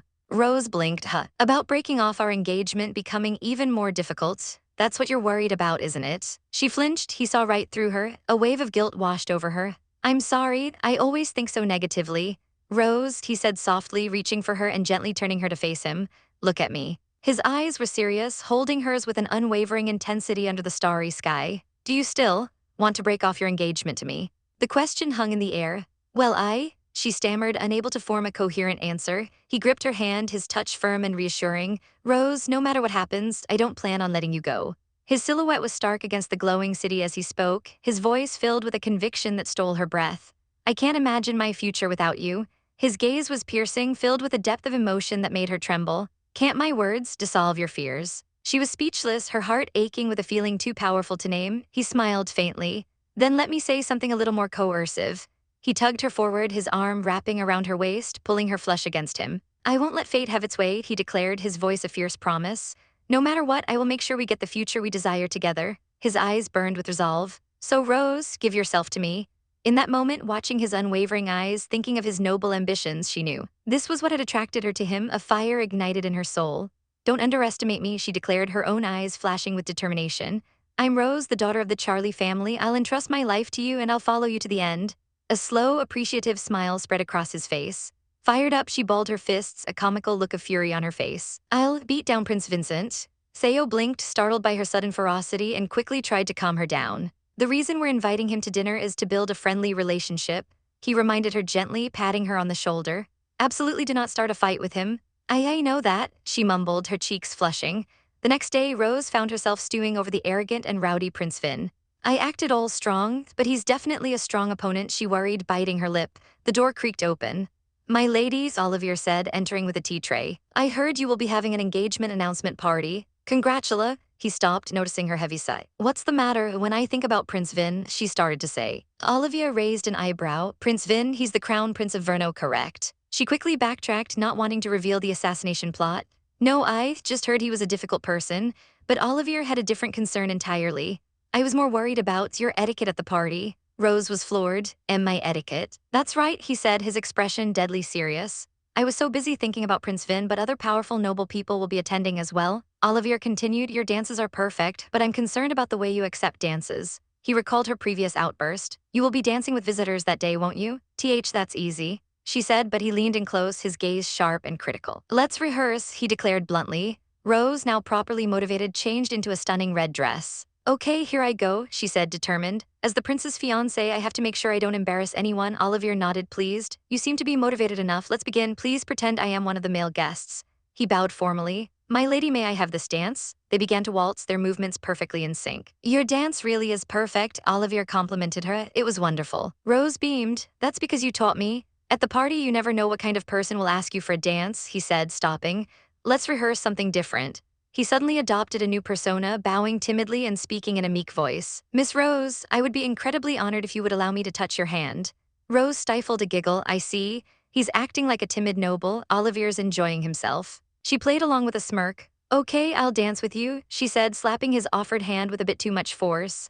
Next, Olivier announced, his demeanor shifting again. He pushed up his glasses, his expression becoming haughty. So you're the prince's fiancé, let's see what you're made of. Rose's eyes lit up. Now he's an intimidating, arrogant noble. She clenched her fist, a grin spreading across her face.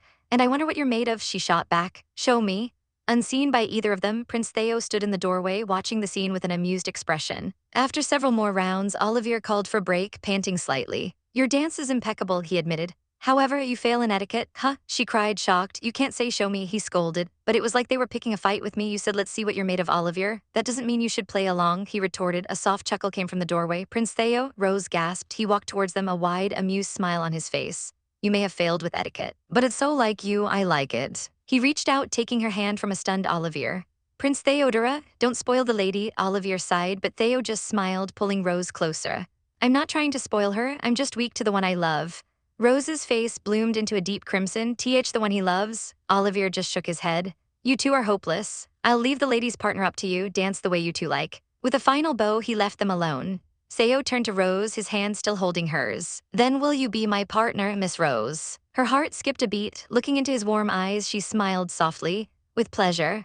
As the music began anew, they moved across the floor, a perfect picture of grace. I've seen him in dance class before. She thought, her eyes fixed on him. But when he's my partner, his gaze, his touch, the way he led her, it was on another level entirely. Sigh, he really is a prince. So lost in his handsome face, her foot slipped. She gasped, stumbling backwards. Oh no, I was gazing at him too much. But before she could fall, a strong arm snaked around her waist. Theo caught her effortlessly, dipping her low in a dramatic pose. Her heart hammered in her chest as she stared up at him, their faces just inches apart. He let out a low chuckle, his breath warm against her cheek. I'm honored you surrendered yourself to me. A deep blush colored her cheeks. Thank you. As he held her there, suspended in time, a powerful realization washed over her. Yes, I really do. Love Prince Theo. The thought was so clear, so certain, it solidified her resolve. That's why. I can't let this fail. A determined glint entered her eyes as the image of the arrogant Prince Vin flashed in her mind. I have to make this plan work. Yes, I really do. A warmth bloomed in her chest, a feeling so potent it stole her breath. I love Prince Theo. The realization settled over her, not with a shock, but with a gentle, undeniable certainty. It was why she was here, why she was doing all of this. That's why I can't let this fail. Her eyes, once filled with doubt, now burned with a new fire. I have to make this plan work. Her mind flashed back to that moment, the air thick with unspoken words. He was so close, his dark eyes searching hers, his breath a warm whisper against her skin. Her heart hammered against her ribs, a frantic drumbeat of ba dump, ba dump. Just looking into his eyes made her feel like she was drowning. Another ba dump echoed in the silent room. He had steadied her after she stumbled, his hands firm and warm on her waist. His voice was low, laced with concern as he asked if she was okay. But her mind wasn't on her footing, it was on his lips. Did I want him to kiss me? The thought sent a jolt through her, a blush creeping up her neck. Why yes, a small traitorous voice inside her screamed, in a place like this. What am I thinking? I'm so embarrassed, all he did was help me. He had called her name then, his voice soft and gentle. Rose, he was smiling, a genuine heart-stopping smile that made her forget how to breathe. Let's make peace at the party tomorrow, he'd suggested, and then? Then what? What was he going to say? He turned his head slightly, his profile sharp and handsome in the dim light. Her heart fluttered again, another bottom against her ribs. He. You're right, she'd giggled, feeling like a fool, a happy blushing fool, and then? The night of the engagement announcement party arrived. The grand castle glowed under the starry sky, its halls filled with the gentle chatter of the kingdom's elite. Rose stood by Prince Theo's side, a perfect picture of a happy couple. It's a pleasure to meet you, they said in unison, greeting the endless stream of guests. Your Highness. Thank you for inviting us, the nobles beamed, bowing low. Theo smiled warmly, even greeting his uncle with a familiar ease, glad to see he was doing well. The compliments flowed like wine. One lady fanned herself, cooing at Rose. I heard that on top of being beautiful, you also excel academically. Rose could only smile and say thank you, feeling Theo's reassuring presence beside her. But beneath the polished smiles, a cold knot of anxiety was tightening in her stomach.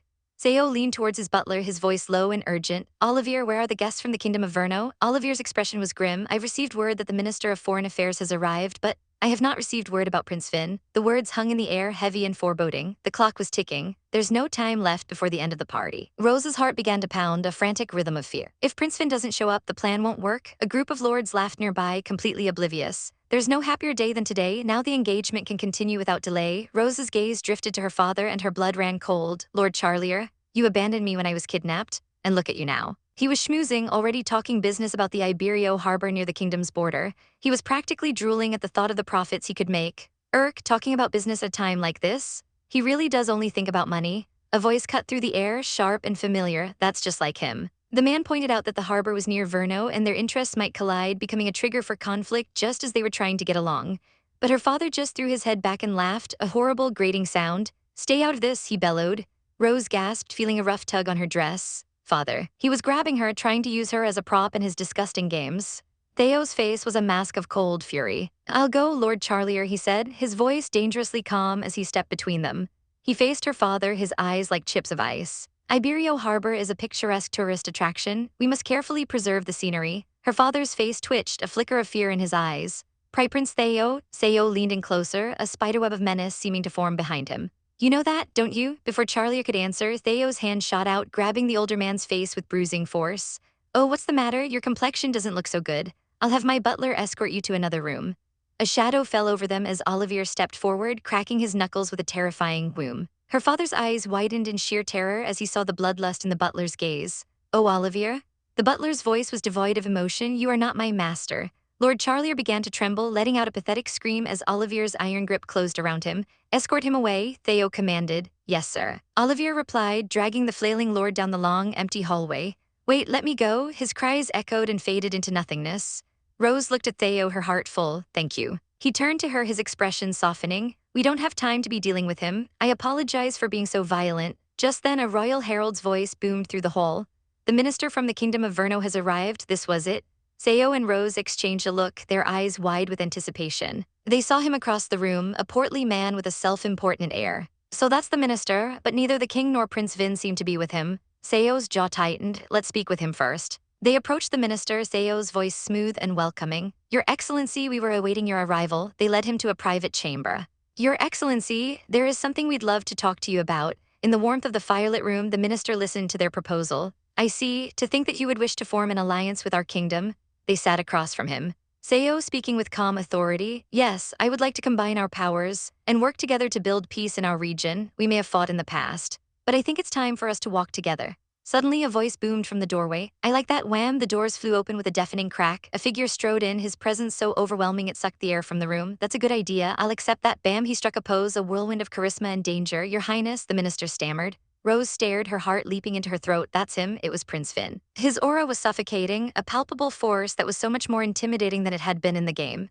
He surveyed the room, his gaze landing on Theo. An alliance between Verno and Siberian. I like it. That's wonderful. He took another step forward, his smile sharp as a razor's edge. But I won't do it for free. Halt! Before anyone could react, he was moving, a blur of motion. Rose's eyes widened in shock. In an instant, he was behind her, his arm snaking around her waist, pulling her flush against him. As my condition, give this girl to me. Theo's eyes flashed with crimson fury. What are you? Rose gasped, caught in the prince's unyielding grip.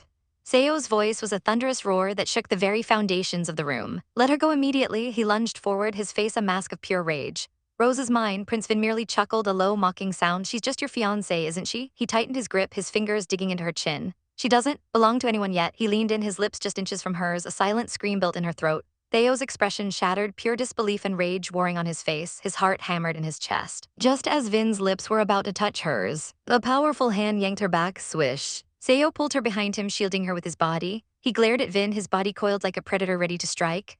Vin laughed, utterly unfazed. Huh, what are you getting so heated about? Theo's voice was a low growl. What am I getting heated about? Vin's smile was a cruel slash across his face. Listen well, Prince of Siberian, if you want peace with the Kingdom of Verno. He smirked, his eyes gleaming with malicious intent. Hand over the girl. Rose's mind reeled. Did he? Just kiss me. No, he almost did. The prince is not calm at all. If things continue like this, we'll fail. Vin's voice dripped with false sentiment. If we make peace for free, those who died in the war would cry in their graves. But if you can get peace just by handing over one girl, consider that cheap. You, Theo snarled, but Rose stepped forward, her mind racing. I have to get through this somehow. Her voice, surprisingly steady, cut through the tension. Is that not rude? She faced Prince Vin, her eyes flashing. Kissing someone before you establish a relationship with them. Vin looked momentarily taken aback. Oh, Rose pressed her advantage, wiping her lips with the back of her hand as if tainted. And your kiss was too rough. She then turned her gaze to Theo, her expression softening into one of adoration. Prince Theo's kiss would have been gentler and felt much better. Theo gasped, completely stunned by her audacious move. Vin let out a short laugh. You're as strong-willed as the rumors say. He grabbed her chin again, his grip tight. Do you think a measly noble girl like you can reject my demand? His eyes darkened. Good. I like you. I'm gonna force you to come back to Verno with me. But Rose didn't flinch. That won't be possible. Just as the standoff reached its peak, a new voice entered the fray. The price of an alliance is Rose. Her father, Lord Charlia, strode back into the room, clapping his hands together. Father? Rose whispered in horror. For the peace of both kingdoms, that's cheap, cheap. Please take my daughter. He beamed at Prince Vin. I never imagined a future king would take an interest in her. I've never heard such a wonderful proposal. Seo's eyes narrowed, a muscle twitching in his jaw. Lord Charlier? He got out of his separate room. Rose stared at her father, a wave of revulsion washing over her. Does he plan to use me as a tool and give me to Prince Vin? How despicable can this man be? Vin smirked at her father. Father, are you the rumored Lord Charlia? It looks like we understand each other. He squeezed Charlier's shoulder, making the man wince. Yes, a very deep understanding. Charlier then rounded on his own daughter. Hey, Rose, apologize for your rudeness at once. His voice was venomous. In the first place, you were reluctant to get engaged to Prince Theo, weren't you? Theo and Vin both looked at her, their expressions unreadable. That's, she stammered, cornered. No. Me trying to avoid getting engaged to Prince Theo is backfiring. Her father's words were like a slap in the face. You're useless. Bring him to your bed. What excuse do I make? Theo's voice, firm and resolute, cut through her panic. We talked about it together. Now, we have no intention of breaking off our engagement. His words sent a jolt through her, her heart thumping wildly. He continued, his gaze fixed on Vin. Additionally, this is an alliance negotiation between two kingdoms. I'm sorry, but I'll have to ask you to leave. Her father scoffed. If my daughter is a condition to the alliance, you can't say I'm not involved. He sneered at Theo. Shouldn't the person who will be responsible for the great kingdom of Siberian prioritize the kingdom's profits over personal matters? Theo's eyes were cold and dark. Prince Vin lounged on the sofa, thoroughly enjoying the show. Hurry up and decide. I have a short temper. He goaded Theo further. However, if you're more swayed by a woman than your kingdom's profits, you're nothing more than a wild animal who can't control his lust. Theo's voice was dangerously low. Someone as rude as you has no right to say that to me. Vin just laughed. You're a small-minded heir. The destruction of your great kingdom is imminent. Rose's world tilted. There's no way we can form an alliance like this. Should I choose to become Prince Vin's wife? No, I can't. I'm misplacing my priorities. A terrifying thought struck her. It's possible that Prince Vin didn't plan to form an alliance to begin with. Maybe he wanted to confront us, rile us up, and solidify his reason for killing us. The image of their happy future shattered like glass, changing our fate, might really be impossible after all. She clenched her fists, her knuckles white. What should I do? I don't know what the correct response is. Then Theo's promise echoed in her mind. I won't let fate have its way. No matter what, I will make sure we get the future we desire together.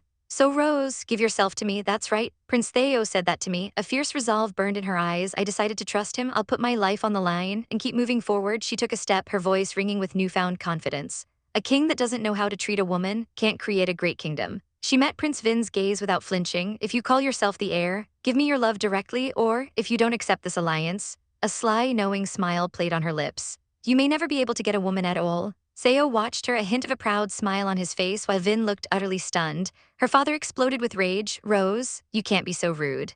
You're the one offering an alliance. That's too much of an attitude. Theo's voice was cold steel. Just you wait, Lord Charlier. He turned to Prince Vin, standing shoulder to shoulder with Rose. There are benefits to be had by both kingdoms in forming this alliance. Making Rose a condition is too one-sided and forceful. He looked Vin directly in the eye, a king speaking to a king. Will you discuss with me on equal grounds? Lord Charlier sputtered with rage. Theo ignored him completely. He reached out, his hand gently cupping Rose's cheek. Then, in front of everyone, he leaned down and pressed his lips to hers. It was a kiss that sealed a promise, a declaration of ownership and devotion. He pulled back just enough to look at Prince Vin, his arm possessively around Rose's waist. His voice was an unbreakable vow. Letting go of Rose is something I wouldn't do even in death. For the first time, Prince Vin's smug expression faltered, his eye twitching in clear and utter frustration. His lips met hers in a flurry of pink and purple blossoms. A memory, a promise, a vow whispered in the deepest part of his soul. Asterisk letting go of Rose. Asterisk he thought, his entire being consumed by the feeling of her in his arms. Asterisk is something I wouldn't even do in death. Asterisk. A fierce possessiveness flickered in his eyes, a muscle in his jaw twitching with the sheer force of his conviction. This woman was his, and no one would take her from him. The air crackled with tension, thick and heavy enough to choke on. Prince Vin turned his back, a lazy smirk playing on his lips as he addressed Theo. "You sure bark a lot," he drawled, his voice dripping with condescension. The sharp creak of a chair being pushed back was the only sound for a moment. He took a slow, deliberate step away, Theo and Rose watching his every move. Vin's smirk widened into a predatory grin. He wondered aloud, his voice a low challenge, if Theo's bold words were true. "Let's find out." He purred, and in a flash of movement, he spun around. The sound of steel singing through the air echoed in the room as he unsheathed his sword, its tip aimed directly at Theo's heart. "Here and now?" Theo's eyes, once warm, turned to chips of ice as he stared down the length of the gleaming blade. His voice was dangerously calm, a stark contrast to the violence threatening to erupt. He commanded him to put his weapon down, reminding him that drawing a sword in a place like this would only bring shame to his kingdom. But Prince Vin only scoffed, his eyes glinting with a mad light. "Oh, really?" he sneered, a cruel twist to his lips. He mused that if he brought home the head of the Siberian prince, his people would rejoice. A jolt of pure terror shot through Rose. Memories of the game flooded her mind. Prince Vin, the blood-soaked battlefields, the ruthless way he dispatched his enemies without a shred of mercy. Her heart hammered against her ribs, a frantic drumbeat of fear. Asterisk. Her breath hitched. No, this couldn't be happening. If this escalated, they were on a one-way track to the bad ending, the worst possible outcome. She had to do something, anything. An idea sparked in the chaos of her thoughts. An opening, Prince Vin's pride. He kept belittling Theo, calling him a small-minded heir, an animal who couldn't control his lust. His arrogance was his weakness. Her eyes hardened with resolve. Asterisk. If his pride was that high, then she would shatter it. As Vin continued his venomous taunts, sneering about Theo's obsession with peace, Rose made her move. With a furious cry of "Stop this," she grabbed her wine glass and hurled its contents through the air. A splash of deep red liquid arced towards the two princes, a shocking interruption to their standoff. She stood there, arm outstretched, pointing an accusing finger at them both. The room fell silent. Both Theo and Vin stood frozen, stunned, as crimson wine dripped from their hair and faces. This whole ridiculous macho display, Rose thought, it was just too hard to watch. She let her voice ring out, filled with righteous fury. She spat that neither of them had asked for her permission, that Vin had forced a kiss on her in front of everyone. With a look of utter disgust, she held up her now empty glass and declared that she refused to deal with men like them. Her glare was sharp enough to cut glass. Vin's eye twitched, his arrogance momentarily shattered by her audacity.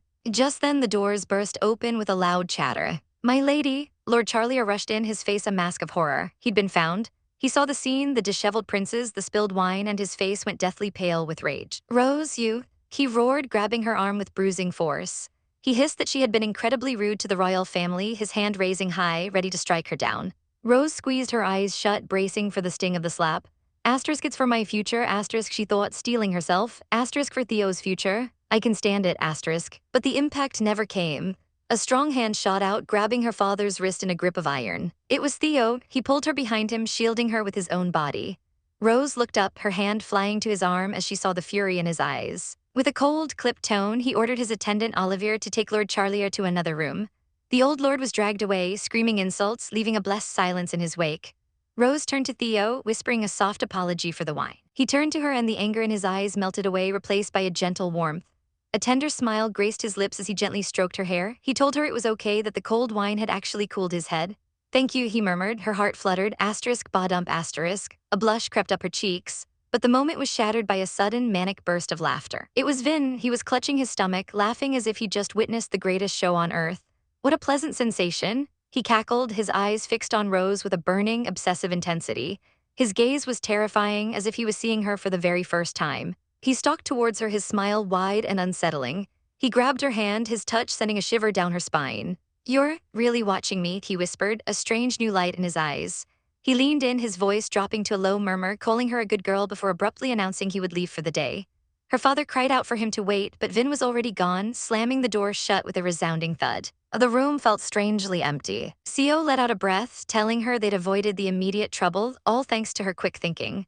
He wiped a bead of sweat from his brow, admitting that building a friendly relationship with Vin was going to be anything but straightforward. Rose gently touched his face, her own apology tumbling out. She was sorry for ignoring his desires, for kissing him so suddenly. A faint blush dusted Theo's cheeks as he looked away, his voice barely a whisper as he confessed, "I was jealous." Rose's mind short-circuited. Asterisk. Jealous? Prince Theo was jealous? "Oh, he's so adorable." Asterisk. She felt so giddy she could have run around in circles. Composing herself, she looked at him with a shy smile and suggested that next time, they should be alone. Theo's face lit up with a brilliant smile, his eyes sparkling with joy. He promised he would do anything for her, pulling her into a tight, desperate hug. He buried his face in her hair, his voice thick with emotion as he warned her that he would never forgive her if she betrayed him. The world outside the window seemed so peaceful. But inside Rose's heart, a storm was brewing. As she walked through the academy grounds, a heavy feeling settled in her chest. They were still so far away from avoiding the bad ending.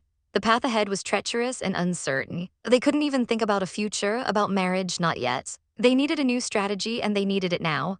Rose, a familiar voice called out, and she turned to see her friend Iris. Iris ran up to her, her eyes shining with excitement as she asked about the engagement party. Rose simply nodded, a small tight smile on her face. "I'm sure it was a wonderful party," Iris sighed dreamily. Rose's smile faltered. Asterisk, I can't tell her, asterisk, she thought, a wave of embarrassment washing over her. Asterisk, I can't possibly tell her that I ruined everything by splashing wine all over two princes. Asterisk, that thought sparked another memory, a crucial piece of information from the game. She remembered a specific storyline, one that involved both Iris and Prince Vin. In the game, a wounded Prince Vin would meet Iris, and while she cared for his injuries, their hearts would align. A plan began to form in her mind. She turned to Iris, trying to sound casual as she asked if she knew Prince Vin from the Kingdom of Verno. Iris looked puzzled. She only knew his name, nothing more. They had no connection. Rose's heart sank a little. Of course, they wouldn't have met yet. In the game, their meeting was tied to his specific storyline. Suddenly, a loud clatter and rattle echoed from the academy gates. A carriage so flashy and ostentatious it hurt the eyes pulled to a stop. What in the world was that? The door swung open with a dramatic asterisk, bam asterisk, and a figure stepped out. Rose's eyes widened in disbelief. Prince Vin, here, this wasn't supposed to happen, this wasn't in the game. He strode towards them with an unnerving confidence, his gaze locked on her. What was Prince Vin doing at the academy? The next day, the classroom was buzzing with chatter, which fell silent as the teacher cleared his throat. He announced they had a new transfer student. And there he was, leaning against the doorway with a lazy smirk, Prince Vincent from the Kingdom of Verno. He stepped forward, his smile disarmingly charming as he introduced himself. "I'll be your classmate starting today," he said, his voice smooth as silk. "Nice to meet you." The girls in the class instantly erupted in excited squeals. "Not just Prince Theo, but Prince Vin is in our class too." They whispered amongst themselves. Rose could only stare in stunned silence. She had never, ever imagined that Prince Vin would transfer to Chartreux Academy. Across the room, Theo's eyes narrowed, his expression dark and stormy. What in the world did he come here for? The teacher directed Vin to an empty seat, but Vin had other plans. He walked straight to the desk next to Rose. "Hey," he said to the boy sitting there, his tone leaving no room for argument. "Give me that seat." He pointed a commanding finger, his expression cold and arrogant. The poor student looked utterly terrified. Rose jumped to her feet, about to protest. But Vin cut her off, his icy glare pinning the boy to his seat. "Move," he barked. The student flinched as if struck and scrambled out of the chair without another word. A tense silence fell over the classroom. Vin casually took the seat beside her. Leaning in close, a shiver ran down her spine. "This isn't just a coincidence, is it?" she thought frantically. "What are you planning?" He simply smirked, murmuring that it wasn't so strange for him to be at a school for the wealthy, but Rose knew better. There was more to this. However, he continued, his voice dropping to a conspiratorial whisper as his hand shot out, grabbing her chin. "I did come after you." His eyes gleamed with a dangerous light. "What would you do if I said that?" Before she could react, she was yanked back hard.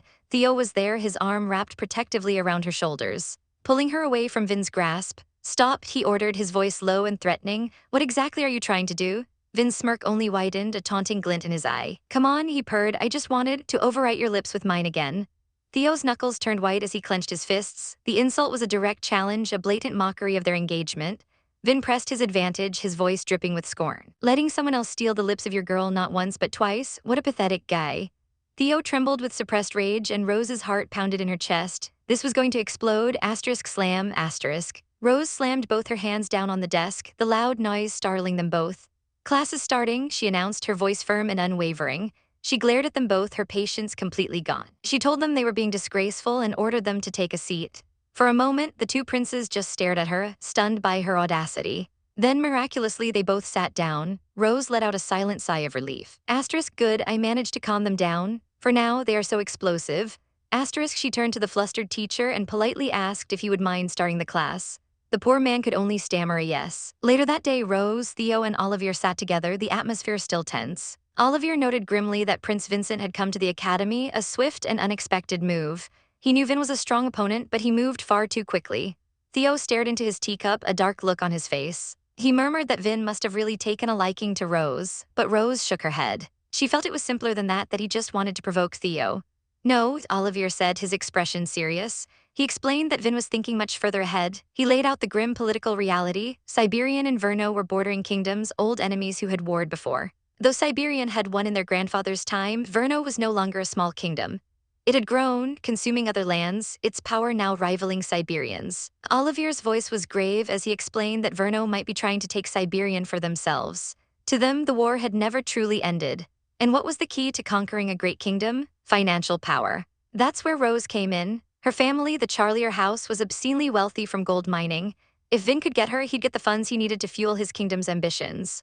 On the other hand, her marriage to Theo would strengthen Siberian, a blow to Verno's plans. The engagement, once a simple alliance, had become a critical point of conflict. Rose felt a chill run down her spine. This was so much bigger than she'd realized. None of this was in the game.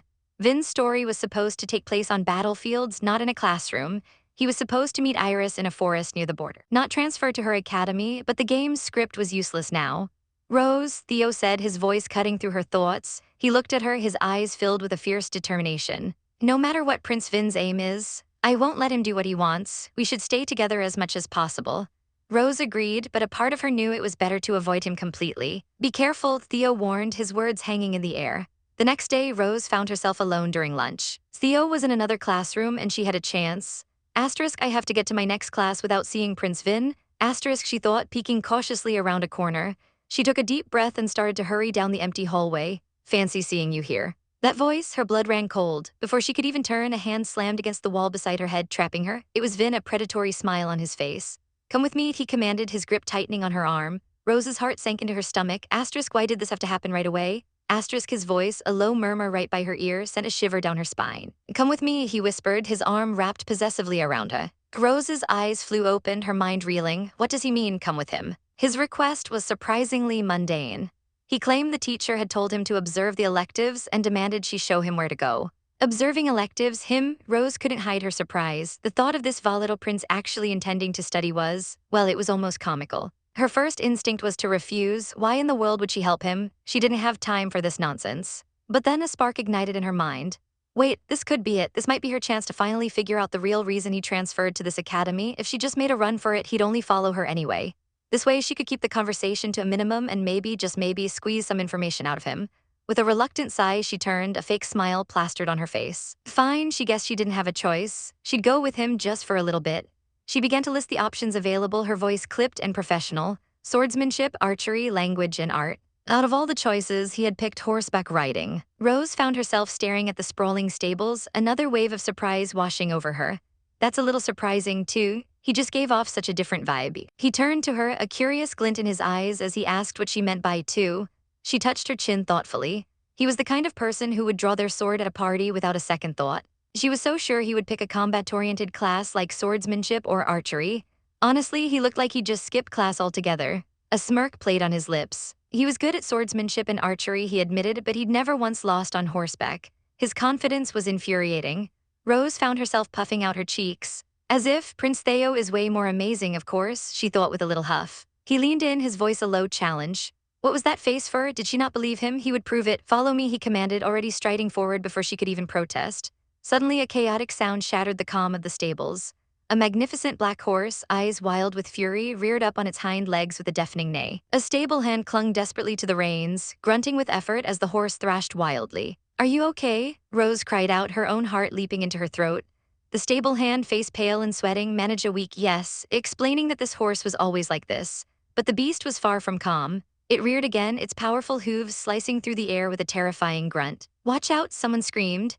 In a blur of motion, Vin was there, stepping directly in front of her, shielding her with his own body as the horse's shadow fell over them. Rose's breath caught in her throat, her hands flying to her mouth in shock. But then the chaos simply stopped. The horse, which had been a whirlwind of fury just a moment ago, gently lowered its head. Its ear twitched, and it began to softly rub its muzzle against Vin's shoulder, letting out a soft, contented grunt. Rose and the stable hand could only stare, their mouths agape. How is this possible? The stable hand stammered that no one had ever been able to ride that horse before. Without a word, Vin swung himself onto the horse's back with an effortless grace. He looked down at her, a hand outstretched, his voice a magnetic invitation. Rose, join me. Her heart skipped a beat, me. Before she could answer, he leaned down, his fingers wrapping firmly around her arm, and pulled her up onto the horse behind him with a single, fluid motion. She landed against his back with a soft thump, her hands instinctively grabbing his waist for balance. And then there was calm. The horse stood perfectly still, its powerful muscles relaxed beneath them. Rose looked around, her cheeks flushed with a mixture of fear and wonder. How could she ride it, even though it was just thrashing around like that? It's so calm now. Vin's voice was low and steady beside her ear. He explained that the horse wasn't wild, just high-minded. Horses, he said, can read people's emotions. They choose riders based on whether they are worthy of their noble selves. Rose had heard that before, that smart horses could see through a rider's hesitation. But if that was true, then that means Vin was worthy. From the edge of the training grounds, resentful whispers began to bubble up. "Oh, that's Lady Rose, isn't it?" One student sneered to his friend, his lips curling in disdain. "She's already buttering up the transfer student." The other chuckled cruelly. Having two princes tied around her finger, what a scary girl. Rose's shoulders tensed. What was up with those guys? Vin, sensing her discomfort, spoke in a low voice. "Oh, this always happens, don't worry about it." But his eyes told a different story. They were narrowed, glinting with a dangerous light. He called out, his voice sharp and cold, "Hey, commoners." With a sharp tug on the reins, the world lurched. The horse spun around, its hooves kicking up dust. With a powerful surge, they were charging directly at the two gossiping students. "Eep!" They shrieked, stumbling backwards in terror. The horse came to a sudden dramatic halt just inches from them, throwing them off balance and onto the ground. Vin glared down at them, his expression utterly contemptuous. "If you've got something to say it to our faces," he snarled. "I'll listen." The two boys scrambled away, stammering apologies, their faces pale with fright. Rose turned to Vin, her voice a sharp reprimand. "I said don't worry about it, you went too far." But as they rode away in the warm afternoon light, a strange feeling bloomed in her chest. He had warned those students who were talking badly about me, a flicker of gentleness in this chaotic prince. His words echoed in her mind. Horses really read into people's emotions. She stole a glance at his profile, a small, involuntary giggle escaping her lips. "He's too forceful about it, though." "What?" he asked, catching her small smile. "Nothing," she said quickly, composing herself. "I can see how good you are at horseback riding." His eyes met hers in a brief, intense flash. "Yeah," he said, a smirk returning to his lips. "When I was young, I even beat Theodora. I don't think I'd lose in swordsmanship or archery now either." He went up against Prince Theo. A memory surfaced, unbidden. Theo, his expression serious, telling her that he had only been introduced to Prince Vin once as a kid, that he didn't know him very well. The two stories didn't line up. A cold knot of suspicion began to form in her stomach. Am I overlooking something important? What really happened between them? The scene around her seemed to melt away, replaced by the chilling image of the two princes, their faces a mask of hidden animosity. Vin's voice, now laced with a chilling ambition, echoed in her thoughts. "In any case, I'll never lose to Theodora." His eyes were ablaze with a frightening determination. "It's only a matter of time until Siberian surrenders to Verno." He turned to her, his smile sharp and predatory. "You're smart, so you understand. Staying with me is the best plan." Rose's blood ran cold. I don't really understand you." She dismounted, putting distance between them as she asked why he was so obsessed with competing against Siberian. She knew their kingdoms were once at war, but Verno was peaceful now. What more could a prince want? His answer was a single, haunting word.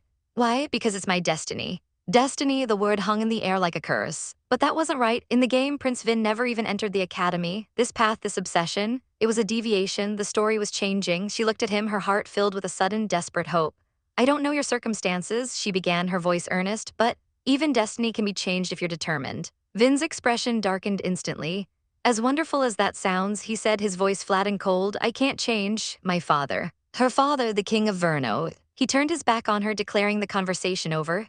A terrible realization dawned on Rose. The game never explained his obsession with fighting. But could it be, were the king's orders behind all of his actions? "Hey," she called out, her voice trembling slightly. "Did you come to this academy on your father's orders?" If that was the case, then their positions were basically the same.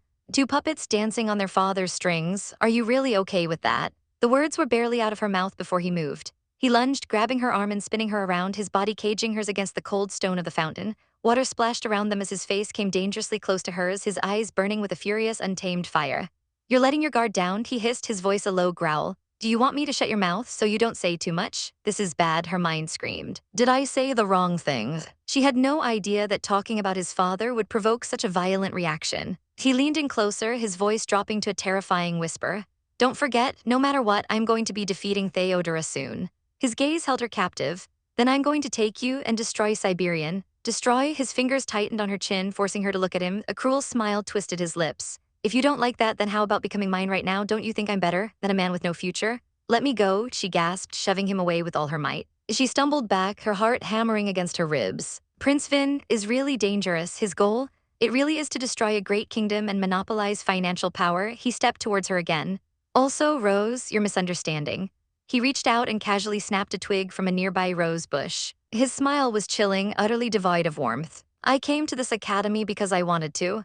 Her eyes widened in confusion. He continued, his voice dripping with venomous intent. To get you, entrap Theodora, I'm not my father's puppet. His gaze was terrifying, filled with a bottomless hatred. I'm the one who wants to destroy Siberian no matter what. He turned and walked away, leaving her frozen in place, the broken twig falling to the ground between them. Thanks for today, she whispered to his retreating back, the words feeling hollow and meaningless. All she could do was watch him go, her mind a whirlwind of fear and confusion. Later that night, she collapsed onto her bed with a heavy sigh. I'm so tired. She had completely underestimated the depth of his rivalry against Siberian. And his reason for coming here, to trap Theodora, that was a detail that was never, ever covered in the game. What could have possibly happened between them in the past? Suddenly her eyes shot open. A flash of memory, vivid and horrifying, seared itself into her brain. A dagger glinting in the dark. The bad ending, no, that's the same dagger I saw in the bad ending of Prince Theo's storyline. A cold, sickening dread washed over her. If that was the dagger, then the person who kills us is Prince Vin himself. Tears welled in her eyes as the final, horrifying piece of the puzzle clicked into place. Does that mean that Prince Vin is after our lives? The image of a cloaked figure, a cruel smile on his face, and a bloody dagger in his hand filled her vision, and she knew, with terrifying certainty, that her life in this world had just become infinitely more dangerous. Her memories were a splash of crimson against the dark. The scent of roses, thick and cloying, mixed with the metallic tang of blood. A question echoed in the terrifying silence of her mind, a whisper from a future she was desperate to avoid. Are we going to be killed by Prince Vin? The image of a hooded figure, a cruel smirk playing on his lips, a gleaming dagger in his hand was burned into her mind's eye. A pale, lifeless hand reached out from a pool of red, a silent plea lost in the carnage. Snapping back to the present, she found her voice, the words trembling as they left her lips. She looked at Prince Theo, his handsome face etched with concern, and confirmed his worst fears. The assassin from her vision, the man who would bring ruin, it was Prince Vin himself. Theo sat across from her, his posture tense. Yes, she told him Prince Vin had a dagger. It was the exact same one she saw in the horrifying bad ending of her storyline. She hadn't thought it would really be him. How could it be? The sound of the chair creaking under his weight broke the silence. Theo's eyes, a deep and worried violet, met hers. HM, he murmured, his mind racing.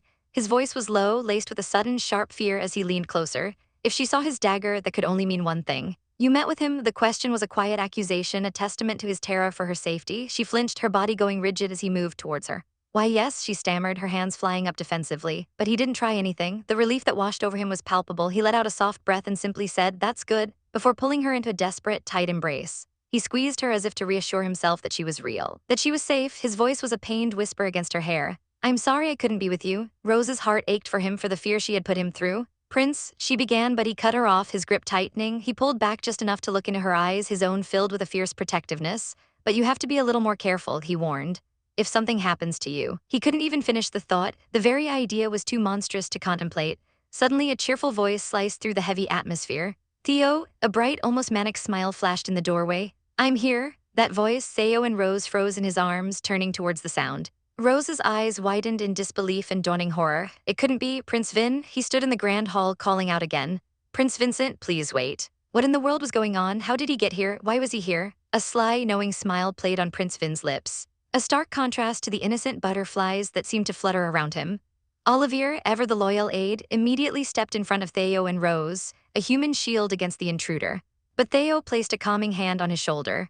Olivier, it's okay, he said, his voice steady despite the tension coiling in the air. What do you want? The unspoken question hung between the two princes. Vin's smirk widened, his eyes glinting with amusement. It seems I'm not welcome, he purred, a feathery lightness to his tone that was utterly unnerving, even though I came to talk about your offer. Theo and Olivier exchanged a wary glance. An offer, what? Vin continued, his voice dropping slightly, becoming more serious. We can't stay in this standstill forever, he said, his gaze fixed on Theo. You want peace, don't you? Peace? The word sent a jolt through Rose. Could it be possible? They moved to a sitting room, the air still thick with suspicion. Rose watched the two princes, her heart pounding a nervous rhythm. So what you want to talk about? Do you honestly want to make peace? Vin leaned back, a picture of casual confidence, and nodded. Yeah, then came the condition, the words dropping like stones into the silence. If you give me the girl. Rose and Theo stared at him, utterly stunned. Theo's shock quickly morphed into cold fury. I already told you, he bit out, his voice dangerously low. I don't plan on giving her to you. Vin just scoffed, a dismissive HMPH as he rose from his seat. But we're not reaching an agreement, so, he gestured to the chessboard sitting on the table between them. Let's decide with that chess. His eyes gleamed with a predatory light. If you win, I'll propose peace to the king. Theo's breath caught in his throat. Peace, was it truly on the table? But Vin wasn't finished. A wicked smile spread across his face. But if I win, he declared, his voice a silken threat, that girl is mine. There's no way I'd accept that bet. Theo exploded, his control finally snapping. She isn't a political tool. Rose looked at him, her heart swelling with gratitude. Prince Theo, but then her mind began to race. If Theo wins, we could be one step closer to peace, and I believe in Prince Theo. She squeezed her hand over her heart, her resolve hardening. She stepped forward, her voice clear and strong. It's fine with me. Theo whipped around to face her, his eyes wide with disbelief. But she met his gaze with a radiant, unwavering smile. You'll never lose a contest if I'm on the line, she said, her faith in him absolute. A single tear traced a path down Theo's cheek, moved by her trust. His voice was thick with emotion as he turned back to Vin. If you say that, I have no choice but to consent. A triumphant, almost feral grin lit up Vin's face. That's more like it.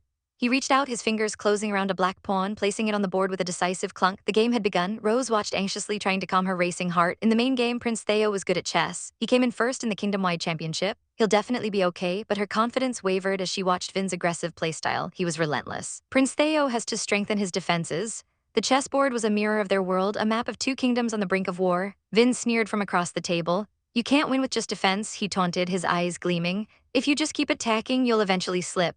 With a sharp thunk, he captured another of Theo's pieces. Chemph, this is how I got my kingdom this far, he boasted. It's completely different than your weekend. Rose's anxiety grew. Prince Vin's attacks are too severe. It doesn't look like there's room for a counterattack. Vin leaned forward, his voice a low growl. Hey, I'm about to capture your queen, your strongest piece. The double meaning was unmistakable. He wasn't just talking about the game, he was talking about her asterisk. Theo's eyes widened. A flicker of panic crossing his face. Rose watched Vin, a cold realization dawning on her. He challenged him because he was confident. More than anything, I feel an intense persistence from him. Vin's smile was pure venom. You're in quite a predicament, Theodora, he cooed. Have you stopped trying because I've beaten you before? Before. The word triggered a memory in Theo, a flash of a much younger Vin standing over him, victorious.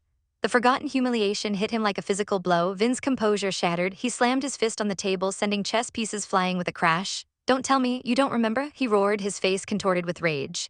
You're underestimating me, Rose flinched, Prince Vin's acting differently. But the outburst seemed to have the opposite effect on Theo. A calm resolve settled over him. With a steady hand, he moved his piece across the board. And now that's a check with my queen, he announced, his voice cool and clear. He met Vin's furious gaze, a confident smirk playing on his lips. What happened? Do you not want to capture my queen? Shut up, Vin screamed, kicking the leg of the table with a violent whack. The table wobbled precariously, and something metallic slipped from his belt, falling to the floor with a loud clang. Rose gasped, her blood ran cold. That dagger? It was the one from her nightmare. She lunged for it, desperate to confirm her fears. But as her fingers brushed against the cool metal, another hand covered hers. Vin's hand, a jolt like lightning, shot up her arm. Her breath hitched, her eyes widening in shock. A strange, searing sensation bloomed deep within her body. A burning, is this? Heat? But how? Even though I didn't touch the prince. She staggered back as if struck. Stumbling into the game table, it crashed to the floor, the chess pieces scattering like fallen soldiers. Rose, Theo cried, rushing to her side and catching her before she fell. What's wrong? Are you okay? She could only stammer, her cheeks flushed a deep crimson. I'm fine, but I'm sorry because of me, the boards. Her apology only seemed to enrage Vin further. He glared at her, his expression thunderous. Did I make him even madder? Vin turned on his heel. The heavens are on your side, he spat at Theo, but this won't happen again. With that, he was gone, the slam of the door echoing in the tense silence. Theo watched him go, letting out a weary sigh. That man's like a storm. He turned back to Rose, his brow furrowed with concern as he took in her feverish appearance. By the way, Rose, why's your face so red? She touched her burning cheek. For some reason it feels like I went through heat. Theo gently placed a hand on her forehead, his expression puzzled. But I don't feel anything. Rose stared at him bewildered. Then is this not heat? Later, her mind was a whirlwind of confusion. More importantly, Prince Vin's reaction. The memory of his face, twisted in rage, was jarring. You're underestimating me, he'd screamed. It looked like he really had some strong feelings about Prince Theo, and that dagger, the key to her vision, to also find the first step in changing our destiny. I need to get to know Prince Vin better. She knew it would mean going against Theo and Olivier, but she had to try. I want a chance to talk to Prince Vin for a little, as she walked through the halls. A faint sound drifted towards her. Is that the sound of a piano? It's pretty, but it sounds a little sad. Curiosity piqued, she followed the melancholy tune, the door to the music hall creaking open before her. I wonder who's playing. She peered inside and her breath caught in her throat. Sitting at the grand piano, his back to her, was a familiar figure. Isn't that Prince Vin? The notes flowed from his fingertips, filled with a sorrow she never would have associated with the aggressive prince. I didn't imagine he could perform with such a beautiful sound. She stood mesmerized, listening until the final note faded into silence. Without thinking, she began to clap. Vin startled, turning to see her standing in the doorway. That was a wonderful performance, she said with a genuine smile. Oh, it's you? He seemed surprised to see her. She couldn't resist a little teasing. You seem to be evenly matched with Prince Theo in the chess game earlier. Don't tell me you put in a lot of effort preparing for this. A muscle in his jaw twitched. HMPH, in order to beat Prince Theo, he began, then his voice trailed off. He let out a frustrated sigh, his fingers slipping on the keys. Even if I beat Theodora, he didn't finish, he didn't respond to me provoking him, that's really unexpected. She continued, you're always so rowdy, I never imagined you to be the type to play piano by yourself like this. He shot up from the bench, looking flustered. No, don't misunderstand, he insisted. I heard there was supposed to be a student meetup here, so I came, but… He gestured vaguely at the empty room, clattering the piano lid shut. It looks like the meetup wasn't today, looks like I came here for no reason. Rose raised an eyebrow. Are you interested in student meetups? That's exactly the reason I came to this academy, he said, a hint of his usual arrogance returning. I'm someone who's going to rule a kingdom in the future. There are a lot of nobles among the students. There are advantages to getting to know them, don't you think? He smirked.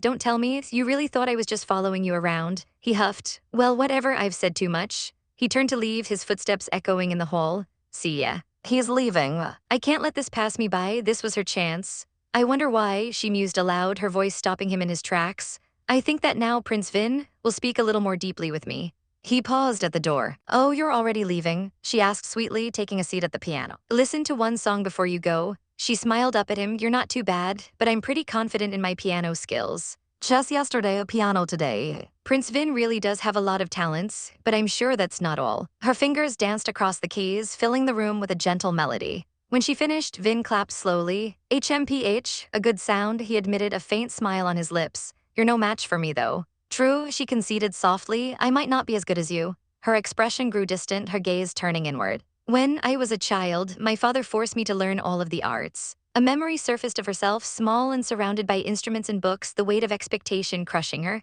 He was going to raise my worth, to use me as a tool in a political marriage. Vin's smirk vanished, replaced by a thoughtful frown. I thought you were happy to marry Prince Theodora, he murmured. Now, yes, she replied, her voice barely a whisper. He looked at her, truly looked at her, and a flicker of empathy crossed his face. That must have been difficult, he said quietly. I knew it. A wave of understanding washed over her. He and Rose are in similar situations. I thought he was a belligerent person at first, but I'm sure that's because of his situation. To her surprise, he sat down on the bench beside her. Play along with me, he offered. Her eyes widened, then a brilliant smile lit up her face. Sure. They played together, a beautiful, improvised duet filling the empty hall. Their hands moved in sync, brushing against each other over the keys. As they played, Rose felt a connection forming between them. I can really tell when we play together like this. Prince Vin looks vulgar and pushy, but in reality, he was gentle with the animals he cared for. A soft giggle escaped her lips. I feel like I understand you a little more, she said, her voice warm. You're surprisingly sensitive and earnest. You're actually pretty kind, aren't you? Vin froze mid-note, his entire body going rigid. What? He choked out, his face flushing a brilliant shade of red. The wrong note sounded with a discordant plonk. He snatched his hand back. That's not. Rose just smiled, tapping a key lightly. Simple key change like that, I'm so glad you played along. But as her finger pressed the ivory, a strange, crackling purple energy erupted between them, making their hands tremble violently. What is this? Vin gasped, his body shaking. Rose's heart hammered against her ribs. Bottom, she panted, a wave of dizzying heat washing over her. Is this, really? No way, His heart was pounding just as hard, his eyes wide with shock and confusion. The realization hit them both at the same time, a horrifying, impossible truth. Went into heat, with Prince Vin? The memory of her own voice echoed in her mind, a sharp, taunting sound. If you're here to kill me, I accept the challenge. The doors slammed shut with a heavy thud, sealing her fate. Prince Vin just slumped against the window, a hand running through his hair in utter exhaustion. Oh, what had she just done? The next morning, Rose paced the sunlit hallway, her mind a whirlwind of regret. Why did I go into heat with Prince Vin yesterday? She agonized, her fingers twisting together. Prince Theo is supposed to be my one, and what in the world did I say that for? The memory of her own smug face flashed before her eyes, her challenge hanging in the air. Her eyes widened in horror. It's like I was spoiling the assassination story. What was I thinking? A gentle tap on her shoulder startled her from her spiraling thoughts. It was Theo, his dark eyes filled with concern as he asked what was wrong. She froze. Oh no, I probably shouldn't say anything. Not until I know exactly what's going on. Forcing a bright smile, she waved a dismissive hand, telling him it was nothing. But her heart gave a nervous little BA dump.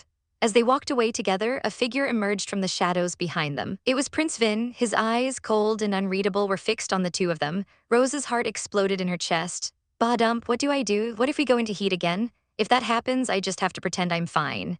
Steeling herself, she turned, offering a polite greeting, asking how he was. The air grew thick with tension. Theo stood beside her, his presence a silent shield. Prince Vin's gaze was sharp, his voice flat as he replied that he was fine. Theo, ever perceptive, could feel the animosity radiating from him. His eyes narrowed, a question burning in them. Did something happen? Did he do something again? Rose quickly shook her head, insisting that nothing happened at all. Vin let out a quiet huff, turning his back on them. I can't put up with this anymore, he muttered, his voice low and strained before he walked away without another word. Rose and Theo watched him go, a strange mix of confusion and relief washing over them. Theo noted how strangely calm he was. Rose let out a shaky sigh. I'm glad we didn't go into heat. But with things like this, just seeing Prince Vin will be bad for my heart. I have to find out why we went into heat. And then a memory sparked in her mind, a scene from the game she had long forgotten. That reminds me. Her eyes shot open, that's right, the scene where Prince Vin goes into heat. It all came flooding back, the location, the border between Siberian and Verno. She was sure of it, that was where it happened. In the original game, this was a pivotal moment. The heroine Iris almost gets kidnapped by a group of hoodlums near the border. But just in the nick of time, Prince Vin, who just happened to be passing by, swoops in to save her. He gets slightly injured in the fight, and as Iris nurses him back to health, the two of them go into heat. Rose stood amidst the lush greenery of the borderlands, the very spot from the game. I was hoping to find a hint here, but there's only a bunch of nature. A thought occurred to her, heat is something that happens between two people, so maybe the place isn't that significant. Let's put everything in order. After going through heat, they go to Prince Vin's castle, and through Iris's nursing, they slowly get closer. But was there another catalyst? Her mind raced, sifting through the game's lore. The biggest difference from Prince Theo's storyline. In Prince Vin's storyline, there was a war between the two kingdoms. A war between Siberian and Verno. Things are a lot different now from the game, but the fact that Prince Vin is trying to start a war with Theo is the same. A chilling realization washed over her. Does that mean that the war happening will be the same as in Prince Vin's storyline? A gust of wind rustled the leaves around her, and she shook her head, steeling her resolve. What am I being so faint-hearted for? In order to get my happy future with Prince Theo, I'm going to fight this with all my might. A sudden twig snap broke the silence. Not many people come through here. Is someone there? She peered through the foliage, her blood running cold at the sight of several burly men walking along a bridge. A low, cruel chuckle echoed through the trees. Are they the hoodlums that tried to kidnap Iris in the game? This is such awful timing. I have to go home quietly before they notice me. She tried to back away slowly, carefully, but her heel caught on a loose rock. A sickening slip, a gasp of air, and then she was falling. Back at the mansion, Prince Vincent stood before Prince Theo, his expression unreadable. Theo's voice was sharp with suspicion, demanding to know why Vin had come to his mansion. Was he here to settle things from the other night? Vin's answer was a simple, cold no. He looked past Theo, his eyes scanning the area. Is that girl not with you? He asked, his voice devoid of emotion. Theo's heart skipped a beat. A sudden, terrible premonition gripped him. He turned, a frantic energy seizing him. Prince Vincent, do you? Before he could finish, a panicked servant came dashing towards them. Prince Theodora, do you know where Lady Rose is? I can't find her anywhere. Theo's face paled. What? A gardener peeked out from behind a bush, his voice trembling as he spoke to the princes. He explained that he was tending to the garden when he saw Miss Rose heading in the direction of the border. The border, both princes' eyes widened in shock. Why would she go somewhere so dangerous? Theo cried out in disbelief. Meanwhile, Rose landed hard at the bottom of a ravine with a pained groan. Ugh, my entire body hurts, but I don't think I'm seriously injured. She gritted her teeth, glaring at her footwear. I'm an idiot for coming here in heels. But the bigger problem loomed over her, literally. How do I get back up this cliff? A shadow fell over her, and a gruff voice called down from above. Hey, look where I found a nice sitting duck. A man landed in front of her with a whoosh, followed by his two cronies, their faces twisted into predatory grins. They were the hoodlums. The leader's eyes raked over her, a sickening smirk spreading across his face as he noticed her disheveled state. Oh, you're hurt, miss. He leaned in closer, his voice a low, suggestive drawl. Want me to take good care of you? Her heart hammered against her ribs, a frantic BA dump of pure terror. She had walked right into the game's event, and this time there was no Prince Vin to save her. I messed up. I really messed up. A shadow fell over her, and a gruff voice called down from above. Hey, look where I found a nice sitting duck. A man landed in front of her with a whoosh, followed by his two cronies, their faces twisted into predatory grins. They were the hoodlums. The leader's eyes raked over her, a sickening smirk spreading across his face as he noticed her disheveled state. Oh, you're hurt, miss. He leaned in closer, his voice a low, suggestive drawl. Want me to take good care of you? Her heart hammered against her ribs, a frantic BA dump of pure terror. She had walked right into the game's event, and this time there was no Prince Vin to save her. I messed up. I really messed up. The rustle of leaves was the only warning she got. Before the shadows detached themselves from the trees, a voice slick with malice slithered through the air. "Look where I found a nice sitting duck." Three men emerged, their faces twisted into predatory grins. One of them, the clear leader, smirked, his eyes raking over her form with a disgusting hunger. He chuckled, a low, rumbling sound that made her skin crawl as he noted that she looked hurt. He spread his arms wide, a grotesque invitation, and asked if she wanted him to take care of her. Her heart slammed against her ribs. Ba-dump. A single panicked thought screamed through her mind. "I messed up, this was bad, this was so bad." Meanwhile, back at the academy, worried voices filled the air. Theodore's aide was explaining that the forest at the border was a dangerous, uncontrolled area, a place where hoodlums and criminals gathered like flies. The aide adjusted his glasses, his face pale with concern, fretting that if his lady went somewhere like that, she would be in grave danger. The words hit Prince Vincent like a physical blow. A scowl twisted his handsome features as he muttered how troublesome she was, and then without another word he was gone, a blur of purple dashing away. Theodore's subordinate could only stare after him in shock. "Wah, Prince Vincent?" Vincent didn't hesitate. He vaulted onto a powerful black steed, the horse grunting under his sudden weight, and spurted into a full gallop. "Wait," Theodore called out, mounting his own horse to give chase, but Vincent was already pulling ahead, his voice ringing with a fierce determination as he declared that he was going to be the one to search for her. Theodore watched, stunned. What was he trying to do? Was he trying to steal the role of the hero? His eyes widened in disbelief. Wasn't that the Academy's wildest, most untamable horse? And he was riding it with such ease. How could he possibly keep up with him, Prince Vincent? He was so talented. Rose's lungs burned as she ran, the sound of her own ragged breaths loud in her ears. She stumbled to a halt, leaning against a tree to catch her breath. Branches and thorns rustled around her, catching at her dress. This was a mistake. Why did she think this was a good idea? I shouldn't have come here alone, she thought, her heart thumping with a mix of exhaustion and fear. The only choice I have is to lose them. But as she pushed herself forward, a large figure blocked her path. It was too late. "Miss," the portly man sneered, his mustache twitching. Her heart seized in her chest. "Bottom, how did they get ahead of me?" The leader appeared beside her, his voice oozing with false confidence. He told her this forest was like their backyard. Her eyes darted around. They were everywhere. "This is bad. I'm surrounded." They closed in on her, their leering eyes making her feel like prey. One of them noted her expensive clothes, his tongue darting out to lick his lips as saliva dripped from his chin. But first he growled, his voice dropping to a terrifying whisper. They would taste that body of hers. A hand grabbed her shoulder, spinning her around. The sound of tearing fabric split the air, sharp and violent. He ripped the front of her dress, exposing the delicate lace of her undergarments. He sneered, his breath hot and foul against her skin, saying what nice underwear she had, how it turned him on. His filthy hand clamped down on her wrist, squeezing tight. He asked how they should touch her to make her scream. Hands were everywhere, pulling at her dress. She trembled, a strangled cry escaping her lips. "This is disgusting." A silent scream for help echoed in her soul. "I hate this." Prince Theo, whack, a sickening crunch. And the man holding her went limp. Rose staggered back as he collapsed, staring at the fallen thug in shock. And then she saw him. Prince Vincent stood there, his sword resting on his shoulder, his expression a mask of cold fury. His voice was laced with ice as he spoke, his words a strange mix of accusation and relief. He sneered, asking if she really thought messing around with men like this was a good idea, calling her a violent girl who always needed to be looked after. Her mind went blank. Prince Vin, his golden eyes, sharp and blazing with anger, met hers.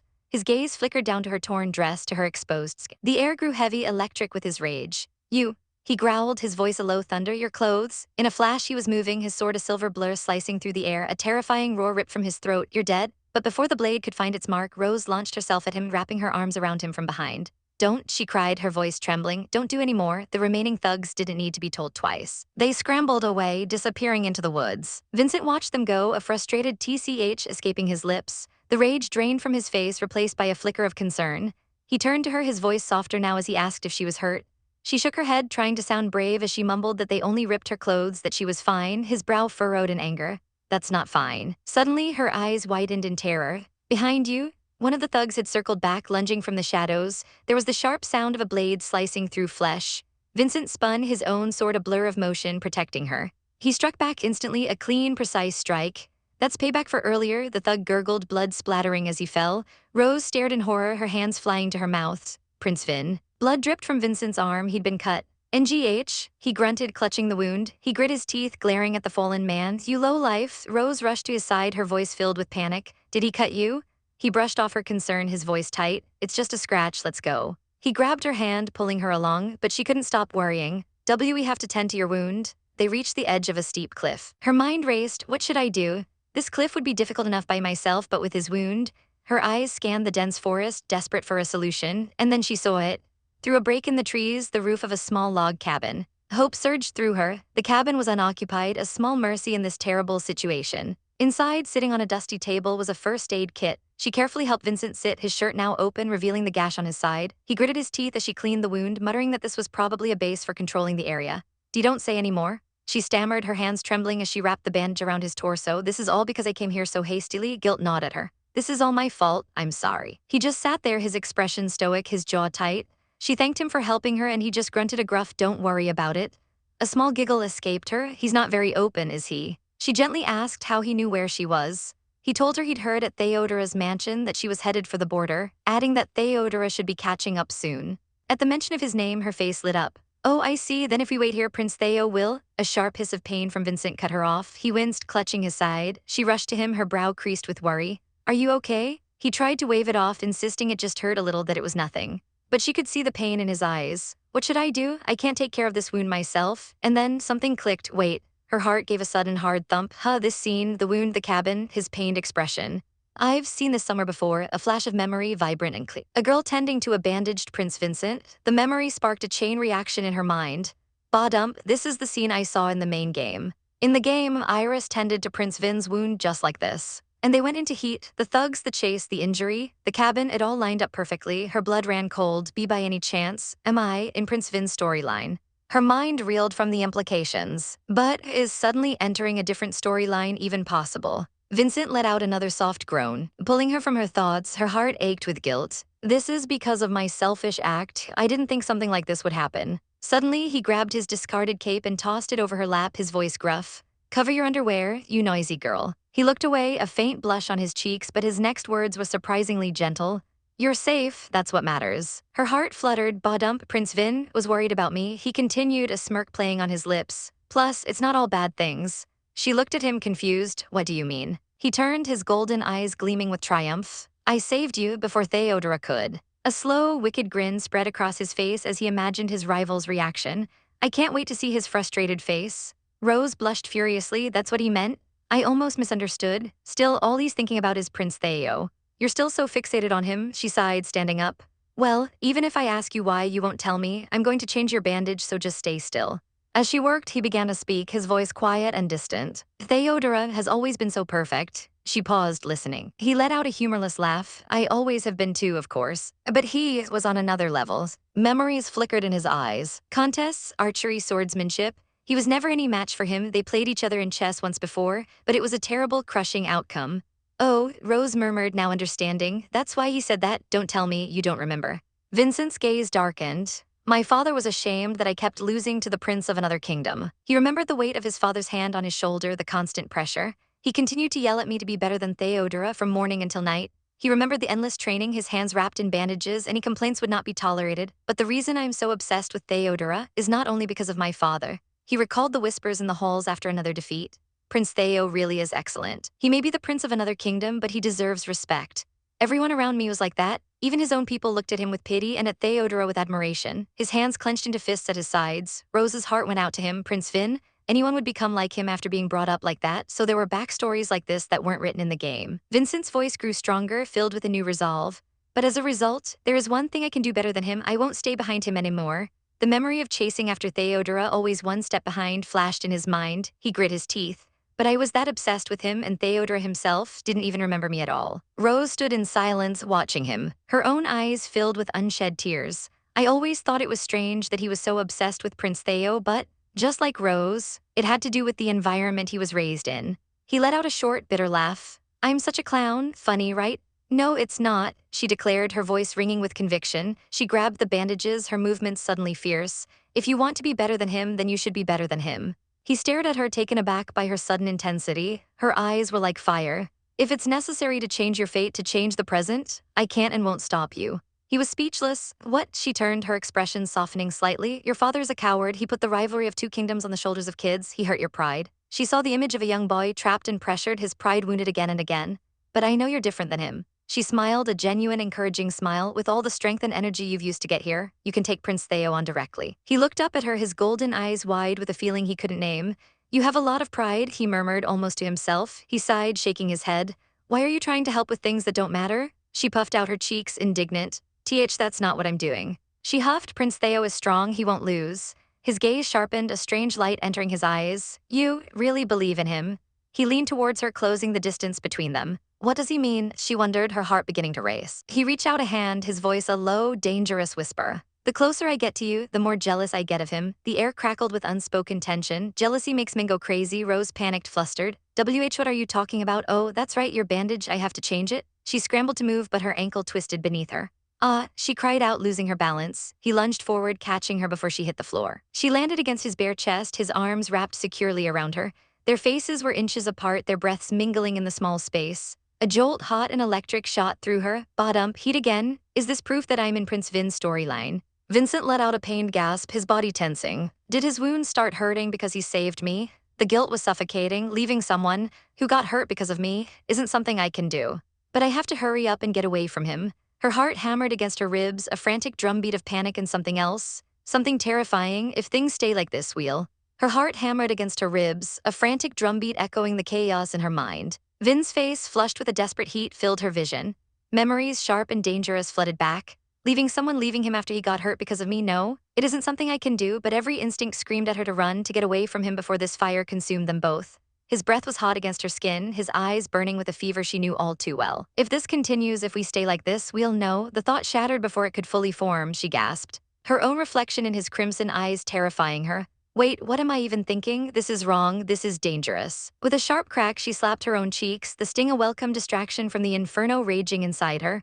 I won't lose to this heat, I won't. Vin flinched back, his voice rough with confusion as he asked what she was doing. She spun away, her back rigid, her voice a defiant squeak. HMPH, this is nothing to me, I can control my own lust, thank you very much. She was trying so hard to sound strong, to believe her own words, but Vin's gaze was filled with a soul-deep doubt that mirrored her own fears. Her hands fumbled in her bag, searching, rummaging for her salvation. And then she found it. She whipped around, holding up a small bottle like a holy relic. Plus I have this, her voice rang with triumph as she shoved the bottle towards him. Take this right now. Vin's brow furrowed. What is that? He asked, his gaze fixed on the small vial. Suppressants, she declared. A special kind. The label showed the silhouette of a man and a woman, their hands entwined. If both of the ones take it, it can suppress the heat completely. He just stared, his expression unreadable.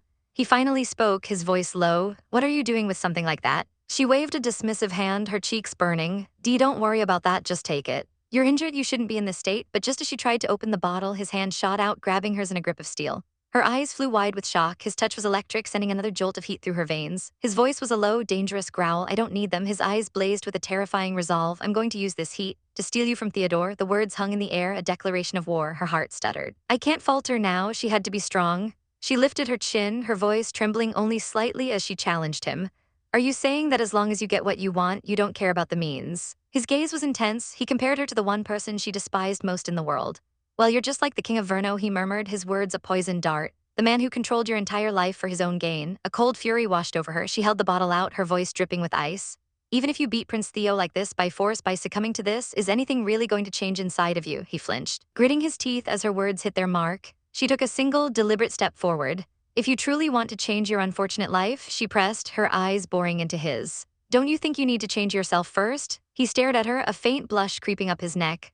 A ghost of a smirk played on his lips. If you say that with a bright red face, it's not very convincing, you cheeky girl. And with a sudden movement, he snatched the pills from her hand. Give me those, he tossed one back without hesitation, swallowing it dry. HMPH, you're good at making me do what you want, he grumbled. You're like a witch selling apples. A wave of relief washed over her so potent it almost made her knees buckle. A small, genuine smile touched her lips as she watched him. He never shows his true feelings, does he? The effect was almost immediate. Vin let out a soft gasp, his body shuddering as the heat began to recede. That's amazing, he breathed, looking down at his own hands as if they belonged to a stranger. I didn't think it'd go away so quickly, I don't feel anything. Then his eyes narrowed, suspicion creeping into his gaze. We only found out we were each other's one a few days ago, he said slowly. But you already have these suppressants, don't you know a little too much about heat? Rose froze, her mind racing. What do I say? How do I explain this? Before she could answer, the door to the cabin burst open with a deafening BAM. A figure stood silhouetted against the light, his chest heaving. Rose, Theodore's voice raw with panic, ripped through the silence. He looked frantic, his eyes wide with terror as they landed on her. He didn't even seem to register the half-dressed Vin on the bed. Prince Theo, a brilliant smile broke across her face. She took a step towards him, and in a heartbeat, he closed the distance, his arms wrapping around her in a crushing embrace. Are you okay? You're not hurt, are you? He asked, his voice muffled in her hair. She winced slightly. I only twisted my ankle a little. His panic intensified. Your ankle? That must hurt. We have to tend to it at once. She tried to calm him, pushing gently against his chest. I'm fine. More importantly, Prince Vin has a much larger injury. Theodore finally looked over her shoulder, his eyes landing on Vin for the first time. What? From the bed, Vin offered a weak, mocking smirk, panting for breath. You sure like to show off, he rasped. But the bravado was short-lived. His body swayed and he collapsed backward onto the mattress with a heavy thud, unconscious. Prince Vin, Rose cried out, her heart leaping into her throat.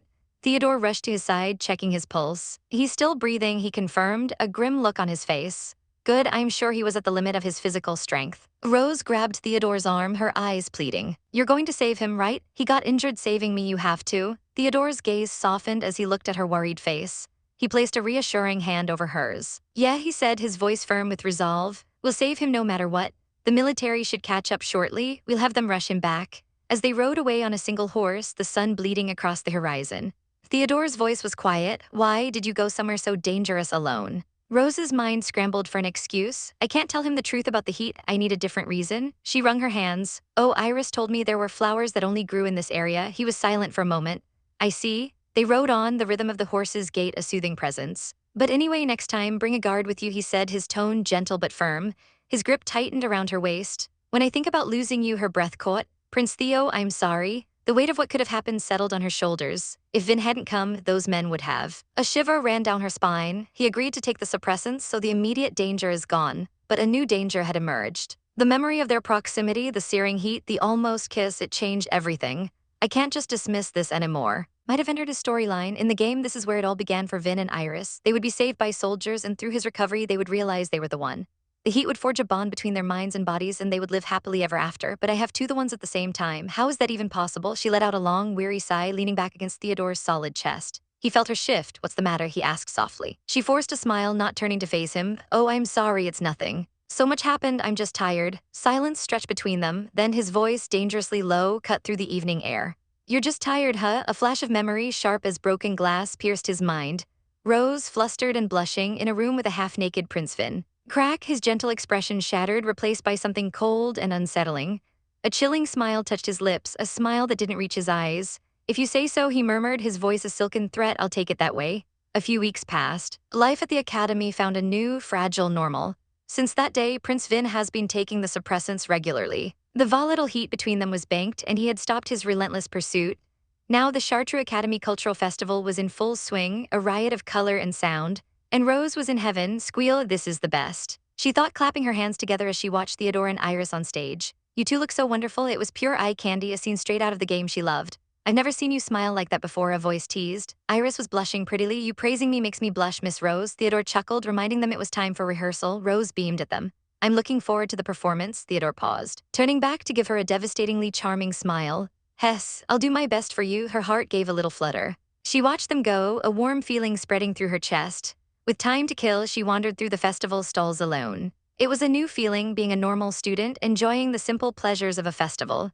She found herself at target practice booths, an archery bow in her hands. This is fun and all, she thought, loosing in. But it's a bit lonely without Prince Theo or Iris. She ended up back at the theater far too early, deciding to play one more round. Hiya, the arrow hit its mark with a satisfying thunk. Way to go, me, she cheered silently. Stepping back proudly, she bumped right into someone with a soft thud. Oh, sorry for bumping, she began, turning around. Her words died in her throat. Standing there looking infuriatingly handsome was Prince Vin. It's been a while, he said, his lips curling into a lazy smirk. Prince Vin, she gasped. An image of him bleeding and broken flashed through her mind.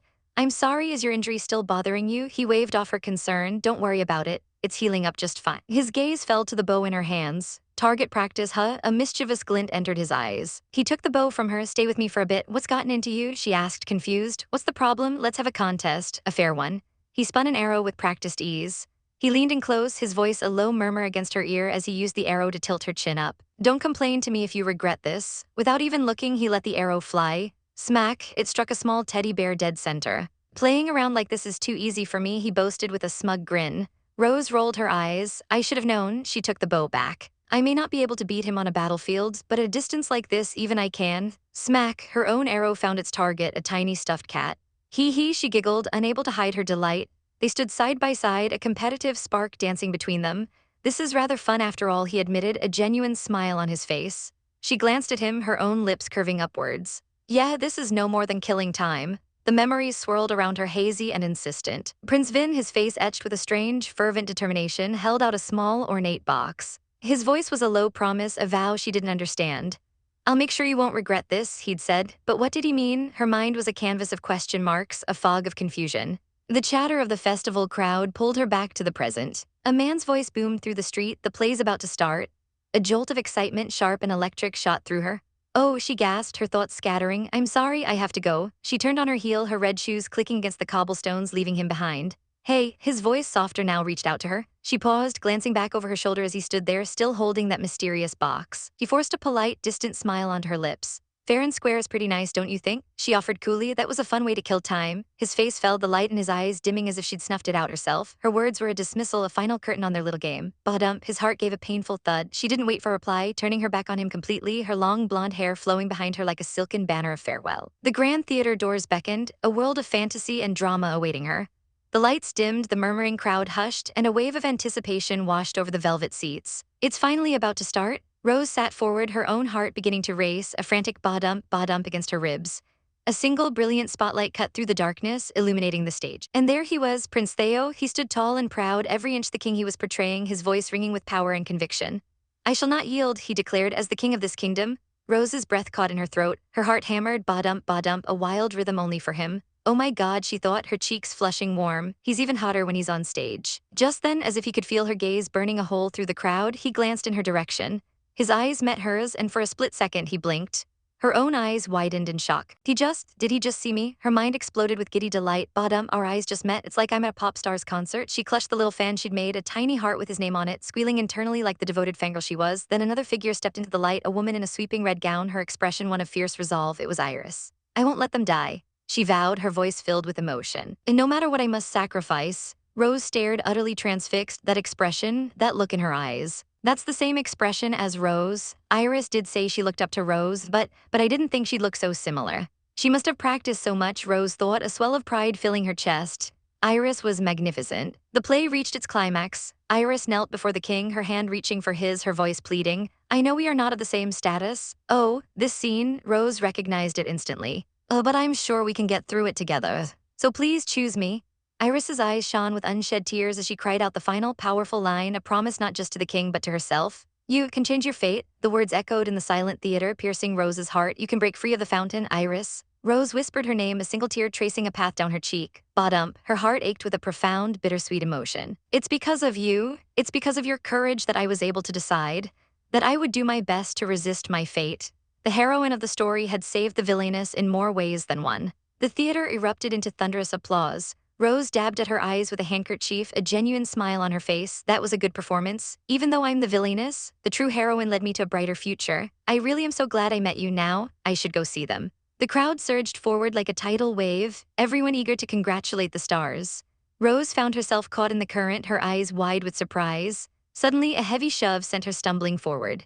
Oh, she cried out as her balance gave way. Her handkerchief fluttered from her grasp, landing forgotten on the checkered floor. Ouch, she winced, bracing for a fall, but a strong hand suddenly grabbed her arm, pulling her back from the brink. She looked up into the warm, concerned eyes of Prince Theo. Are you okay? He asked, his voice a low murmur amidst the chaos. Prince Theo, thank you, she breathed, her heart skipping a beat. Miss Rose. Iris appeared at her other side, her face bright with excitement. They both took her hands, squeezing them tightly. That was such an amazing performance. Rose beamed at them, her happiness genuine and overwhelming. Iris, you were great, she exclaimed. Iris's face turned beet red, and with a happy cry of Miss Rose, she threw her arms around her in a massive hug. Fans were beginning to gather around the prince and the new star actress. They have so many fans, I can't keep them to myself, Rose thought with a smile. Well, I'm going to go. She started to slip away, but Theo's voice stopped her. Rose, he leaned in, his breath warm against her ear, sending shivers down her spine. Do you have time after this? After I change, I want to enjoy the cultural festival with you. His voice dropped to an intimate whisper. Our first date in a long time. Her heart did a little flip. A date, a real date. She beamed up at him, her eyes sparkling. Okay. In the background, Iris watched them with a knowing, happy little smile. I'll be waiting at the back exit, Theo promised, his eyes crinkling at the corners. Rose waited patiently outside, the evening air warm against her skin. It's a little hot out here. I'm sweating. She fanned her face with her hand, a slight flush on her cheeks. She reached into her pocket to find her handkerchief. She rummaged around, her brow furrowing in confusion. My handkerchiefs, wait, what, where did I put my? And then a bolt of pure ice-cold horror shot through her. The handkerchief, I kept the suppressants inside it so the glass wouldn't break. The memory of being shoved, of stumbling, of dropping something white on the floor flashed in her mind. Did I drop it then? Her heart began to pound, a frantic drum of panic. Bottom, what should I do if the effects of the suppressants wear off? Prince Theo should be here soon. I'll just have to talk to him and we'll look for it together. Rose, a voice cut through her spiraling thoughts. She turned, expecting Theo, but her heart sank. Prince Vin, she asked, her voice barely a whisper, what is he doing here? Before she could ask, he closed the distance between them, his hand shooting out to grab hers in a vice-like grip. Her eyes widened in shock as he gave a sharp yank, pulling her along with him. Huh, wait a second, he cried, stumbling to keep up as he dragged her away from the theater. Hey, she protested, but he didn't stop. Her feet scrambled against the cobblestones as he pulled her further into the shadows. What's going on? She demanded, her voice rising with panic and frustration. He didn't answer, simply pulling her through a heavy wooden door and into the solemn silence of an empty chapel. Prince Vin, this is so sudden, you didn't even tell me what you want, she exclaimed, trying to wrench her hand from his grasp. I'm sorry, but I have plans with Prince Theo after this. His grip tightened and his eyes, when he finally looked at her, were dark and unreadable. What plans? He asked, his voice dangerously low. That has nothing to do with you. Rose's temper flared. This is shortening the time for my date with Prince Theo. It has everything to do with me, he said, stepping closer. We're in that kind of relationship now, right? He reached for her again. I want to properly welcome you to Verno. Her mind went blank. Hi, go-tos, Vernos, why is he talking about this? I'm sorry, I don't know what you're talking about, she said, shaking her head in disbelief. And I'm pretty sure I turned you down before. It's not sudden, he insisted, his gaze intense, almost predatory. By all your actions so far, your words, and your honest will to deny your fate. I was captivated, bottom, her heart gave a nervous flutter at his strange confession. Prince Vin's eyes, they're so intense. Wait, no, what am I thinking? I still don't know what he's talking about, she said, holding her hands up defensively. Let's calm down a little bit. Why are you talking about bringing me to the kingdom of Verno? Hey, he said, his voice laced with a mocking disbelief. Did you lose your memory or something? He reached into his coat and pulled out the small box from earlier. You gave this to me so I... He let the sentence hang, a slow, unnerving smirk spreading across his face. Oh, don't tell me you're scared now, you're more delicate than I thought. He took another step, closing the space between them. But it's too late, I've already prepared myself. He lifted the box, pressing the cool surface against her chin, forcing her to look at him. To welcome you to Verno, that was it, she'd had enough. Wham, she slapped his hand away with all her might. Did you not hear me? I said I'm not going. The box flew from his hand, clattering onto the floor. I don't know what you're trying here, but I'll never go with you, she yelled, her voice shaking with rage. His expression hardened as he grabbed her wrist. It can't be, are you just trying to deceive me? She choked out. Suddenly, a wave of dizzying heat washed over her, starting from her toes and rushing to the tips of her ears. Bottom, her heart hammered against her ribs, womb, her eyes flew open in sheer terror. Heat, at time like this. Urgh, she groaned, staggering backward, a fire spreading through her veins. The effect of the suppressants has already worn off. I just took some. She fumbled frantically in her pockets, knowing they were empty. Damn it, I left them in my locker. Desperation clawed at her throat. She looked at Vin, her vision blurring. Hey, she pleaded, her voice raspy, give me some of your suppressants. He flinched, his own face pale and beaded with sweat. It's my suppressants that have worn off. I lost them, she confessed, her body trembling. What? He gasped. It's not my fault, she cried, stumbling again, the heat making her delirious. I was trying to look for them and then you forced me to come here with you. Guess I don't have a choice, he muttered, turning to leave. I'll go get mine. But as he took a step, a soft clatter echoed in the chapel. He whirled around to see Rose collapsed on the floor, her breathing ragged. He was at her side in an instant. Rose, the suppressants, she gasped, trying to push herself up. I have to go search for them. He gripped her shoulder, forcing her to stay put. You wait here, I'll go get them. He leaned down, his face inches from hers, his own scent thick in the air. And I don't want any other guy to see your face when you're in heat.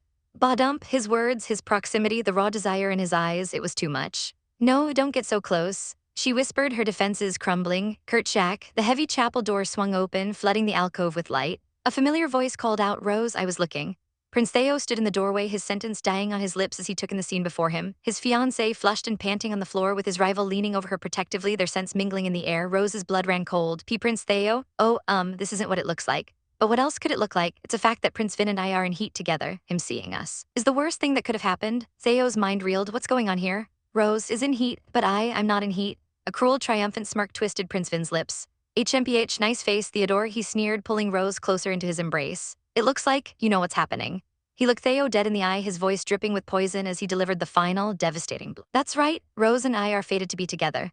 Fated, the word was a key unlocking a Pandora's box of Theo's deepest insecurities. The world around him shattered into a million pieces, each shard reflecting a memory of his failure, of her distance, of his loneliness. The image of a wilting blue rose, a symbol of their broken promise, filled his mind. The warmth in his eyes vanished, replaced by an arctic chill. His expression hardened into a mask of cold. Unforgiving fury, the sound of determined footsteps echoes on the polished floor. The doors burst open to a scene of chaos. Rose, dazed and flushed, is cradled against Prince Theo's chest, while Prince Vin stumbles back, his face a mask of disbelief. With a swift, possessive motion, Theo lifts her completely off the ground. Hey, hold on. Vin's voice is thick with desperation, his hand reaching out as if to pull them back from a precipice. Theo doesn't even turn his head fully, just a sidelong glance, an icy glare that could freeze hell over. A warning, a dismissal.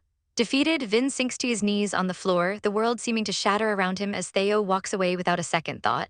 He holds Rose tightly, his voice low and firm.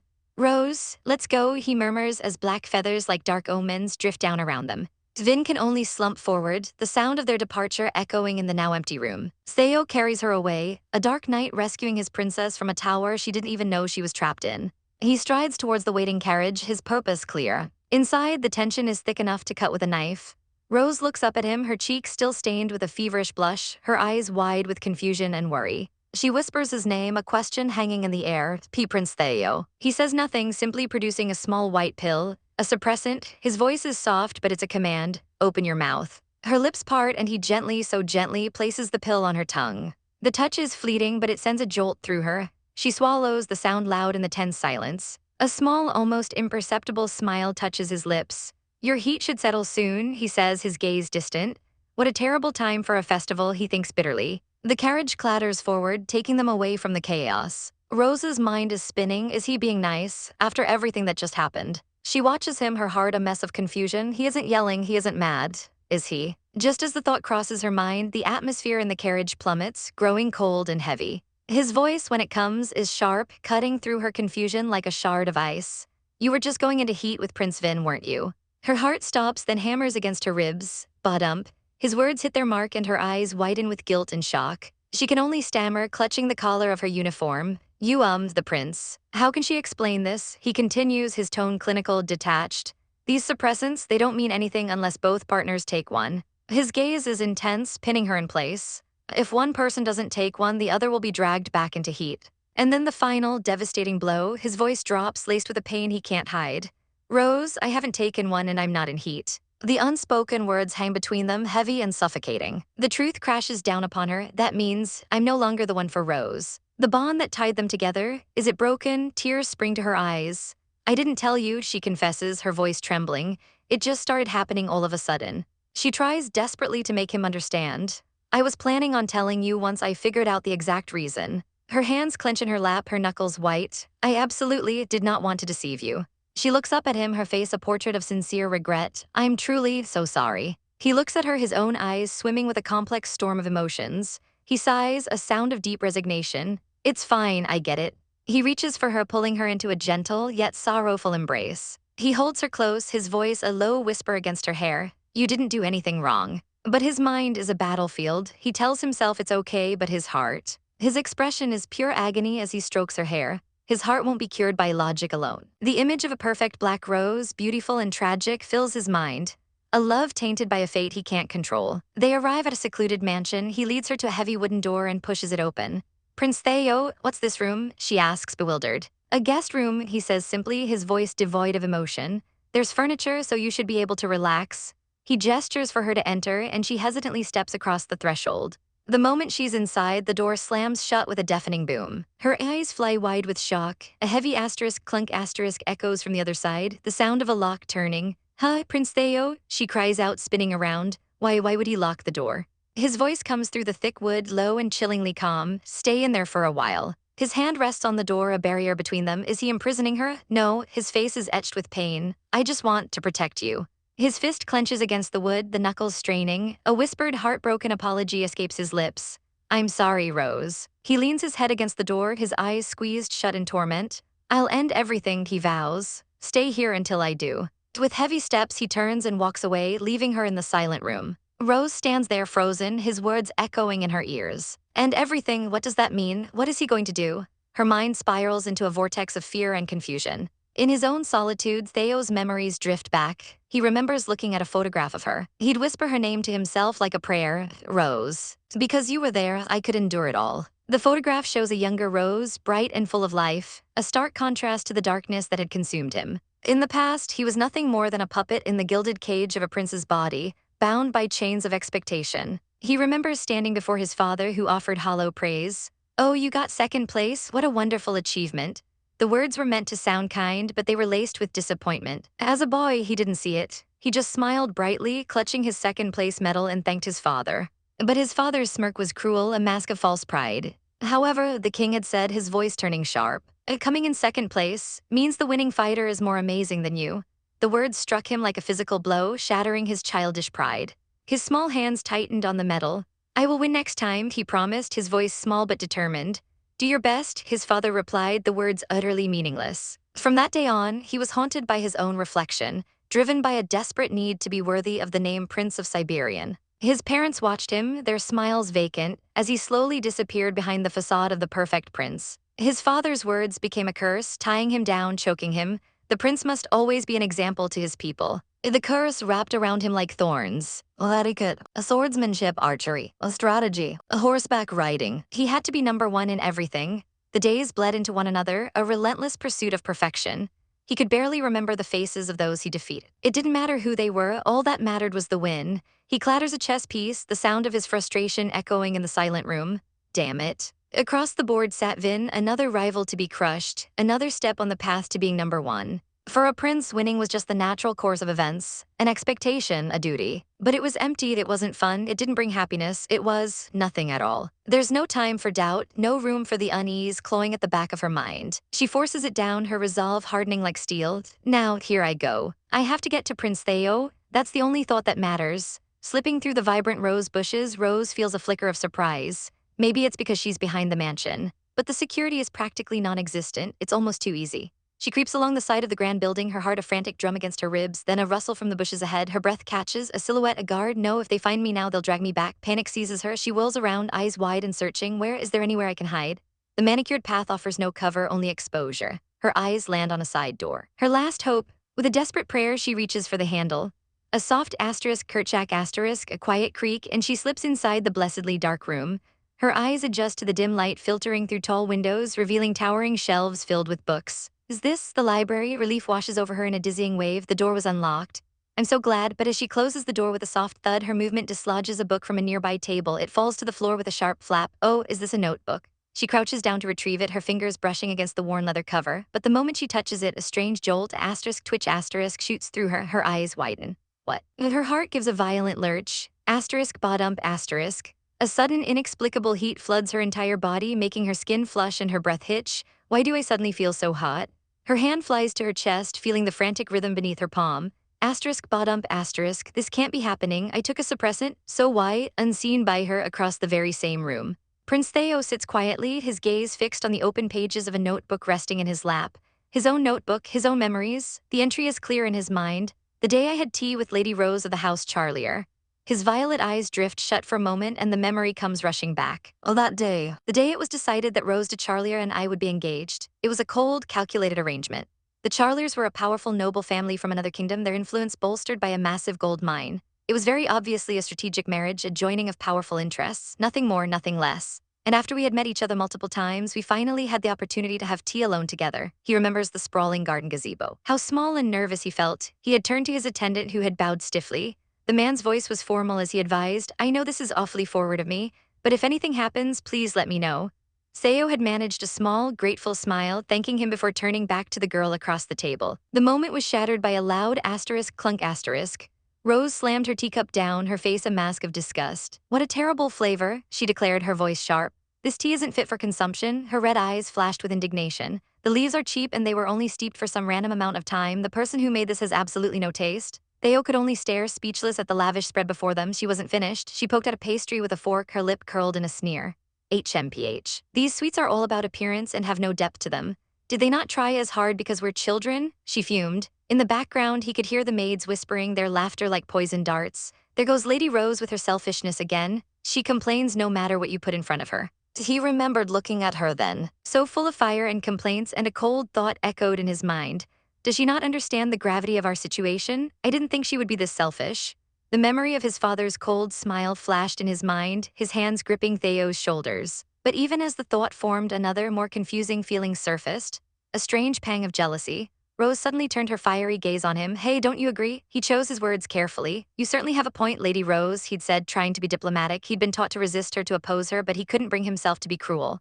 He gave a small smile, lifting his own teacup. But I don't believe that they did such a terrible job. She just stared at him, her expression unreadable. The silence stretched and then her face crumpled into a pout.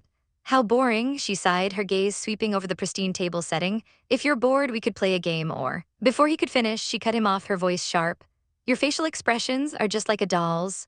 The words stung. He watched as she stood abruptly, her eyes cold and demanding, locking onto the servants cowering nearby. How long are you going to stand there and stare? She snapped. Bring us more tea and sweets, immediately. Servants scurried away. Why yes, my lady. She turned back to him, her expression dismissive. I'll pass on a game, but then just as he thought the awkward encounter was over, she did something completely unexpected. With a mischievous bawing in her step, she darted forward and grabbed his hand. Her eyes, suddenly alive with a wicked sparkle, met his. A genuine, electrifying smile spread across her face. If we go to that place I saw from my carriage, we might be able to have a little fun. And with a giggle, she let go and spun away. Try catching me, she taunted, her hand waving as she took off in a flash of red fabric. He was left standing there stunned, her touch still tingling on his skin. Lady Rose, he called out, but she was already gone. With a frustrated groan, he gave chase, running after the whirlwind of a girl who was his fiancée. She led him through the manicured gardens and into the wilder woods beyond, until they burst into a clearing. Before them was a breathtaking sight, a small waterfall cascading into a crystal-clear river. Rose stood at the water's edge, a triumphant smirk on her face. HMPH, this is a rather nice place, she declared, a little heart floating beside her cheek, but Theo's heart was hammering for a different reason. He clenched his fist, panic rising in his chest. We left the castle. What will my father think if he finds out? He tried to sound composed, princely. I'm glad you're satisfied, he said, forcing a smile. Now let's head back. But she wasn't listening. With a whoosh, she kicked off her shoes, and with a joyful splash, she leaped into the river. It's so cold, she squealed, her laughter echoing in the clearing. He could only watch in stunned silence. Just how free is this girl? She floated on her back, her blonde hair fanning out in the water like a halo.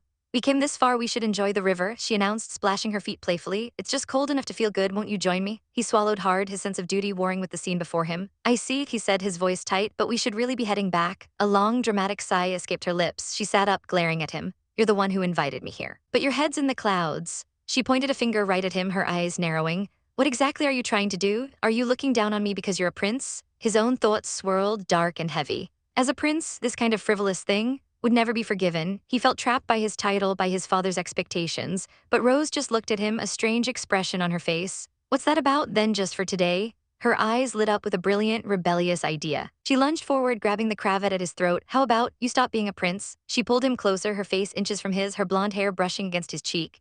You and I are the only ones here right now, she whispered, her smile dazzling and dangerous. Our status doesn't matter. His world tilted on its axis, his heart hammered against his ribs. Stop being a prince? The concept was so foreign, so impossible, it left him breathless. But being a prince isn't something I can just stop, he managed to say. Rose threw her hands up with a theatrical sigh. You keep saying prince, she complained, jabbing a finger in his direction again. What do you, Theodora Van Hamel, want to do? The question struck him like lightning, not Prince Theodora, just Theodora. For the first time, someone was asking what he wanted. His gaze fell from her determined face to the sparkling water, and an answer bubbled up from a place he didn't know he had. I want. He began, then his eyes widened as he declared with newfound passion, I, Rose de Charlier, want to go fishing. She stared at him, bewildered. What are you going to do? He blushed, flustered by his mistake, but the desire was real. I want to try too, he insisted, clutching his chest. Rose's confusion melted into amusement. Try? Have you never gone fishing before? She asked, a giggle in her voice. He looked away, embarrassed. I never had the chance. Her whole demeanor changed. She puffed out her chest proudly. Then Lady Rose will teach you. First, you make a rod with a stick. But before she could finish her lesson, he had already waded into the river. Huh? She murmured, watching him. He plunged his hands into the cool water and in a flash of silver scales pulled out a wriggling fish. Rose's jaw dropped. W with your bare hands? She stammered, her shoulders shaking. She couldn't hold it in any longer. A loud, unrestrained ha ha ha ha burst from her as she doubled over, clutching her stomach. Theo stood there, dripping wet and holding his prize, a proud grin on his face. I caught a fish. What is this? She gasped between laughs, wiping a tear from her eye. Turns out you're the uncivilized one. He just chuckled, a soft heh. And then, seeing her laugh so freely, so beautifully, he began to laugh too, a real, genuine laugh that echoed hers across the water. It was a perfect, sun-drenched memory. The memory faded, and Rose found herself back in the dim library, her breath coming in ragged gasps. Her heart was still pounding, asterisk ba dump asterisk. She let out a shaky sigh, pressing a hand to her still flushed chest. I think my heat has settled down. It only lasted for a second, but what was all about? She scanned the room again. I don't think Prince Vin is around. She bit her lip, her mind racing with confusion. I took the suppressant Prince Theo gave me, so why did I go into heat? Across the room, Theo gently closed his diary. Her voice from that day still echoed in his mind. Hearing Rose say stop being a prince, it really melted my heart. And it wasn't the last time he'd heard it. A more recent memory surfaced. Rose, older, more mature, but with that same fire in her eyes, her hand gently resting on his head. Then, just for today, how about you stop being a prince? I'm the only one who can see you right now. He smiled faintly. I didn't think I'd get to hear that twice. She's the audacious Rose, but in reality, she had a tough upbringing as well. He knew the truth behind her thorny exterior. He knew about Lord Charlia, her physically abusive, ruthless father.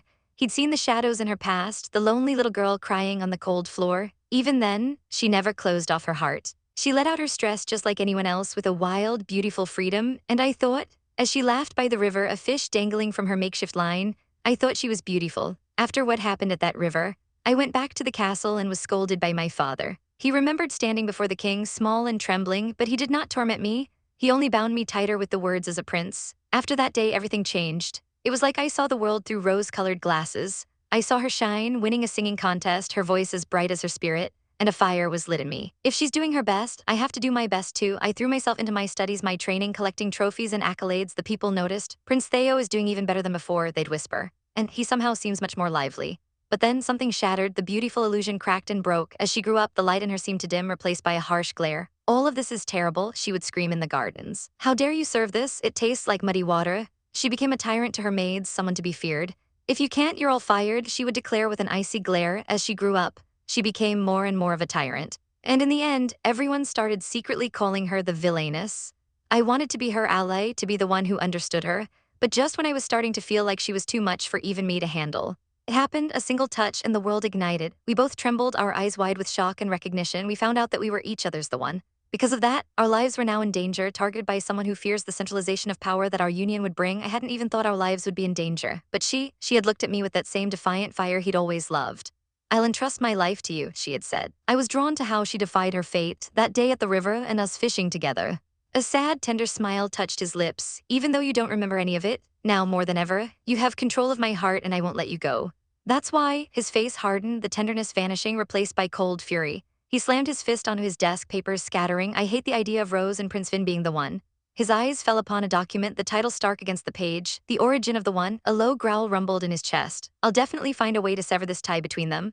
The air in the room is thick with obsession, with a darkness that clings to the very walls. Theodore stares down at the papers on his desk, but he doesn't see them. All he sees is her face. Next to asterisk his asterisk. No, it can't be. He slams his hand down, the sound echoing his shattered thoughts. That's why, he seethes, his voice a low growl. I hate the idea of Rose and Prince Vin being each other's the one. The words feel like poison on his tongue. This cursed prophecy, this origin of the one. It was a chain he had to break, a knot he had to unravel, a fire he had to extinguish. His knuckles are white, his jaw clenched so tight it aches. I'll definitely find a way, he vows to the empty room, his eyes burning with a chilling resolve to sever this tie between them. But just as the vow settles in the silence, a voice cuts through the gloom like a bolt of lightning, a voice he despises.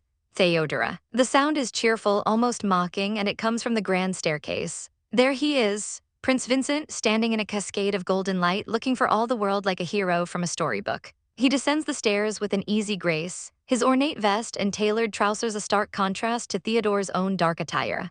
Every step is confident, deliberate, an invasion. What is *** doing here? Theodore's head snaps up, his mind reeling. How did he get in? Theodore's eyes, shadowed in weary moments before, now sharpen into daggers of pure disbelief and rage. Feathers, black and white, seem to fall between them, a silent omen of the clash to come. Vin pauses on a landing, looking down at him with a casual air. He calls out his name again, a lazy drawl in his voice. Prince Vin, it's been a while. Theodore looks up from the bottom of the stairs, a predator sizing up his rival. Vin just stands there, a picture of relaxed arrogance, as if he owns the very air in Theodore's mansion. The animosity between them is a living thing, crackling in the space separating them. Vin's golden eyes hold a glint of amusement, while Theodore's purple glare is filled with a cold, murderous intent. Theodore's mind races. Olivier, he told him specifically, his voice is a venomous whisper inside his own head directed at his butler. Olivier, I thought I told you not to let him anywhere near the mansion. He can't believe this betrayal. As he starts to walk down the final steps, Vin's taunting voice fills the hall. I haven't seen you lately, he says, a smirk playing on his lips. Seems like you've been busy keeping women hostage. The words are a deliberate stab and they find their mark. Vin shakes his head, a look of faux pity on his face. How pathetic. He leans against the banister, his smile widening into a triumphant grin. Even though she's the one for me. Theodore's control shatters. A fire ignites in his eyes, a raw, unfiltered fear. What's it to you? He spits back, his voice dangerously low. You're the one intruding now. He gestures sharply, dismissing Vin entirely. Besides, he declares, his voice ringing with possessiveness, Rose is my fiancée. He turns his back, his command sharp and absolute. Make him go home, right? But his order is cut short. I can't do that. The voice is calm, respectful, and utterly defiant. It's not Vin. Theodore freezes. He turns to see a pair of sensible shoes on the marble floor. A voice continues, belonging to someone he trusted implicitly. We're the ones who called Prince Vin here. The world seems to tilt on its axis. Standing there, his face a mask of polite regret, is Olivier, his most loyal butler, and next to him, Lady Iris. Betrayal is a cold, sharp blade twisting in his gut. He clenches his fist, his knuckles turning white. You too, Lady Iris? He asks, his voice trembling with a rage he can barely contain. What are you planning? He whirls on his butler, his eyes blazing. Olivier, you dare betray my orders. But Olivier doesn't flinch. He meets his master's gaze, his own expression unwavering.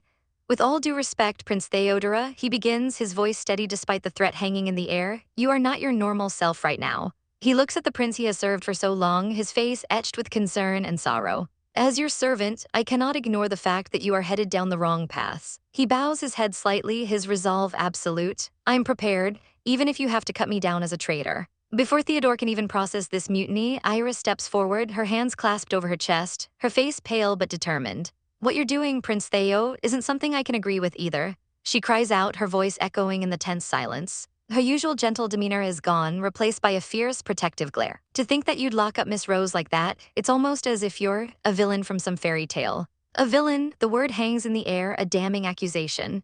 Theodore turns his head away, his profile cast in shadow, refusing to let them see the flicker of pain in his eyes. He forces a cold, indifferent tone into his voice. I could care less what those two think, he says, taking a resolute step forward. But Vin has had enough. He steps directly into Theodore's path, his expression deadly serious. Just let Rose go right now. The two princes stand face to face, a breath apart, the world shrinking to the space between them. An unstoppable force meeting an immovable object. Theodore's answer is a single, chilling word that drops like a stone into the silence. No. Vin's lips curl into a knowing, dangerous smile. He expected this. I figured you'd say that. A spark ignites in his golden eyes, the thrill of the chase. Then I challenge you to a contest, Theodora. He leans in, his handsome face alight with confidence and challenge. His next words sealing their fate, with Rose as the prize. He pulls back, his smirk unwavering, while Theodore can only glare, trapped by the audacity of the challenge. A sudden realization struck Theo like a bolt of lightning. His eyes, wide with dawning horror, fixed on something unseen. That's right, and that's right. If Rose was looking for him, if she had somehow gotten out, there's only one place she could have gone. A cold dread washed over him, his fist clenching at his side. His mind raced, picturing the one location she would seek him out.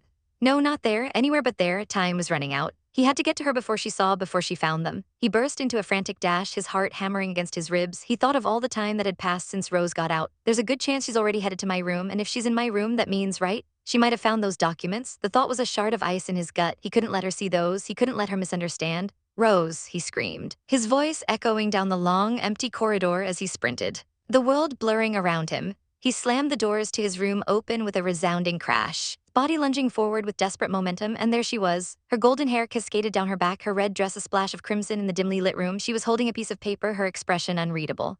Rose, he gasped, his heart seizing in his chest, but just as his voice left his lips, another sound cut through the tension, the creak of second door swinging open. Vin too, Rose whispered, her eyes wide with shock. Theo crashed to his desperate lunge ending in a heap, just as Prince Vincent appeared in the other doorway, his own face etched with worry. Rose, you're okay, Vincent breathed, a wave of relief washing over him. Theo pushed himself up, his mind reeling as he took in the impossible scene. What is going on here? His voice was tight with suspicion as he addressed them both. Rose, Prince Vincent, don't tell me you both came here through the basement passage. He looked between the two of them standing in the center of his private room. This is my room, he stated, the words laced with an unspoken accusation. If you came here through the library, that means you would have had to break the lock. His eyes narrowed, pinning Rose with an intense gaze. How did you open the door? A sly, confident smirk played on Rose's lips, her heart thumping a triumphant rhythm against her ribs. How could she possibly explain this to him? Her mind flashed back to a forgotten memory from the game from Pry. There was a special, slightly scandalous event called Spy on Prince Theodora getting changed. The image of his sculpted torso flashed in her memory, so unbelievably sexy that she had replayed the scene over and over, and part of that event was breaking a notoriously difficult lock to get in. Since I'm such a pervert, she thought with a blush, I tried it so many times. I still remember exactly how to do it, but there's no way I could explain that to him, so with a confident flick of her hair and a triumphant HMPH, she declared, well, stuff like that is a piece of cake for me. I broke through it in a second. Theo simply stared at her for a moment, then let out a sigh. I see, he said, a hint of resignation in his voice. I shouldn't have expected any less from you. But before he could say more, Vincent cut in, his voice sharp and possessive. I don't care about the lock, he snapped, stepping forward. He tugged on Rose's arm, pulling her closer to him. I got here first, I win, right, Theodora? A fire ignited in Theo's eyes. What are you talking about? He growled, grabbing Rose's other arm. No matter how you look at it, I got here first. The two princes glared at each other over her head, their grips tightening. No, I was in the room first, Vincent insisted, yanking her towards him. The loser needs to give up on Rose. A furious spark ignited in Rose's eyes. Give up on her? A bet? The audacity. With a sharp smack, she slapped both of their hands away from her arms. What are you talking about? She demanded, her voice dangerously low. Did you two play a game and place a bet to find me without getting my permission? Shock registered on both their faces, their bravado crumbling in an instant. They began to stammer, talking over each other in a panic. No, that's not it, Rose. We were surprised by the dangerous situation. That's right, it's not like we were doing it for fun or anything. On the other hand, you worried me so much you should think about wham. A wave of pure fury erupted from her. I can't hear you if you talk over each other, she roared, her eyes blazing. Keep your mouths shut for now. She snapped her finger at Vincent, silencing him with a glare before turning her full, intimidating attention to Theo. You first, Prince Theo, explain yourself. Theo flinched, his composure gone. Oh, okay, he stammered. Well, but his explanation died in his throat as his gaze fell upon the papers clutched in her hand. His eye twitched. His voice dropped, suddenly laced with dread. So you really did see those documents? Rose's expression hardened. Yes, she confirmed, her voice cold. I did. She held up the paper, the damning words seeming to float in the air between them, words of punishment and misfortune for denying fate. In these documents, she began, her gaze unwavering, there was also information about how to sever ties between those deemed the one. She paused, letting the weight of her words sink in. A definite way wasn't listed, but it's obvious you were looking for a way to end the relationship. Her eyes swept around the room. At the piles of research, the vast amount of documents in the basement library were too much to have been gathered in a short amount of time. She took a step forward, her voice trembling slightly. You've been gathering these since before Prince Vin became the one, or even much, much further back than that? The question hung in the air, heavy and fragile. You've been looking for a way to end the relationship, haven't you? Theo just stood there, his face pale, unable to form a single word. The silence was her answer. Rose's heart hammered in her chest. A painful, frantic beat. The floor beneath her feet seemed to crack and splinter, just like the image of her and Theo she held so dear in her mind. Which means her hand clenched the paper in her fist. She had to ask, she had to hear him say it. Prince Theo, were you looking for a way to put an end to our bond? Her voice was barely a whisper, filled with a pain that threatened to shatter her. Did you actually want to end things with me? The silence stretched, thick and suffocating. Theo's pained expression was the only answer she received. No, the word tore from his throat, raw and desperate. That's not it. His eyes pleaded with her, begging her to understand. He reached for her, his hands hovering in the air. But as a result, I ended up putting you in danger. I'm sorry. His gaze dropped to her disheveled state. Both you and your dress are battered up. Rose tried to wave it off, forcing a small, brittle smile. I only hurt myself a little climbing down from the window. This is because of the selfish actions I took. You don't have to worry about it. But Theo didn't seem to hear her. Vincent, watching from the side, murmured, How kind are you? Before stepping forward, in any case, I'll get some new clothes and tend to your wounds. Have a seat. As Rose hesitantly sat on the edge of a sofa, Theo suddenly moved. He knelt before her, his hands gently lifting the hem of her torn dress. Her heart stuttered, a blush creeping up her neck as she saw her reflection in a nearby mirror.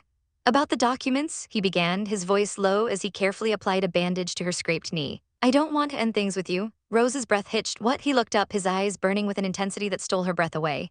I wanted us to be together freely, connected through our hearts, not the bond of the one. The confession struck her like lightning, leaving both her and Vincent utterly speechless. Are we like this because we're at the mercy of fate, or because we actually love each other? He asked, his voice thick with emotion.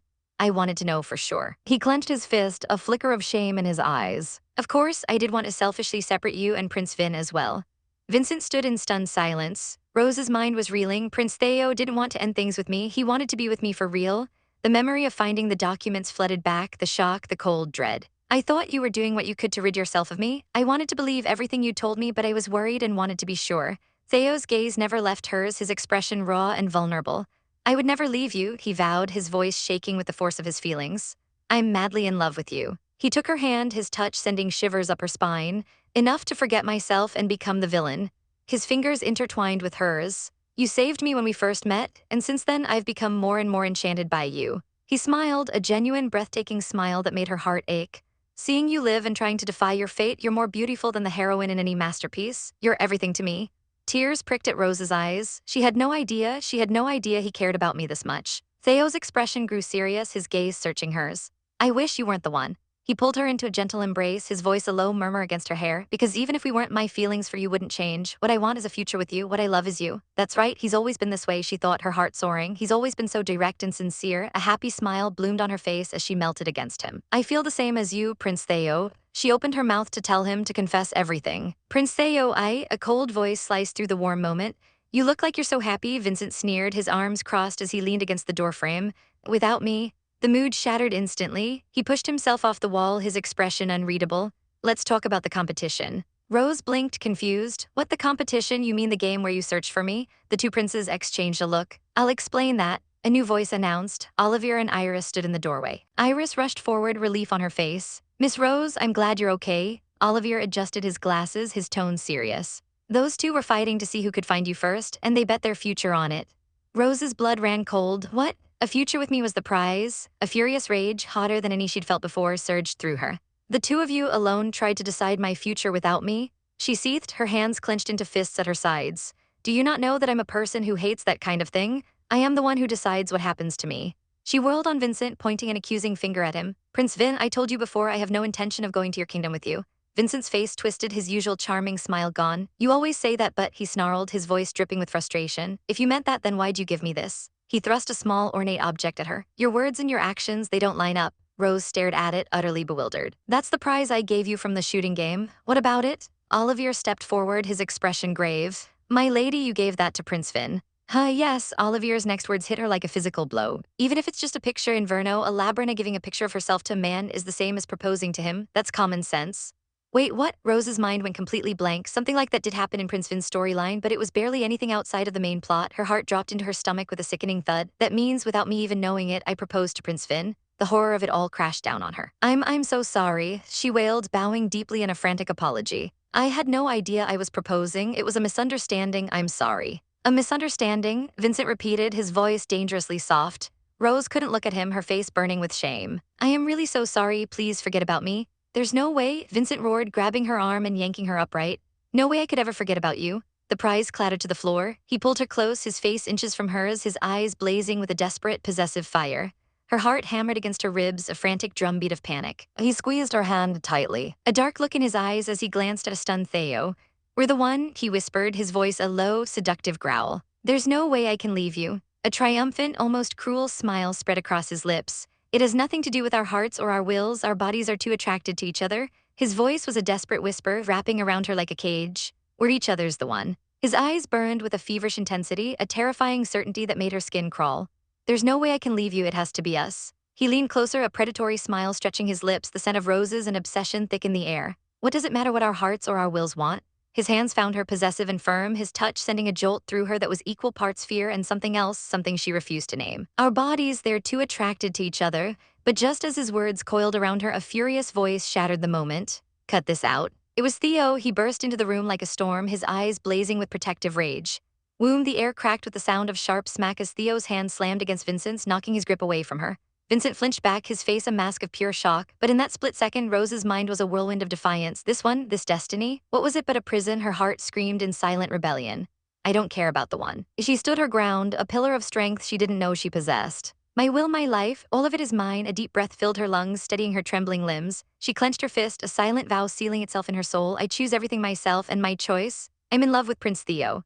The words were a shield and a sword. She stepped in front of Theo, placing a hand on his shoulder, a silent claim. Her eyes, hard as diamonds, locked with Vincent's. She let the words fall like stones between them. Even if we're not each other's one anymore. She moved behind Theo, her arms wrapping around his chest, a gesture of absolute possession. Her lips curled into a triumphant, cutting smirk. I still choose him. Staying, the single word was a dagger, twisting deep into Vincent's heart. The color drained from his face, his eyes widening with a pain so profound it was almost physical. How could this be, after everything he'd done, everything he felt? But Rose wasn't finished. She would burn every bridge to this false fate, even if a terrible future awaits me for defying it. A flash of a dark premonition of red jewels shattering like blood drops around them couldn't deter her. If I'm with Theo, nothing scares me. She held him tighter, her conviction a blazing fire. I'm pretty sure we can get through anything. No, I know we can get through it together. Theo looked down at her, his gaze softening, filled with a love so pure it melted her heart. He whispered her name, Rose. Fingers gently tilted her chin up, his touch a warm promise. I feel the same. A bitter, wounded sound escaped Vincent's lips. HMPH, you're all talk, he sneered, his voice dripping with venom and heartbreak. He watched them, a perfect united front against him. His next words were a curse, a bitter resignation. I don't care what ill befalls you. He turned his back, the line of his shoulders rigid with defeat. For a moment, Rose's defiance wavered, replaced by a flicker of pity. Vincent's jaw clenched, his profile etched with agony. He muttered almost to himself, I guess it doesn't matter to you whether I care or not. His foot took a single, heavy step, and then another. He was leaving, he was actually walking away. Rose watched his retreating back, a hollow ache in her chest as Theo's arms held her. Prince Vin, was that a tear she felt, or just the rain of a shattered destiny? Suddenly, a calm voice cut through the tension. Theo's sister, accompanied by his brother, stepped forward. She addressed Theo, her tone gentle but firm. Allow us to handle Prince Vincent. They stood as a united family. Her gaze then shifted to their other brother, her voice holding a sharp command. And you, please make sure you apologize to Rose. The brother looked down, shamefaced. Just then, a wave of dizziness washed over Rose. She staggered, her legs feeling like jelly. Theo caught her instantly, his voice laced with concern. Rose, are you okay? She leaned against him, panting, her skin flushed with a familiar heat. Yes, she managed to say, it's just a side effect of my heat. It should calm down soon. Theo's brother chose that moment to act, bowing deeply before her, his voice heavy with remorse. I'm sorry. His head remained lowered as he confessed. My selfishness got you hurt and worried you. He finally looked up, his eyes filled with a desperate sincerity. But, allow me to say this, I wanted to end everything. I wanted to separate you and Prince Vincent with my own hands. An image of a butterfly escaping a gilded cage flashed in his mind. I wanted to make you free. Rose listened, her expression unreadable. You say that? She turned slightly, a cold glint in her eyes. But the one who took away my freedom and put me through displeasure this time was you. The words hit him like a slap. He stared at her speechless. He hung his head, utterly defeated. There's nothing I can say to that, he whispered. I'll accept any punishment you think I deserve. A slow, dangerous smile spread across Rose's face. Any punishment? Her eyes glittered mischievously. In that case, she took a deliberate step toward Theo. Then, right in front of his stunned brother, she grabbed Theo's collar and pulled him down into a searing kiss. It was a kiss of defiance, of passion, a statement for all to see. She pulled back just enough to whisper against his lips, her voice a seductive purr.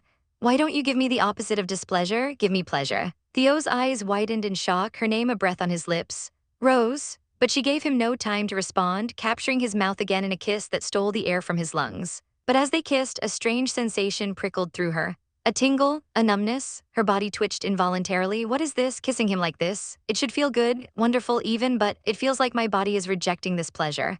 Her heart hammered in her chest, a confused, frantic rhythm.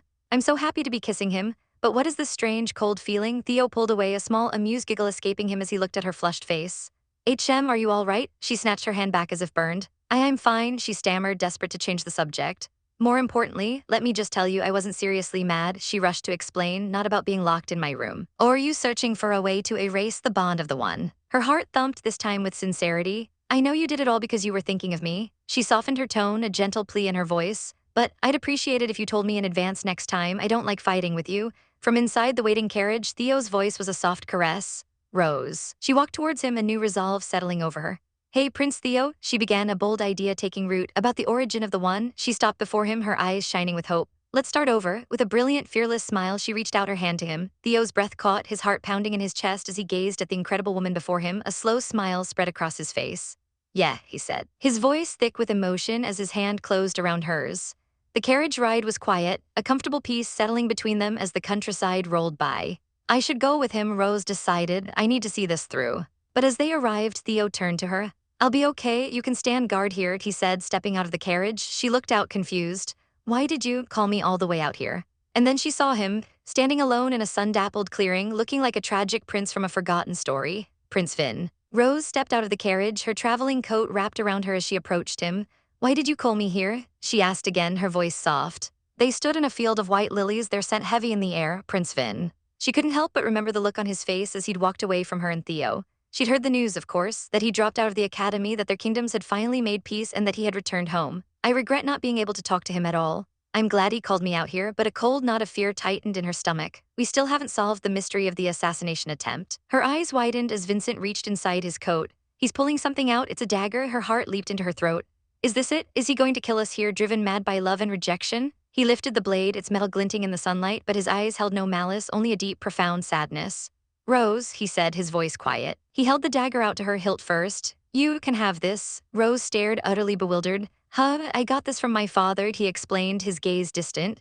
From the king. Isn't it important to you? She asked, baffled. A shadow passed over his face. It used to be. He looked at the blade, lost in memory. I always thought that if I was worthy of this dagger, my father would finally recognize me. He sighed, a sound of weary acceptance. I know where I stand now, and if I'm only going to be tied down by that past. He looked at her, his eyes clear for the first time.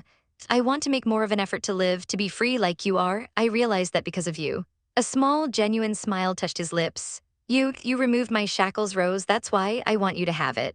He pushed the dagger insistently towards her. so that I never go back to being the man I was. Rose was speechless, his words, his expression. They were nothing like the arrogant, possessive prince she knew. They were soft, vulnerable, like a feather floating on the wind. Did I change him? A strange thought surfaced. How ironic, it's almost as if I'm the heroine of this story. She knew what accepting this meant. If I take this dagger, I'm sure the threat of assassination will be over. A gentle smile graced her lips as she made her decision. Okay, she said softly. Her fingers closed around the ornate hilt. I'll accept your shackles. She gave him a final nod. Is that all? Goodbye then? But as she turned to leave, his voice stopped her. Wait. He reached down, his movements slow and deliberate, and plucked a perfect white lily from the field. Rose, he began, his voice trembling with the weight of his next words. He looked up, his heart naked in his eyes. I'm in love with you. The world seemed to stop. Rose froze, her eyes wide with shock. It has nothing to do with any proposal or fate, he rushed on, the words tumbling out of him in a torrent of emotion. He clutched the lily, his knuckles white. I myself want to make you my bride, so. The question hung in the air, fragile and beautiful. Will you marry me? Then Prince Vincent of Verno sank to one knee before her in the field of flowers. He held the lily out to her like a crown jewel. I want you to come back to Verno with me. Her mind reeled. Prince Vin. It's not like I wasn't attracted to him at all. I understood him. I understood his ambition, his loneliness, his feeling of weakness against a fate he couldn't control. And that's why I think he's so incredibly strong for doing this, for baring his soul to me. He held the flower, waiting, his hope a fragile flame in his eyes. But she took the lily from his hand, and then with cold, deliberate movements, she began to pluck the petals, letting them fall like snow. I am Rose, the villainess. Vincent's face fell, confusion and hurt warring in his eyes. Her voice was devoid of warmth. I was just playing with your feelings. She let the last of the petals drift from her fingers, scattering over his bowed head like ashes. I'm not kind like the heroine, she stated, her words like chips of ice. Sorry about that. She gave him a smile that didn't reach her eyes, a perfect, cruel villainess's smile. To be the villainess, I need to be hated, I won't choose you. Her voice was a final, brutal slash. Stay away from awful women like me. And with that, she turned her back on him and walked away through the sea of flowers. Go fall in love with someone else. Vincent remained kneeling, the ruined stem of the lily still in his hand, just playing with me. He looked up at the sky, a bitter laugh catching in his throat. What a liar. A wave of utter defeat washed over him. I ended up losing to Theodore again. A memory surfaced, sharp and clear. A horseback riding competition when they were children. He had won, crossing the finish line first. But as he looked back, he saw Theo wasn't even trying to catch up. He was rushing to Rose, who had stumbled and fallen. He'd reached the goal. But Theo had reached her first, his small hands already helping her up, his face etched with worry. Vincent watched them from his victory pedestal, a hollow feeling echoing in his young heart. I see now. He looked out at the empty field where Rose had stood. At that time, I'd already lost. A soft rustle in the grass made him turn. It was Theo's sister, looking flustered. I'm sorry, I saw everything. She stammered, her cheeks bright red. I didn't think you'd actually confess. Rose already has Prince Theo, you must have known what would happen. A flash of his old anger sparked. This has nothing to do with you, he snapped. But she didn't flinch. Instead, she smiled, a look of genuine admiration on her face. But your lack of fear of being hurt. I really respect that. Vincent stared at her, stunned into silence. Respect for him? A small, unfamiliar sound escaped him, a dry chuckle. Heh, he shook his head, a wry smile finally gracing his lips. How mean, he murmured, looking at the strange, forthright woman before him. You're a very strange woman. Back at the carriage, Theo waited patiently. He saw Rose approaching and held out a hand to help her up, his gaze knowing. A proposal, he stated, not as a question but as a fact. His eyes was serious, searching her for an answer she wasn't ready to give. He held the single, delicate petal between his fingers. A proposal whispered on the wind. Memories of a sun-drenched garden, of a promise made, scattered like cherry blossoms. Was this what happiness felt like? The morning sun streamed into the room, painting everything in gold. Rose blinked, her eyes open, a soft smile on her lips. A long, luxurious stretch, a satisfied yawn. She couldn't remember the last time she'd slept so late, so peacefully. A calm voice cut through the silence, making her jump. Oh, you're awake, good morning. Her eyes snapped open and her heart leaped into her throat. Prince Theo. He was sitting right there by her bed, a book resting in his lap. What was he doing in her room?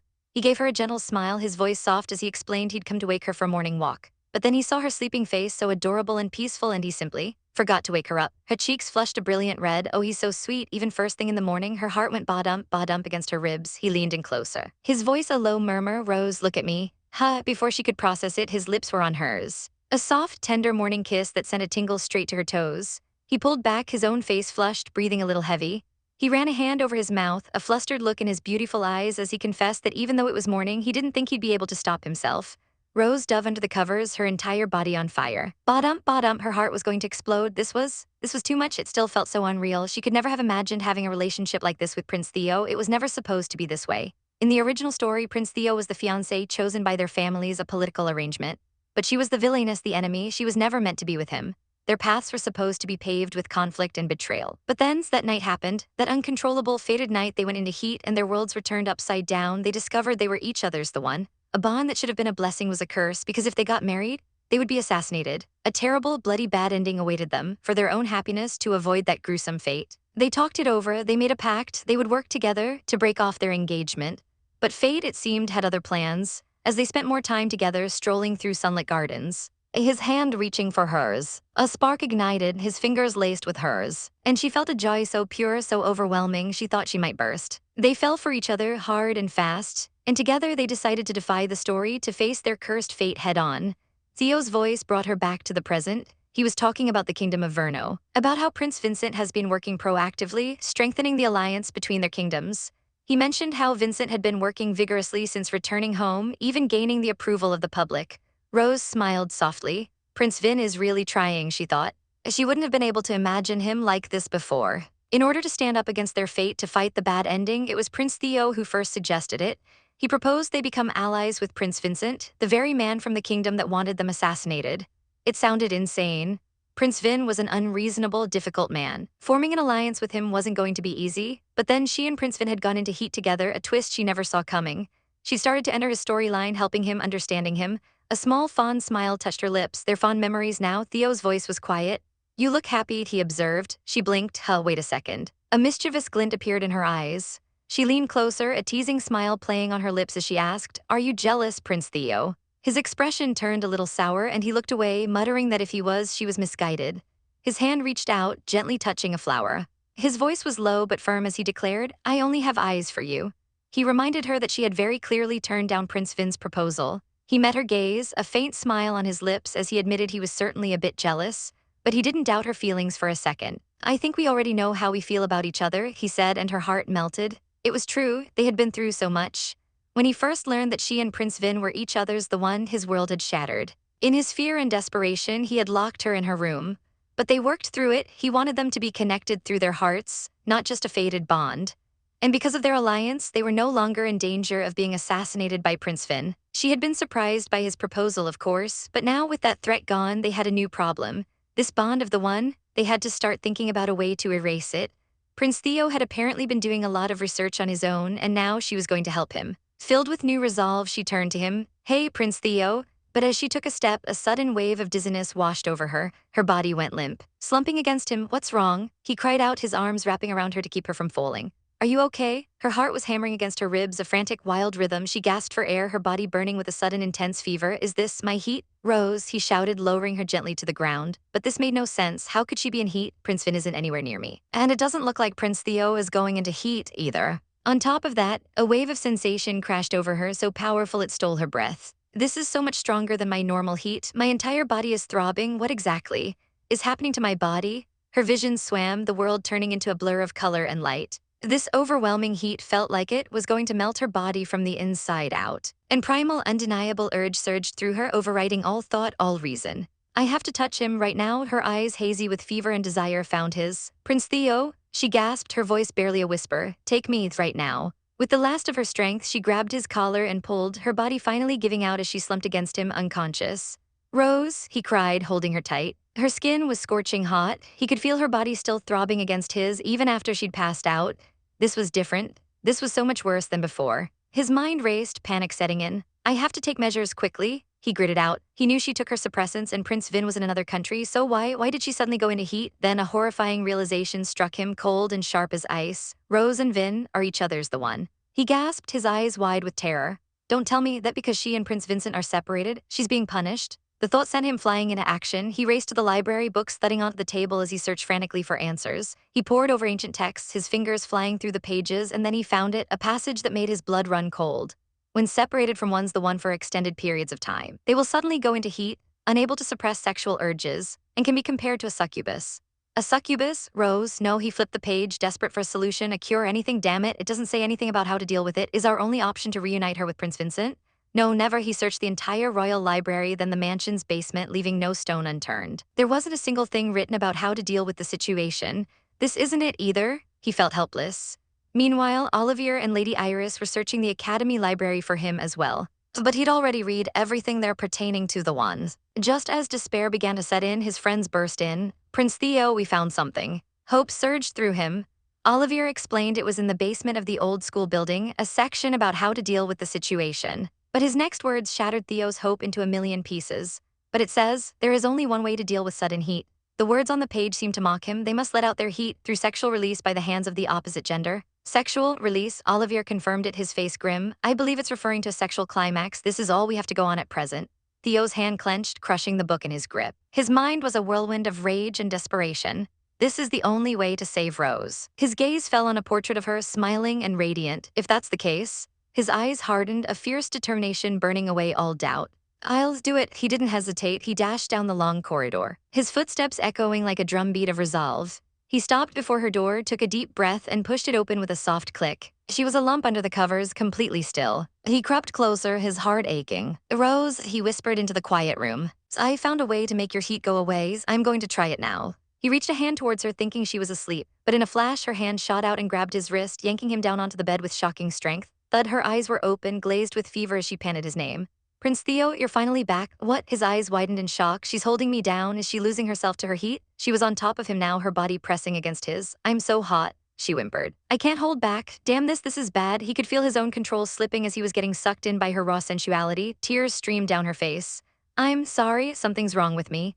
She tugged at his clothes, her voice breaking as she pleaded, I want you to touch me. Her hand brushed against his chest, sending a jolt through him. His heart hammered. I don't want to do something this dirty, but... Her eyes were filled with such desperate need. I just want you so badly. He could see the pain she was in, and his own sense of reason was about to crumble. No, he had to hold it together. Rose is sick right now, and I have to hold back my lust. We have to touch each other as little as possible, and still I have to give her a sexual release. His resolve hardened. I'll save you no matter what. He leaned in, his lips brushing against hers, but the moment they touched, she cried out. Oh. A sharp sting of pain. He pulled back instantly, his heart stopping. Rose, what's wrong? I don't know, she sobbed. It suddenly started hurting where you touched me. It hurts. No way, the horrifying truth crashed down on him. Will it not work unless her the one does it? Why does it have to be this like this? He clenched the bedsheets. His knuckles white, so this was the real punishment? If she's sexually touched by anyone other than the one? It hurts. He grabbed her shoulders, forcing her to look at him. Rose, listen carefully, he said, his voice shaking. That pain is my fault. He leaned in close, his lips brushing her ear, his words a desperate, broken whisper. I don't care if you hate me, I don't care if you resent me. He kissed her, pushing her down onto the bed. Even now, I want to save you. She shuddered beneath him, crying out as the stinging pain returned. What? It hurts. But beneath the pain, a strange tingle spread through her veins, a jolt of unexpected sensation. A mix of agony and something else, something forbidden. Theo gritted his teeth, his own heart breaking with every pained whimper she made. Even if this makes her hate me, if I can save the one I love, I have to do it. A jolt shot through her body, a strange and painful sting that made her cry out. What was this? What was happening? A shudder racked her frame as his touch sent a wave of tingling heat through her veins. It hurt, but underneath the pain, a strange twitch of pleasure pulsed deep within her. The place Prince Theo was touching, it was so hot, so tingly, she felt like she might just explode. Her breath came in ragged gasps as she lay among the scattered rose petals, her mind a whirlwind of sensation. Theo leaned over her, his own breathing unsteady, his eyes dark with worry. He asked her if she was okay, his voice a low, concerned rumble. She could only manage a weak, breathy yes. He pressed further, asking about her body, how she felt now. She swallowed, her cheeks burning as she admitted that the strange heat had calmed down a lot. Theo's expression tightened with guilt, his fist clenching at his side as if in self-reproach. He was so sorry, he murmured, thinking it must have hurt her terribly. He stood abruptly, the sound of the door latch clicking as he announced he would go get the bath ready. He told her to wait there for just a little bit, and then he was gone, the door thudding shut behind him, leaving her alone in the sudden silence. And in that silence, a single thought bloomed in her mind. That was amazing. Her hands flew to her flushed cheeks, her heart still hammering against her ribs. It did hurt, she admitted to herself, but at the end, it was like everything just got better. A blush crept up her neck as she touched her lips, the memory still electric on her skin. I guess she thought, her eyes widening in dawning realization, I climaxed. Her face was on fire. What did Prince Theo even do? And why did I go into heat so suddenly? It was like she wasn't even herself, a stranger in her own body, driven by an instinct she couldn't control. Later, in the warm, steaming water of the bath, she tried to process it all. Suddenly, a splash behind her made her jump. Theo was there, his expression unreadable as he began to wash her hair. What is going on? She panicked internally, her whole body tensed up. This is so awkward. But her mind raced, trying to find some logic, some comfort. Okay, if you're just washing my hair, you won't be touching my skin or my lips, right? But her heart was thumping a frantic rhythm against her chest, a wild drumbeat of confusion and embarrassment. He broke the silence, his voice soft. He apologized, saying he put her through pain earlier.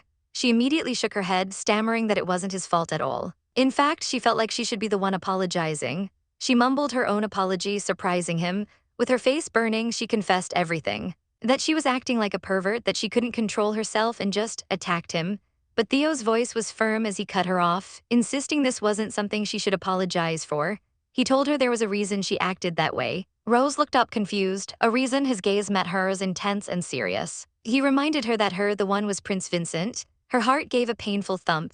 He pulled out a framed picture of her and Vincent, a relic from another life. But he stated the obvious, painful truth: you're separated from him right now.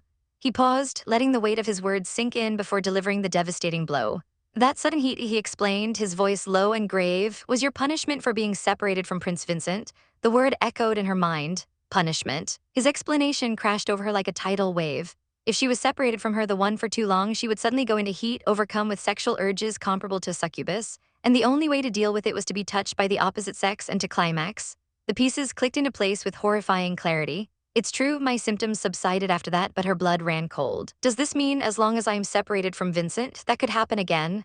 The images that flooded her mind weren't of Vincent. They were of Theo, his touch, his closeness, the way he had calmed the storm inside her. Her world tilted on its axis. Do I need Prince Theo to calm me down every time? But then she remembered the other sensation. The pain, she gasped, grabbing her chest. It suddenly started hurting where you touched me, she cried out. What was that pain I felt? Theo's back was to her, his shoulders tense. That, he said, his voice heavy, is another punishment. If you are touched by someone who is not you're the one, you will feel pain. The words were a death sentence. The truth settled in her heart, cold and sharp as glass. That means as long as I feel pain when he touches me, Prince Theo and I can't be together. In the end, all we can do, he turned to face her, his eyes filled with a grim determination as he poured water from a pitcher. Is search for a way to erase the relationship of the one? But a sliver of doubt remained. Does something like that even exist? She remembered hearing about a dissolution potion, but Theo quickly dismissed it. He'd learned it was nothing more than a placebo. But there is one thing, he said, his voice quiet but hopeful, that I want to try. The possibility of it working is low, though. He gently rinsed her hair, the warm water a stark contrast to the chill in her heart. He told her about a place he'd read about. A kingdom called Wastitas, surrounded by desert, unlike Siberian and Verno. The name sparked a faint memory. Wastitas, she mused, I think I heard the name in the dating sim, Pry, but I don't know anything about it. He looked at her then, a question in his eyes. Want to go check it out together? He was honest about the risks. It could very well be a waste of time, and he didn't think it would be a safe journey. But Rose's mind was already made up. She looked down, a fire of resolve igniting within her. Nothing would change if they just sat around. This was their only chance. That's all we have right now, she thought. We don't have time to waste. She reached out, her hand squeezing his arm with surprising strength. It doesn't matter if it's sand or mud, she declared, her voice ringing with conviction. If there's even a small chance, we have to try. Her fingers laced with his, a silent promise passing between them. I'm going to marry Prince Theo, and we're definitely going to be happy together. The desert kingdom Wastitas, it doesn't matter what ordeals await us there. And so their journey began, the crunch of a camel's feet on sand replacing the comfort of the palace. Soon the sprawling city rose from the dunes. So this is the desert kingdom of Wastitas, Rose thought, gazing in wonder. Dressed as commoners, they blended into the bustling streets. Even the buildings are different from the ones in Koret and Siberian, she exclaimed, spinning around to take it all in. Theo watched her, a faint smile gracing his lips. You seem to be doing a lot better, he thought, a wave of relief washing over him. He quickly reminded himself of their mission. We have to make sure we don't stand out. The king's harsh words echoed in his mind. He had allowed them to go, yes, but with a cruel twist. I won't let you bring any guards, he'd sneered. A king needs to be prepared to die. It was a test, a twisted game to prove his worth. Am I a good fit to be king? A good man for Rose? The doubts gnawed at him, but Rose's determined voice cut through the noise. If I'm with you, I'm not afraid of anything. Back in the bustling market, Rose sighed. The only one who didn't want them to come was Olivier, though he was now busy collecting information on Prince Vincent for them. She couldn't help but smile at the memory of his protective fury. But I won't go down that easily, she thought, a mischievous glint in her eye. I have this with me now. She proudly brandished a small, ornate dagger. Theo's eyes widened. That's Prince Vin's dagger? She confirmed he'd given it to her the last time they saw each other. It's for self-protection, she declared, though she hoped she wouldn't have to use it. They began asking the locals about the legend of the one, but their questions were met with blank stares. No one had ever heard of it. As they walked, Rose couldn't help but sneak a glance at Theo. Her heart did a little flutter. Theo in commoner's clothes is like a super rare character in a game. He looks rougher than usual, I like it. Theo caught her staring and a small smile played on his lips. Even though you're dressed to blend in with commoners, you look very attractive as always.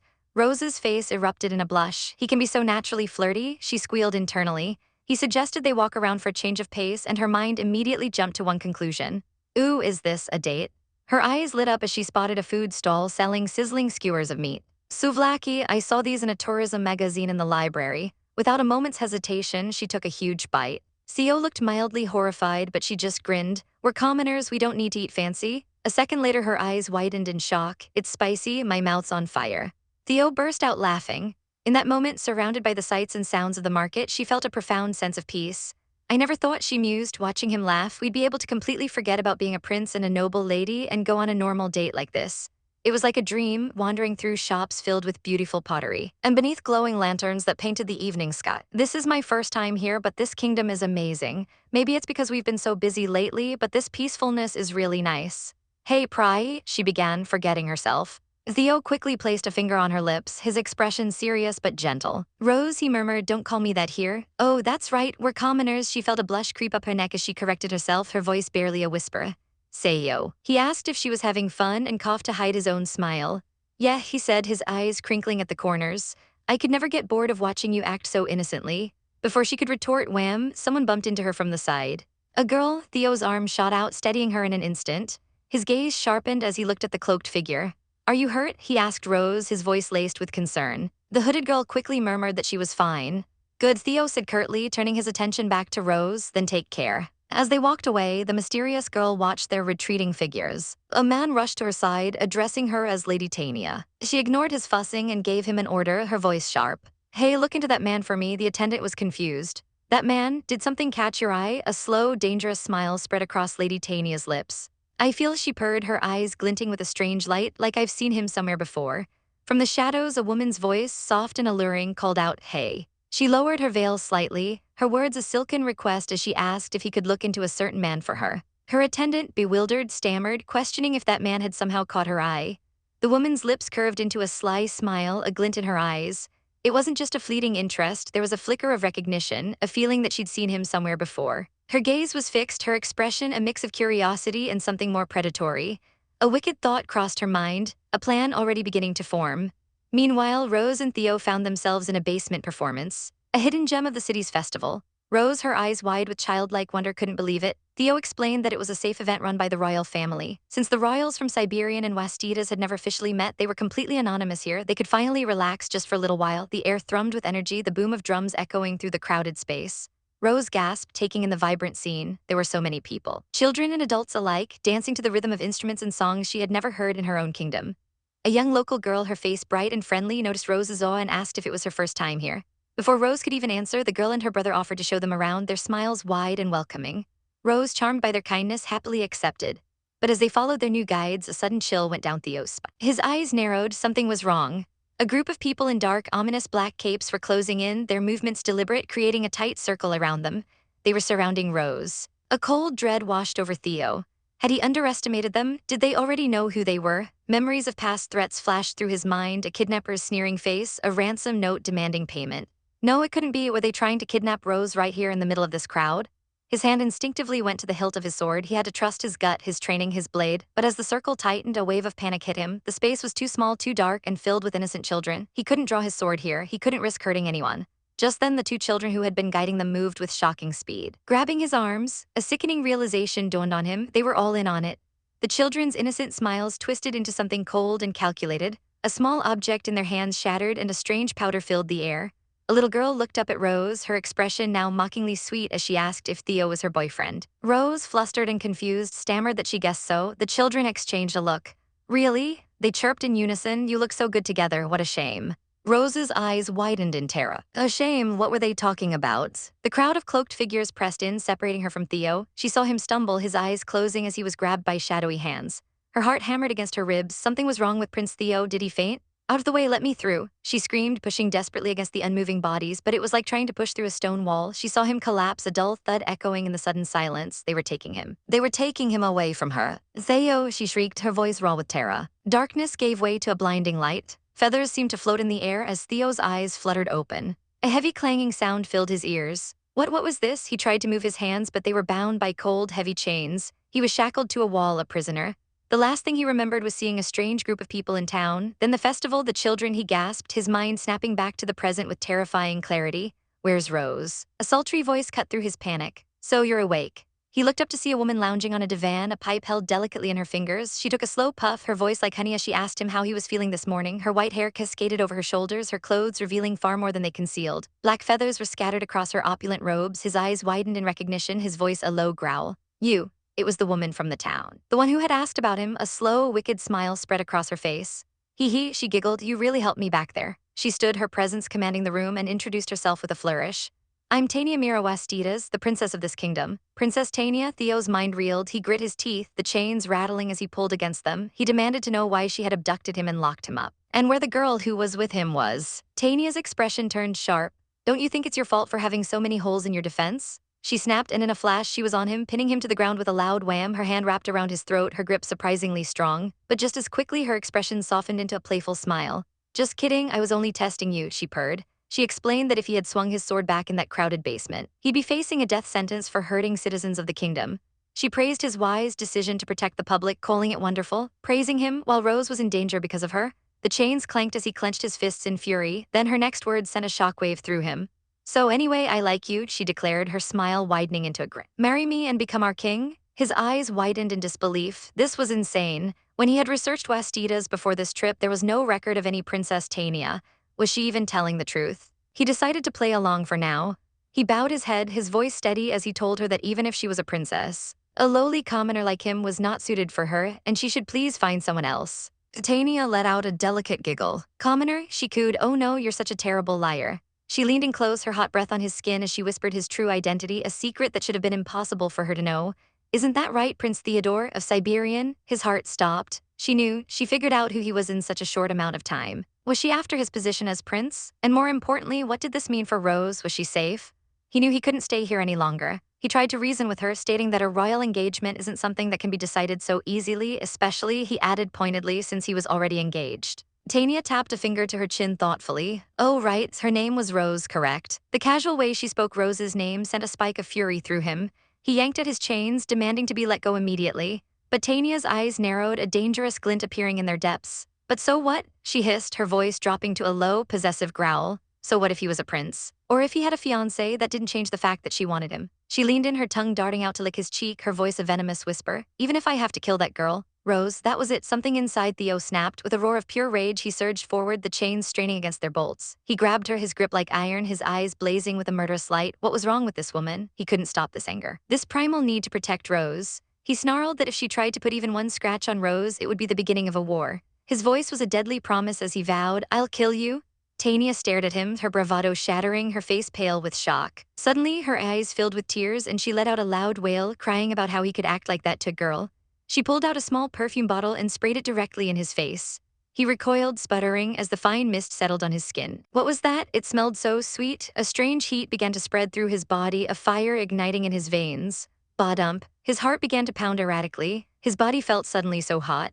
And a familiar, dreaded sensation washed over him. He knew this feeling. His breath hitched, his body flushing as the heat intensified. Ba-dump, ba-dump. Tania watched him, a slow, ecstatic smile spreading across her face as she moaned in pleasure. Ah, this is the best feeling. He looked down at his own body, then at her, at the way she was also panting, her skin flushed. She's changed too. A horrifying thought slammed into him. Am I going into heat? With you? Tania giggled, her voice thick with desire as she stroked his cheek. Oh my goodness, I'm so glad you know about heat. He trembled under her touch, a groan escaping his lips. He shoved her away, demanding to know what that sweet-smelling stuff she sprayed on him was. She held up the intricate glass bottle, her eyes gleaming with triumph. This perfume is a wonderful drug, she explained. It strongly binds you and me together. Strongly binds them? What did that even mean? He gasped for air, his mind foggy. She sighed dramatically, feigning disappointment. Oh my, you get it and you still play dumb, she chided. She revealed the perfume's terrifying power. Whoever she sprayed it on immediately becomes her the one. He stared at her, horrified. He'd never heard of something like that existing. He rattled his chains, his mind racing. If a drug like this existed, one that could create a bond, was there also one that could dissolve it? Tania pouted, annoyed that he was already talking about breaking up when they had just become the one. She huffed, refusing to tell him. Damn it, that's an offensive way of speaking. He growled through clenched teeth, the drug making it hard to think straight. She leaned in, a sly smile on her lips. I'll give you a hint, though, she whispered, her fingers tracing his jawline. My kingdom's strength is research and drug manufacturing. His eyes widened. Was she saying this entire kingdom was producing this drug? No, that couldn't be right. It was inconsistent with what they'd seen. When they'd asked the citizens, none of them even knew the phrase, the one. Tania's smile was knowing. It seems you really asked around, she mused. I wonder why that is. She tugged on a chain hanging from the ceiling. With a rattle and a clunk, a large bed descended from the shadows. Her proposition was sickeningly clear. She pressed her body against his, her voice a seductive promise. If he just agreed to be with her, she would tell him everything he wanted to know about the one and the secret of that perfume. His mind screamed no, this was ridiculous. His heart was rejecting her completely, but his body wanted her. The drug was working. They really had become each other's the one. His heart pounded in his ears. She promised him pleasure and information, killing two birds with one stone. She urged him not to hold back, to do what he wanted. Damn it, he wanted the information, but not like this. He collapsed onto the bed, his body burning, his mind a whirlwind of conflict. Tania looked down at him, her eyes filled with a possessive glee. You're adorable. I knew leaving the castle and walking around town was going to be worth it, she purred. She had a feeling the moment she found him, that they were going to have fun. She couldn't let this opportunity pass her by. She was definitely going to make him hers. She reached for him, her touch sending shivers of unwanted pleasure through his system. No, he had to resist. He clenched his fists, his mind desperately searching for an anchor. And then he saw her, Rose. Her smile, her laugh, the way she looked at him with such trust. The memory cut through the haze of the drug like a bolt of lightning. I can't accept your invitation, he bit out, his voice shaking with effort. He met Tania's shocked gaze, his own filled with utter contempt. Sleeping with a camel would be 100 times better than sleeping with you. Her face flushed a deep crimson. A camel? She shrieked, utterly humiliated. Don't say things like that. In her rage and embarrassment, her robes slipped from her shoulders and she fell forward, landing right on top of him. She straddled him, her eyes blazing. Let's see how long you can resist. Meanwhile, Rose was frantically searching the city. Prince Theo, she called out, her voice getting lost in the noise of the festival. She ran, stumbling on the loose sand. Her heart pounding with a terrible fear. Ouch, no matter where she looked, she couldn't find him. She'd asked everyone she could, but no one had any information. What should she do? What if he was harmed? The dark thoughts crept in, memories of her cruel brother taunting her. Maybe they should have brought guards without the king knowing. She sank to her knees, despair washing over her. But then she stopped. Wait, why was she acting like she was giving up? A fire ignited in her eyes. I'm the villainous Rose. Rose wouldn't give up now. Just then a newsboy ran past, shouting at the top of his lungs. Extra, extra, he handed her a paper.